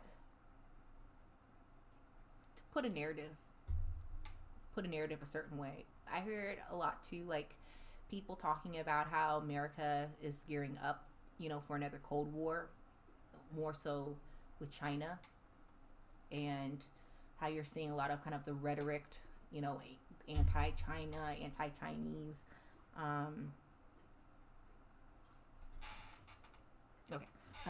Anti-Chinese,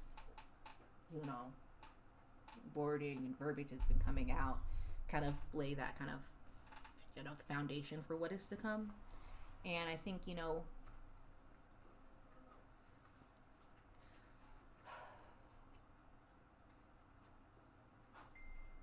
Asian Americans do get discriminated against in this country. It's in a different way, right? We know about like the ideal minority, kind of how that kind of goes around, how Asian Asians are seen as the what's it called? It's the model minority, right? And so people often think, well, they're a minority, but they have, the percentage of Asian Americans that have college degrees, where they are, a majority of them, not so much in poverty. And but that doesn't mean that we shouldn't hear what they have to say. Like, it's important. We need to talk about it, like how we do discriminate, against Asian Americans, even if it isn't as explicit or seen so much, and kind of checking ourselves and saying, well, is there any ways that, hey, I've been discriminated, XYZ, like taking time to take an inward look, like we should be doing in this time. But anyway, let's see.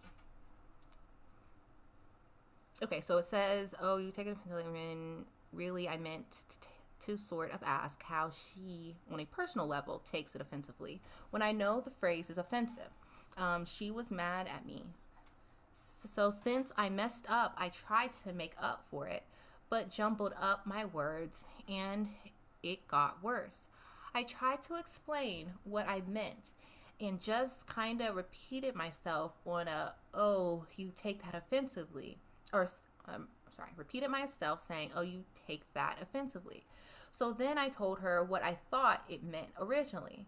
I thought he said it as in the place of origin, but now I understand that it's being used. And remember, it kind of brings me back to kind of what we talked about at the beginning. Kind of you thinking about it, justifying it in your head, you're like, okay, well, no. But when you hear it coming from a person that's actually affected or a part of that group, right? I didn't come from a family that immigrated from Mexico, right? So seeing it that way, like I did, but I think let me see, origin. Like, but when we think about it and jumping into this, you're like, wait, I think I did come off, or I saw that in a way that wasn't quite correct, or how it may have left out how certain groups are feeling, or treatment, or their reality. That's the place where we kind of come to enlightenment, like we can accept it and say, yeah, I was wrong there, right? Repentance, quote unquote, right? And help me to understand, please, I'd be grateful, don't saying you have to help me, right? But if you're there or willing to, I'm here to listen. And that's how we should be taking it. And it's not that we don't mess up, but understanding that people do mess up, but it's about how you handle it. And do you want to change and to be better, do better? And if the answer is yes, you want to change and do better, then that's all you can do, right? And also be, aware. Try not to repeat, doing the same harms, or, things like that. So, let me see.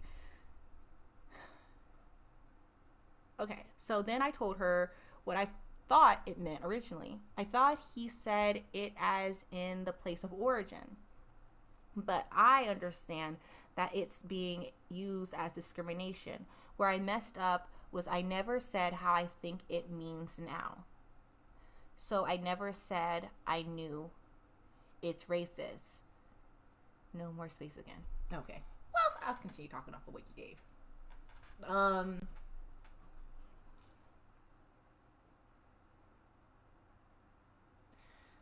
Because it may come off as though it's trying to silence or trying to minimalize an issue that a person from a marginalized group is trying to point out and tell and say.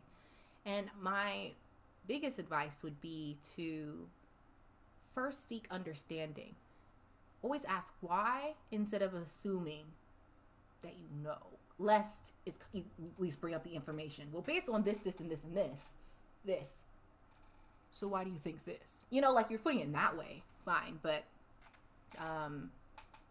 because you learn a lot by asking why. And I feel like you're here, you're asking questions now. So, hey, a good sign. And then it seems like you care, that you may have hurt her feelings or made her feel some type of way, which is also good to be aware of. But I'm waiting to hear what is the what's the word of it, or how you call it? Like, what's going to be is it a question? Are you telling a story? I wonder what advice you would want from me. But yeah. But now I understand that this is discrimination. Where I messed up was I never said how I think it means now. So, because you said, oh, you take it offensively. Oh yeah, because it uses discrimination. I see. So I never said I knew it's racist. I think it's mean now.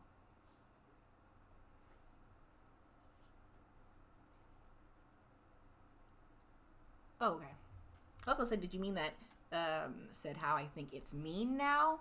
Or like what the meaning means now? But I think what you mean is meaning. But yeah, the Chinese virus, like, what's the point? What's the point? That was my thing when I first heard it. Like, why? It's a virus. Lest you're trying to get, like, riled up, like, it's here. Where it came from, it doesn't really matter. It's kind of that it got here. And then you being upset at the people and not the government makes no sense to me. But by calling it Chinese because, or the China virus, Chinese virus, or whatever, it's giving a connotation because who's linked to China, right? Chinese people.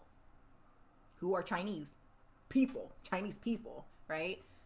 We already know the ignorance in the U.S. We don't know the difference between many people. Assume everybody who's Asian's Chinese, other than like, Indian, Asian, right? We view those people as Indian. You kind of almost forget sometimes, depending who you're talking to. Indians are Asians, because it's in Asia, right? But oftentimes, because of our lack of knowledge, as Americans, our ignorance, there's that. And it feels more like it was an attack on the people, which when I first heard that term, to people who aren't racist people or thinking of it that way, when I heard Chinese virus, I thought, oh, okay, it came from China, is what they're trying to say. But also being wise and understanding what words are and what they can do. And just because I get it that way doesn't mean that others wouldn't take it a certain way, right? Or run with it, or use that as a discrimination tool, or an othering tool, or it's your fault tool. And so, but with that being said, because I know that, I'm against using it and saying it that, calling it that. I'm going to call it what it is because, again, as humanity, it doesn't help to divide us. It only helps to help us solve and get to it. If the U.S. government wants to say or do anything with China, that's the U.S. government, and with China, the government of China. us talking to the people or discriminating against the people is ridiculous. The fact that we didn't shut down, we didn't start testing or start creating tests to test for the COVID virus or COVID-19 back then, that's our government's problem. People didn't just come in sick and wanting to spread it everywhere. You know, just like most people don't. So to say that or demonize it or make it seem like, oh, the people purposely did it, that's ridiculous. It's disgusting and ridiculous to me. But anyway, okay, let's read what's next. All right, so where I messed up was I never said how I think it means now. So I never said I knew it's racist. So she took it as basically I'm supporting his use of that phrase. And I'm supporting him, which is why I asked you, do you think I support Trump? When it basically, I was never in the shoes of the people it was towards. So I don't understand how it meant until I heard others' perspective. But what's hard on me was I thought she was mad at me for saying something like that. But from hearing what she said, she basically thinks anybody who likes or supports Trump is racist and she doesn't want to talk. So I don't know, is she in the right or is she overreacting? Well, based on my limited knowledge of, the girl and, how things are said, how close your relationship is with this person, kind of also plays a factor, a role. I don't know if have you ever had conversations with this person that, you talked about Trump before or your political views before. And so while you might think that this is the reason why she thinks you support Trump, could it be that maybe other things that you've said, again, I don't know if you randomly met this girl in a coffee shop, so I don't know the situation, but could it be that other things that you've said that has led her to feel that you support Donald Trump? But with all that being said, the question was,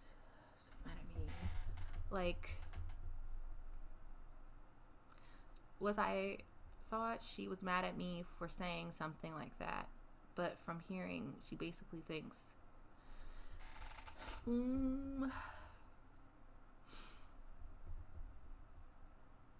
I think it comes from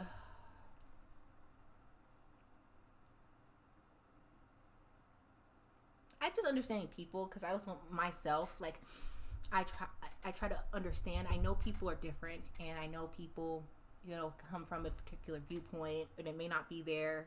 And so I'm not one to be as, I can't say that I'm not offended, because there are things that are offensive. I just first want to seek understanding before we really kind of get there, or to being offended. But I do know that there are people who are very much like, if you support Trump, right? If I hear the come out your mouth, we're done, right?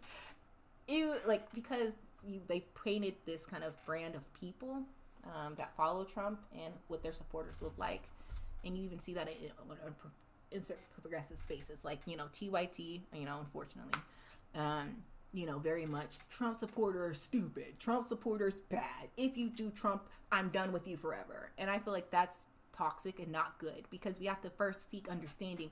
Why is it that you support, or a person would support Trump? Why is it that you feel this way, or there's a need for this particular leader there, right?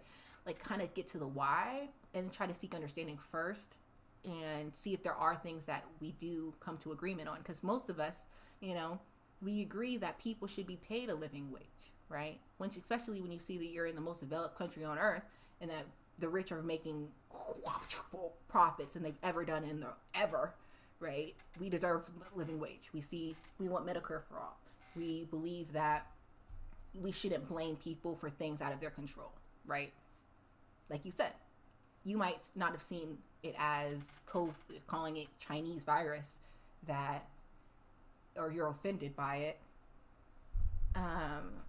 But if we boil it down to it, I'm pretty sure, and like you said too, you see how it can be, how it's been used as discriminatively, right? You've seen how, many ways it has been deemed as being a racist way to come about and talking about it because of what it connotates. And so that's good, right? Seeking understanding, but I'm not sure if it says, yeah, I never have said the Chinese virus except when discussing this. And I never got to explain myself since she didn't want to talk at all. And she was so mad she didn't want to accept anything I was saying and thought I was just saying it to make her happy when I said sorry to her. Well, I'm sorry about that.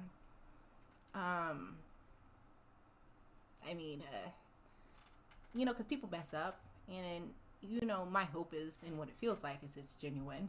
You came over to my stream and we're talking about it, right? Or at least you didn't feel, you feel bad about the situation. I mean, if we can't change it, all we can do is learn, right? I'm not sure how your relationship is with this person. If it was true and, you overspoke or you said the wrong things at the wrong time, and like if that was the case, then I would hope for people to be more understanding, but also note too that they can be coming from a place of hurt and frustration. Like, I don't know how many people she's talked to who may have said similar things. People don't like to hear people say, oh, or you take that offensively, like that's not offensive, or telling them instead of asking why. So I could see, and I don't know how many people she may have talked to, or it's so much of a situation. But it also goes back to relationships too. But in the frustration levels and maybe the amount of hurt, like did she just recently go through something that someone was discriminated against them for? These are all questions. If not, I mean, I don't want to brush it off and say some people are just mad, because that's not true. I in some cases, yes, but kind of given the context, it feels. I said a 3 comments ago, what our relationship is. If you missed that, 3 comments ago. Oh, yeah, I did miss that. I missed it. Okay. So I don't know, is she overreacting? Then it says, us as a friend is like extremely close online friends. She trusted me and she knew I was there for her, so she came to me when she was down. Us as a friend is like extremely close online friends. She trusted me and she knew I was there for her, so she came to me whenever she was down. Yeah, I never have said the Chinese virus. Okay, I see what you're saying. Thank you. Clarity.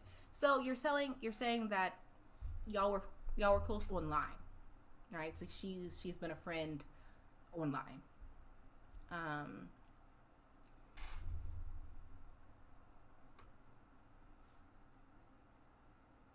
I think coming just with sincerity and truth, if you wanted to save that relationship, I think going in, if I could try to see how to help.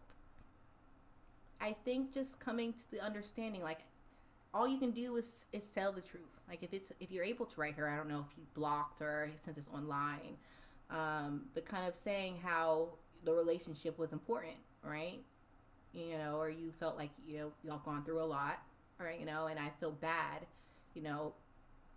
that if anything I said, or if way I've worded it perspective wise, because I really didn't mean to.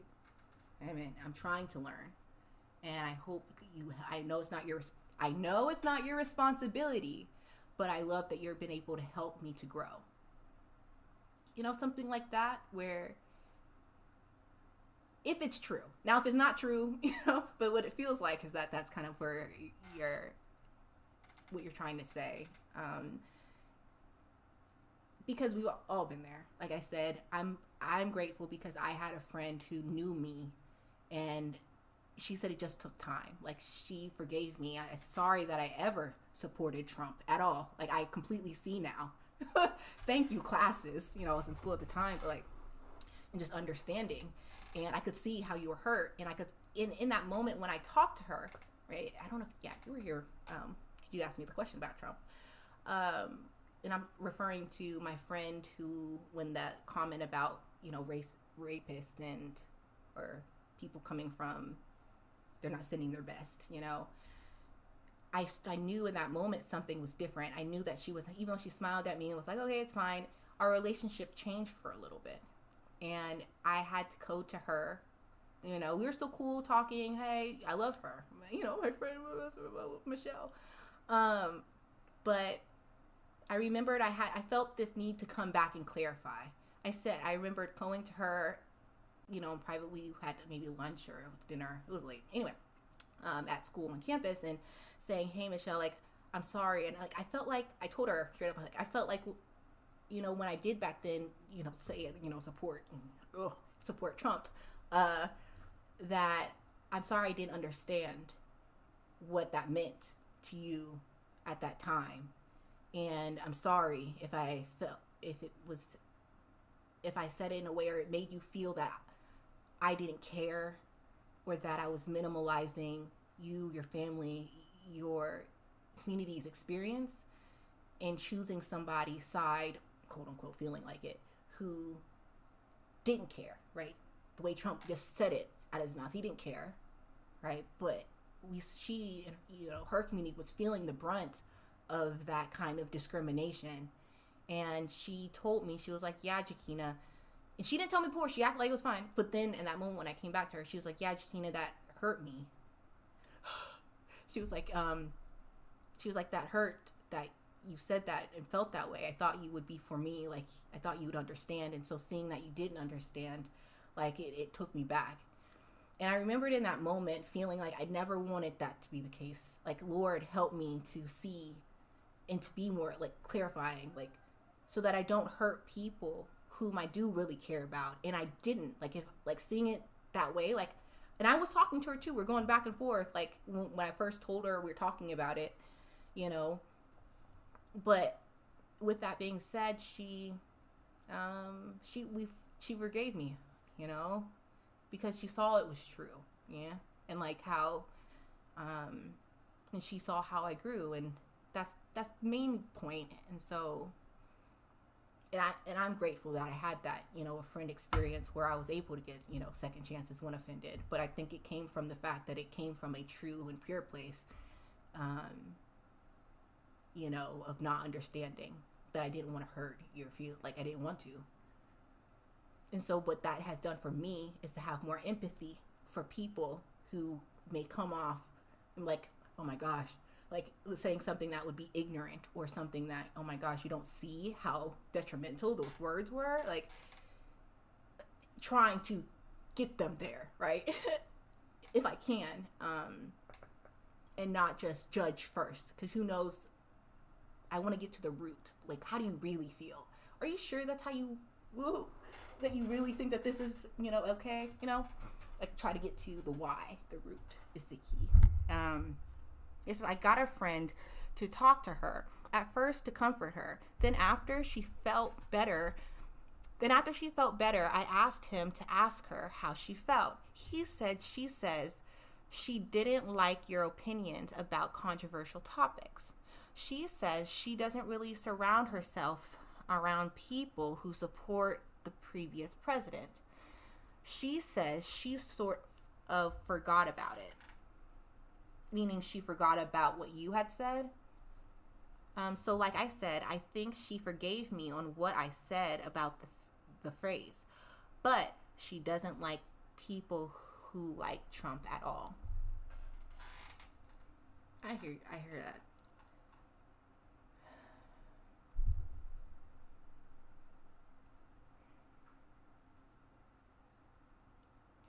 If you're asking me if I'm in that camp, I say no. because again, I know we're all part of the system. We've all been brainwashed. We've all been lied to. We're tricked and beguiled. And a lot of it comes from, how we were raised and what we have been told. That's good. And so, like, hey, thank you. Welcome to the family, Boosh. I'm still not the best with names, but welcome. Thanks for the follow. Welcome to the community.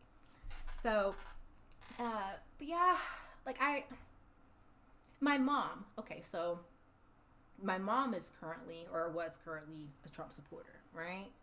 I'm not. I don't write her off. My thing is, I wanted to wake her up to certain things, like, Ma, we have to realize, try to get to the root, to the why, and also trying to hear what she has to say. But also note that there are people not like that. There are people where it's too hurtful or feels like too much stress, overwhelming stress to, like, if people just don't get it. So people would rather, like, kind of want to surround themselves with people who just get it, who they don't have to either teach or, and is that a little bit yeah, but it's also self-preservation too on your mental. So I don't want to push people. I don't feel like, again, playing back and saying how it's not their responsibility to teach, a person, but there are people out there who are willing to share, to reach better understanding. Like I said, my mom, Trump supporter, and like you said, you don't really support Trump.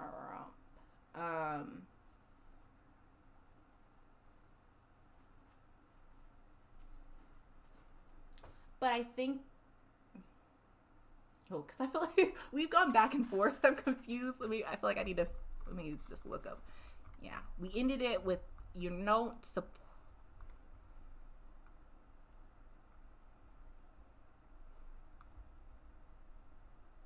Okay, sorry, I'm just going back through and reading the chats. 1 second. I said, would you say, am I supporting him? Because if you think I am not, then I want to say something else, because I think I am not supporting him.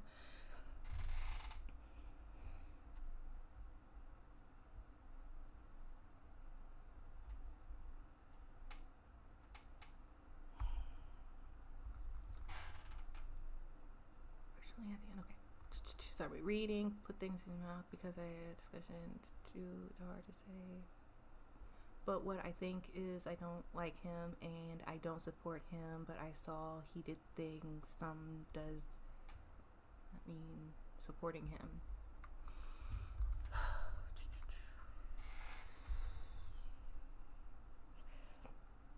So I guess I would say to pay attention to how maybe it comes off when you say it. If you don't want people to really connect you to Trump, like, I guess that's where you're saying that you're more on the conservative. You would consider yourself to be more conservative. And does it seem as though she is against the conservative mindset?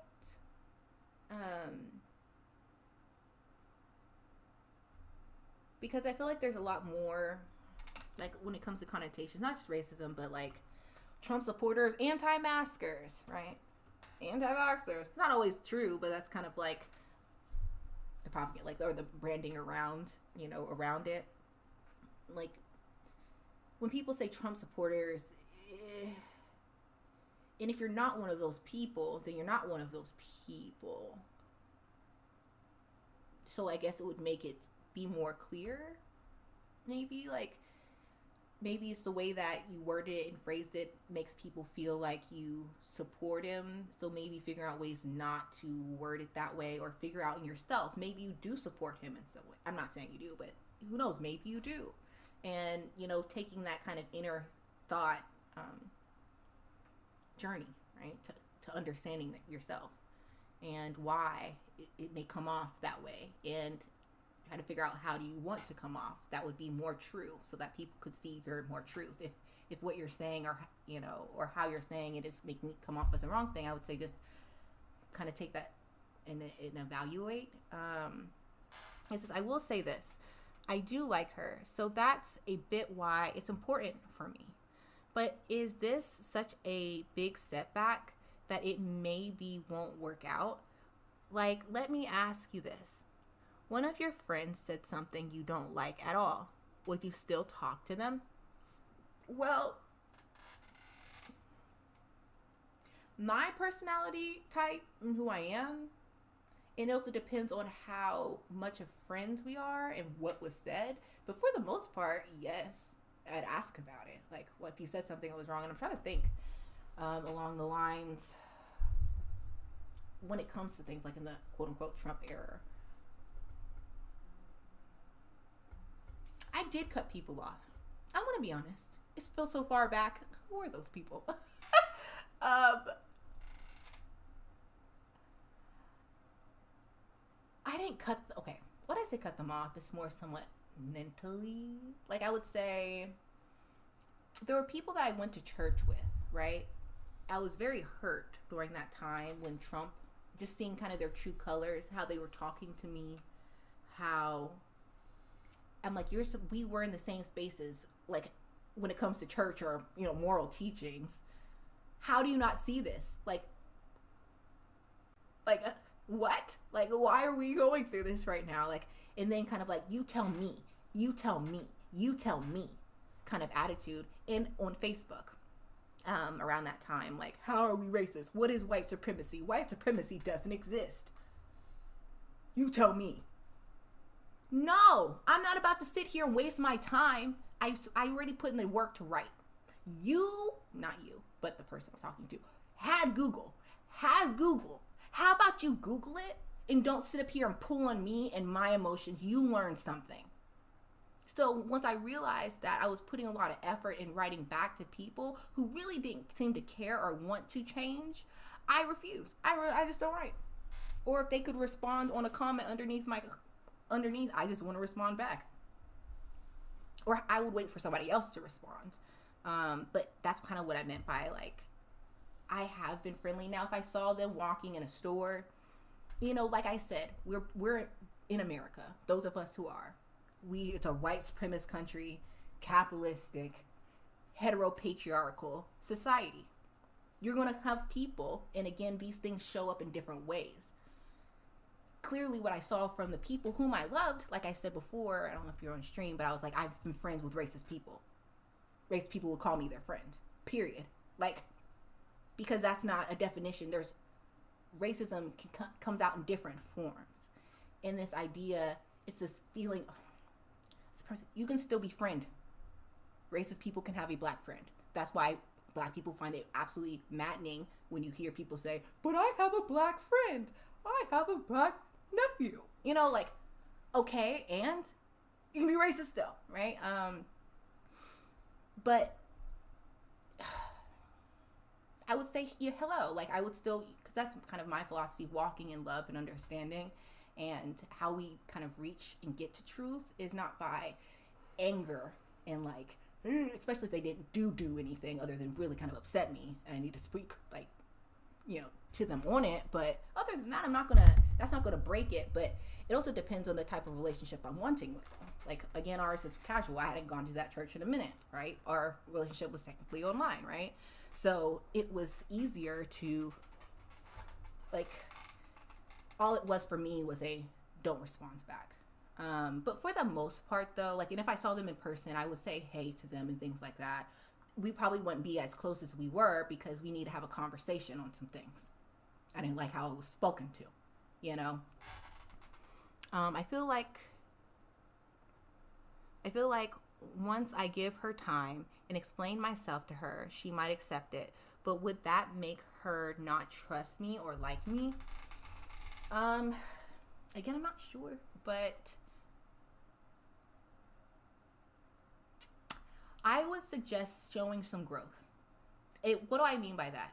Or it also kind of depends on the person too, because there are those people out there who's like, if you lean heavily or more so Republican, and you really are supportive of the party, not just particular kind of policies. For somebody who's against it and very much does not like it, it would be kind of harder less that person is the type of person that would drop it. But it seems like she doesn't like want to drop it like that, like when it comes to political affiliation. And you're talking about more friendship. So with that, I would say that showing growth. Like, and what do I mean by that? Like,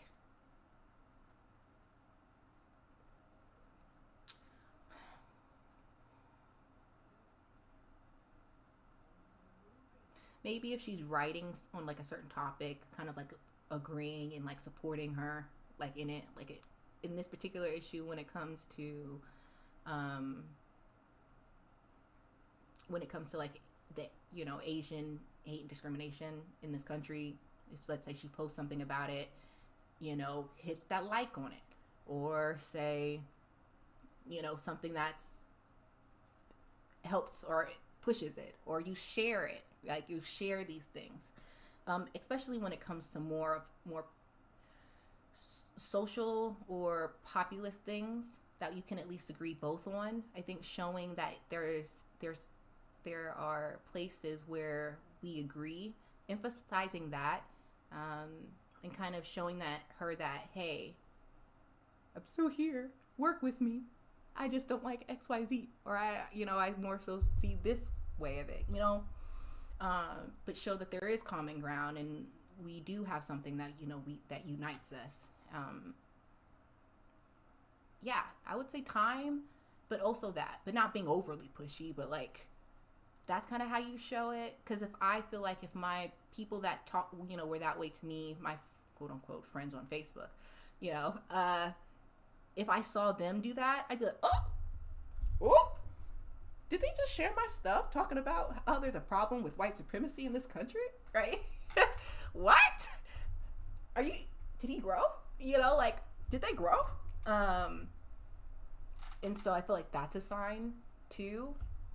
And yeah, especially if they shared something like, wow, they're trying to push it, or if they're agreeing with me, hey, that was a great post, or yeah, you're right, that is awful. You know, things like that kind of help show a person that you're on their side, or you don't have to feel alienated or feel like we're so different. And again, like you said, she seems that she's forgot about the whole China virus, you know, statement and saying about how it being offensive.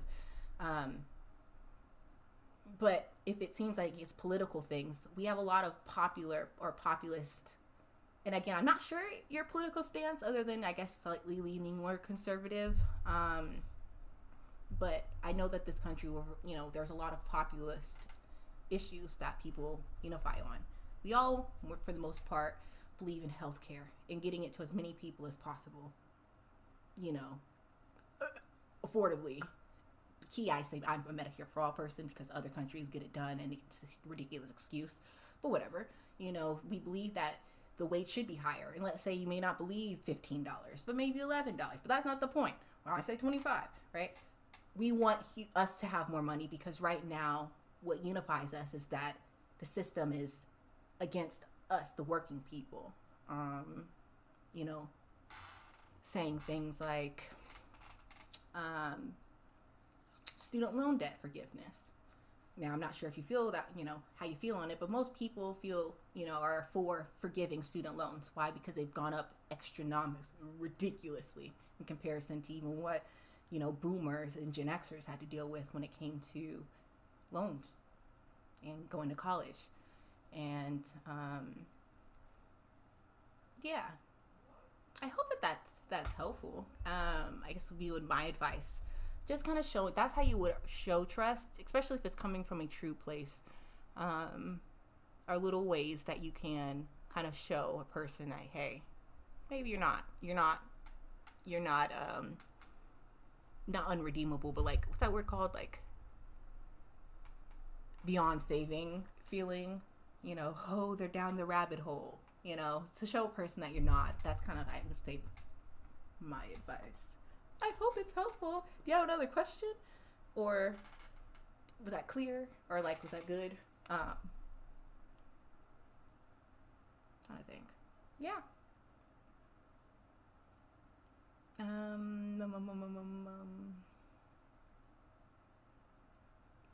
Yeah, but these are real issues. I'm glad that you came on here.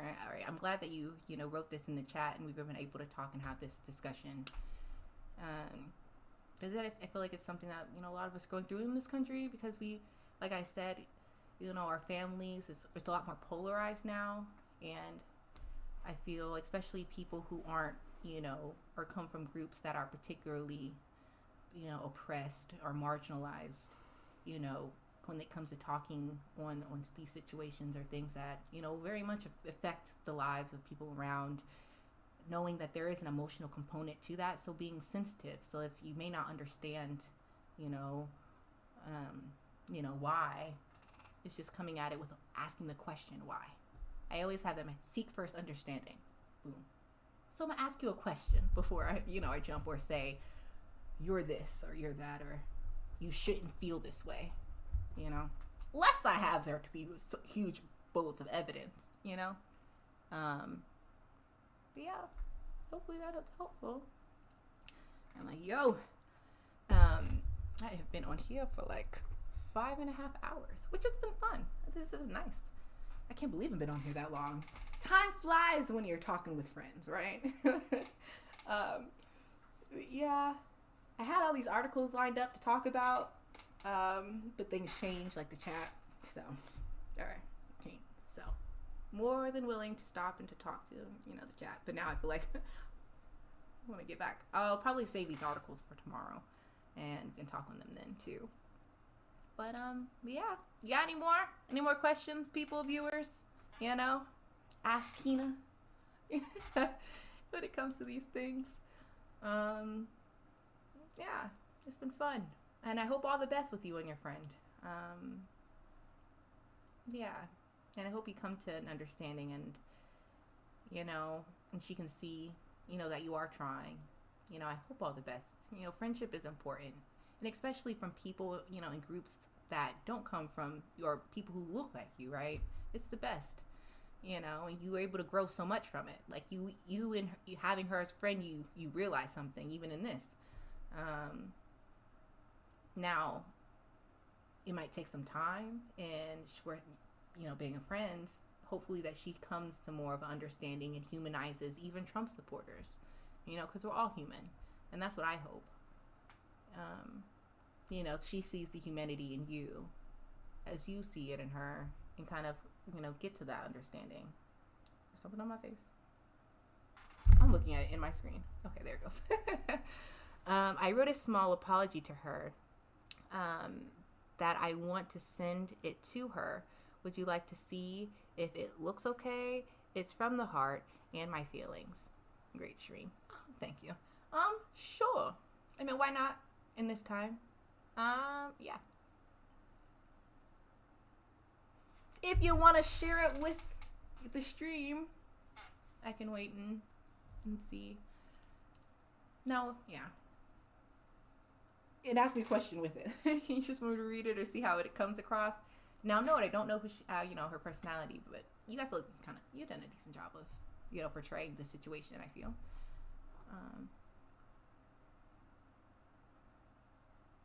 Just comes across.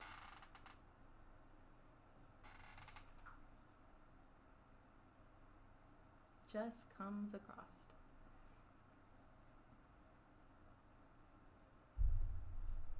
And while you are writing,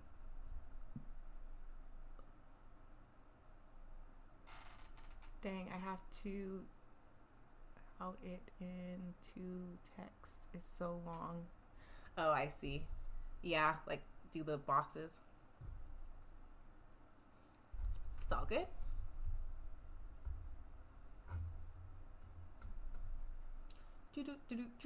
And while we do these, shameless plug again. If you're watching and you like what you watch or what you're hearing, hit this follow button. It is free. Our goal is to reach, it says road to affiliate at the top. Our goal is to reach 50 followers here on Twitch. That way we can reach the affiliates level here. And we've been streaming for a little bit over a month. So I'm so happy to see that our community has been growing. And so yeah, again, if you like what you see, if you want to know when we go live, hit the follow. Let's see. So hey Piper, I hope you're doing okay, and I hope you've talked to someone if you were upset. Because I don't want you to be sad.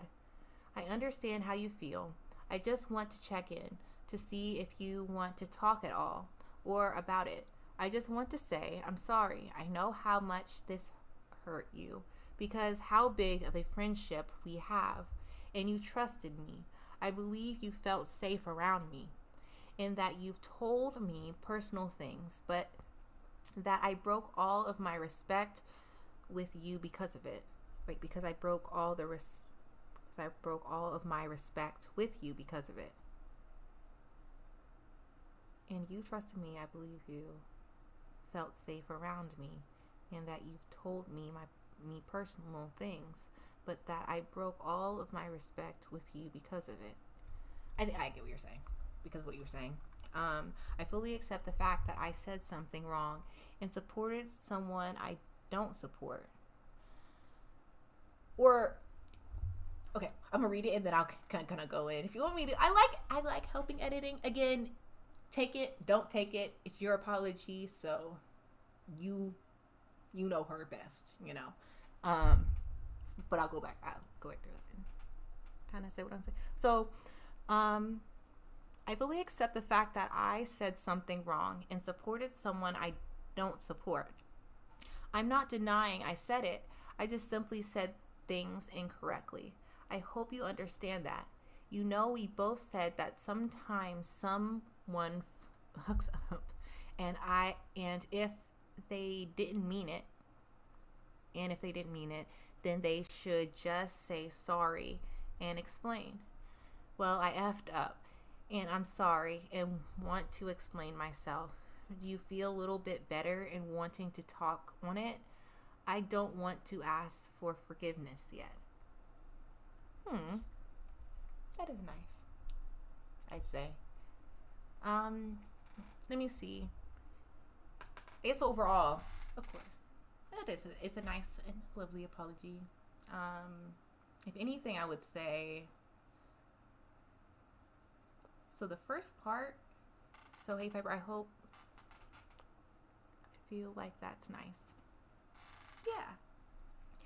I think only thing kind of reading through it where I mean, maybe a little interjection there, would say, I hope you're doing okay, and I hope you've talked to someone if you were upset, because I don't want you to be sad. And again, it's because I don't know the person. So again, you know the person more than me.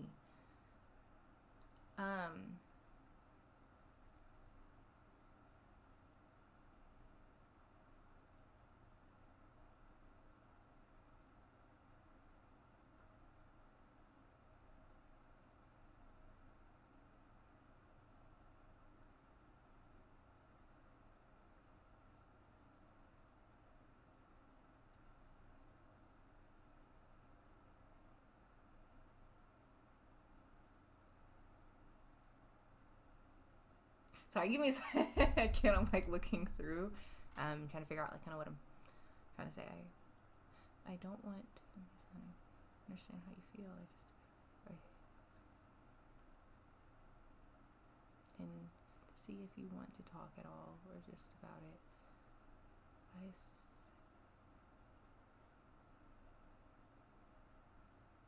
I think you did say that the friendship was important to you. Because of how big of a friendship we have. Yeah, and you trusted me, I believe you felt safe around me, and that, yeah. Broke all of my respect with you because of it. Okay, it says, I'm saying that because I know I'm the person she goes to when she's sad. I see. But now that I'm the reason she is upset, she might now have someone to go to, or she might now not. Might not have someone to go to, and I want to make sure she talked to someone so she isn't sad. Okay. See? Yeah. Good clarity. That makes sense. Yeah. I think it's good. Yeah. Forgiveness. Yeah, if the empathizing, how important the friendship was, and that, yeah, which I feel like I feel here. I fully accept the fact that I said something wrong and supported someone I don't support. So I feel like the first sentence of the second one, or the second paragraph, kind of a little bit confuses me, because it says, I fully accept the fact that I said something wrong and supported, so that's about the comment, and supported someone I don't support.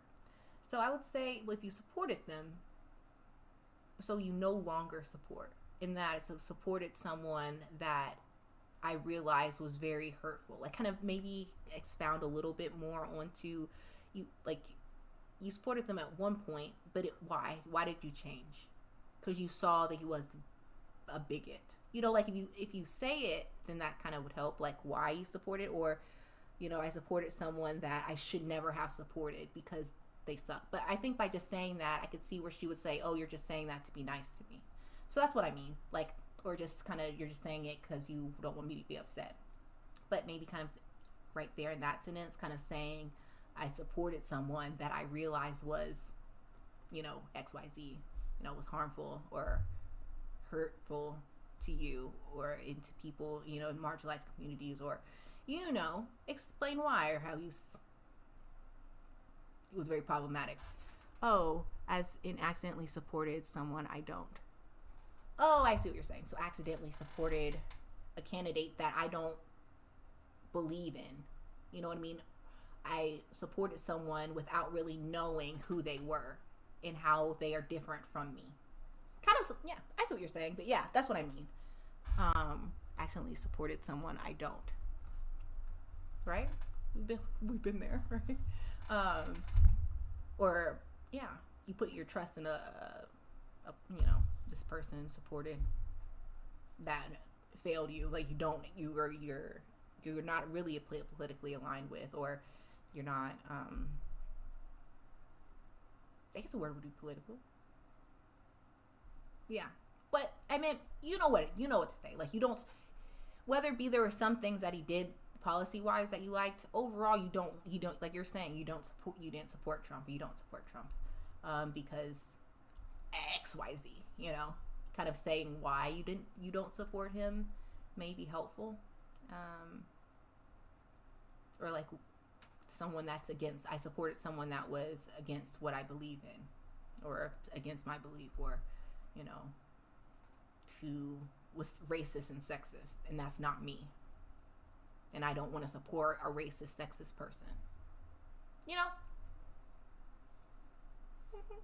And the thing is, too, this is recorded. You always go back after the stream if it's helpful. But I like it. I mean, I think it's a sweet apology, and I think that's kind of mainly what I would just add, because you told me that she felt that you were saying it because, oh, you just want to be friends with me again, so you're going to say that you didn't support the person, or so I feel like a way to make sure that she kind of gets that clarity is to tell her that why. And I think kind of in that sentence would be good. I fully accept the fact that I said something wrong, and even he said accidentally supported someone I don't support, or just that, yeah, I supported someone that was this and that, and those are things that I don't stand for, and I saw the light, and I'm not denying I said it, right? I just simply said things incorrectly.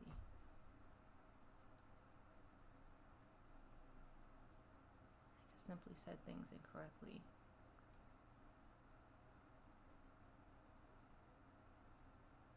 I hope you understand that. I said things incorrectly. Incorrectly, without understanding. Yeah. Without understanding the consequences. Or like understanding the gravity of the situation. Yeah, comma. That's what I would add. He said things incorrectly and undermine the gravity of situations. Of the situation. Yeah.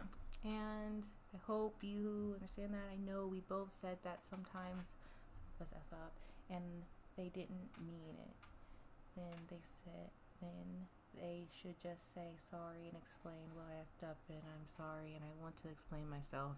Do you feel a little bit better? Do you feel a little bit better in wanting to talk on it? I don't want to ask you for forgiveness yet. I think I like it. I meant, so I have to add the emphasis of your friendship is important to me. But you may already know that based upon what you've already said. Kind of, this implies, So yeah, I think it's a good apology. It's a good start. That's all we can do. And especially if y'all have talked about it before, reminding her of that. People do mess up. And so you said what you're supposed to do is say sorry. Explain communication's key, so it's what you're trying to do. So that's all you can do. Hope that was helpful. Was it helpful? I hope so. But overall, yeah. And I hope all the best. Keep me posted. It was. Thank you. Oh, you're welcome. But yeah, keep me posted. Jump on the stream again. Tell me how things are going with you and your friend. Again, I'm rooting for you. I'm rooting for the best, outcome in this situation, for friendship. Yeah. So, and thanks for sharing your story. And, it's good to see, people kind of going through and trying to seek understanding. And, I'm glad I was able to help, with the little, that I could contribute. I'm wanting to give her time, like when she comes back this Sunday. Okay, that makes sense. No rush. Yeah, no. Keep me posted when things move along, but the right timing and things like that. So, yeah, I think, if you feel that discernment to give time, then give time, and send it. But it's good that you're thinking on it even now, which is good. I wish I had my friends. Like I said, some of the people on Facebook would go back, and write me a message. But, that's why I'm saying, like, I feel like it's nice of you and good of you to try to fix that bridge, or to mend, whatever may have come up. These are interesting times in America. I guess say very polarizing. We've had countless times of polarization in this country. We had Jim Crow. We've had enslavement. Like, come on. But, it's kind of interesting in this particular time of polarization when it comes more to political parties. I feel like that's not the right word for it. But, like, you know what I mean. So, let's not break up friendships. Because it's people who matter. Let's seek understanding and come to, unity and walk in love. And we can only do that through talking and keeping that line of communication open, but also speaking with love, and I guess coming forward, in the situation again, try not to say that's not offensive, or, oh, you think that's offensive, kind of be like, why do you find it offensive? That's how we change it. And it says, oh, and thanks, Funny Spell, for your opinion on my apology. Aw. Good old Funny Spell. But yeah. But okie dokie. I feel like I've been on here a while. Yeah.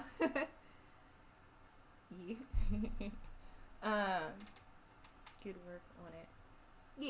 Yeah, good work on it. I'm glad you put in the work for the apology. You're thinking about it. But yeah, okie dokie, people. I think I'm gonna head off. It's getting late and my stomach is a grumbling. I feel like I'm about to be on here 6 hours. Oh my gosh. It's been fun. I love you guys. I do. I love it so much. I love, meeting new people and talking to new people, talking to the community. I love seeing people who I've talked to before come back into the chat. I know, Ethan was a reoccurring, visitor, or no, follower, not visitor, community member. And who else popped through? Sir Priest Single. Yeah, that was, followed today. So it's good to see. Good night. Sorry if that kept you up, and thanks for staying even if it was late. Of course, because you guys are worth it. Yeah. And it didn't. Like, I'm glad. It was, again, like, it's nice to be able to talk and engage with the community here. And we're here to learn, to grow together, right? So I do stream. Normally I stream weekdays, and I stream in the evening times as of now. So I usually start around, on average, around 7 p.m. And kind of go from there. It might be a little bit earlier. I'm trying to get it on a little bit earlier, but it is what it is. So 7, it tends to be around the time. It can be late as 8, but usually weekdays. If I do come on the weekends, hey, why not? But typically what I've been streaming is Tuesday to Friday. So then Saturday to Monday, kind of the 3 days off, and then the 4 days on. So yeah, so keep your eyes open. Those of you guys watching the stream, that's when I do go live. We do talk about, political topics, pop culture. When it comes to games, I like to play Sonic. I play the originals, Sonic the Hedgehog, Sonic Mania on here. And usually, like, if I am playing a game, we're going to be watching something that's either, political, latest news, or something pop cultural related. And usually I'm playing Sonic, and, we're talking, discussing, I'm answering the chat. And then there's days like today where it's more so focused on news and kind of chatting. So, nah, she's a night owl. Yeah, right, I am a night owl. So that's what I'm saying. You didn't keep me up. I'm just saying. I'm getting a little hungry. And it is a little late. But yeah. But anyway, that's what we normally do here. We are growing, so yep. Stay tuned for more that is to come with the Woke Millennial stream. So anyway, I say all that to say, I guess I'm gonna wrap up. I'm gonna save those articles that I have pulled up. I'll probably talk about them tomorrow. You finish reading about the gas, with the chemicals they've been releasing into our atmosphere. Anyway, that's gonna be fun. But also more topics too that I have on the way. So anyway, I guess I say all that to say, I usually show the dogs at the end, but the dogs are knocked out on the bed right now. So you guys don't get to see Chi-Chi to say goodbye. Good night. But anyway, alright. I said all that to say, night night. Hello. Good night, Yanni. I'm so glad you were able to stay on stream. So yeah. Anyway. It's so hot too. I'm like, y'all, I hope y'all haven't seen me. Like, it's finally like dried, but like I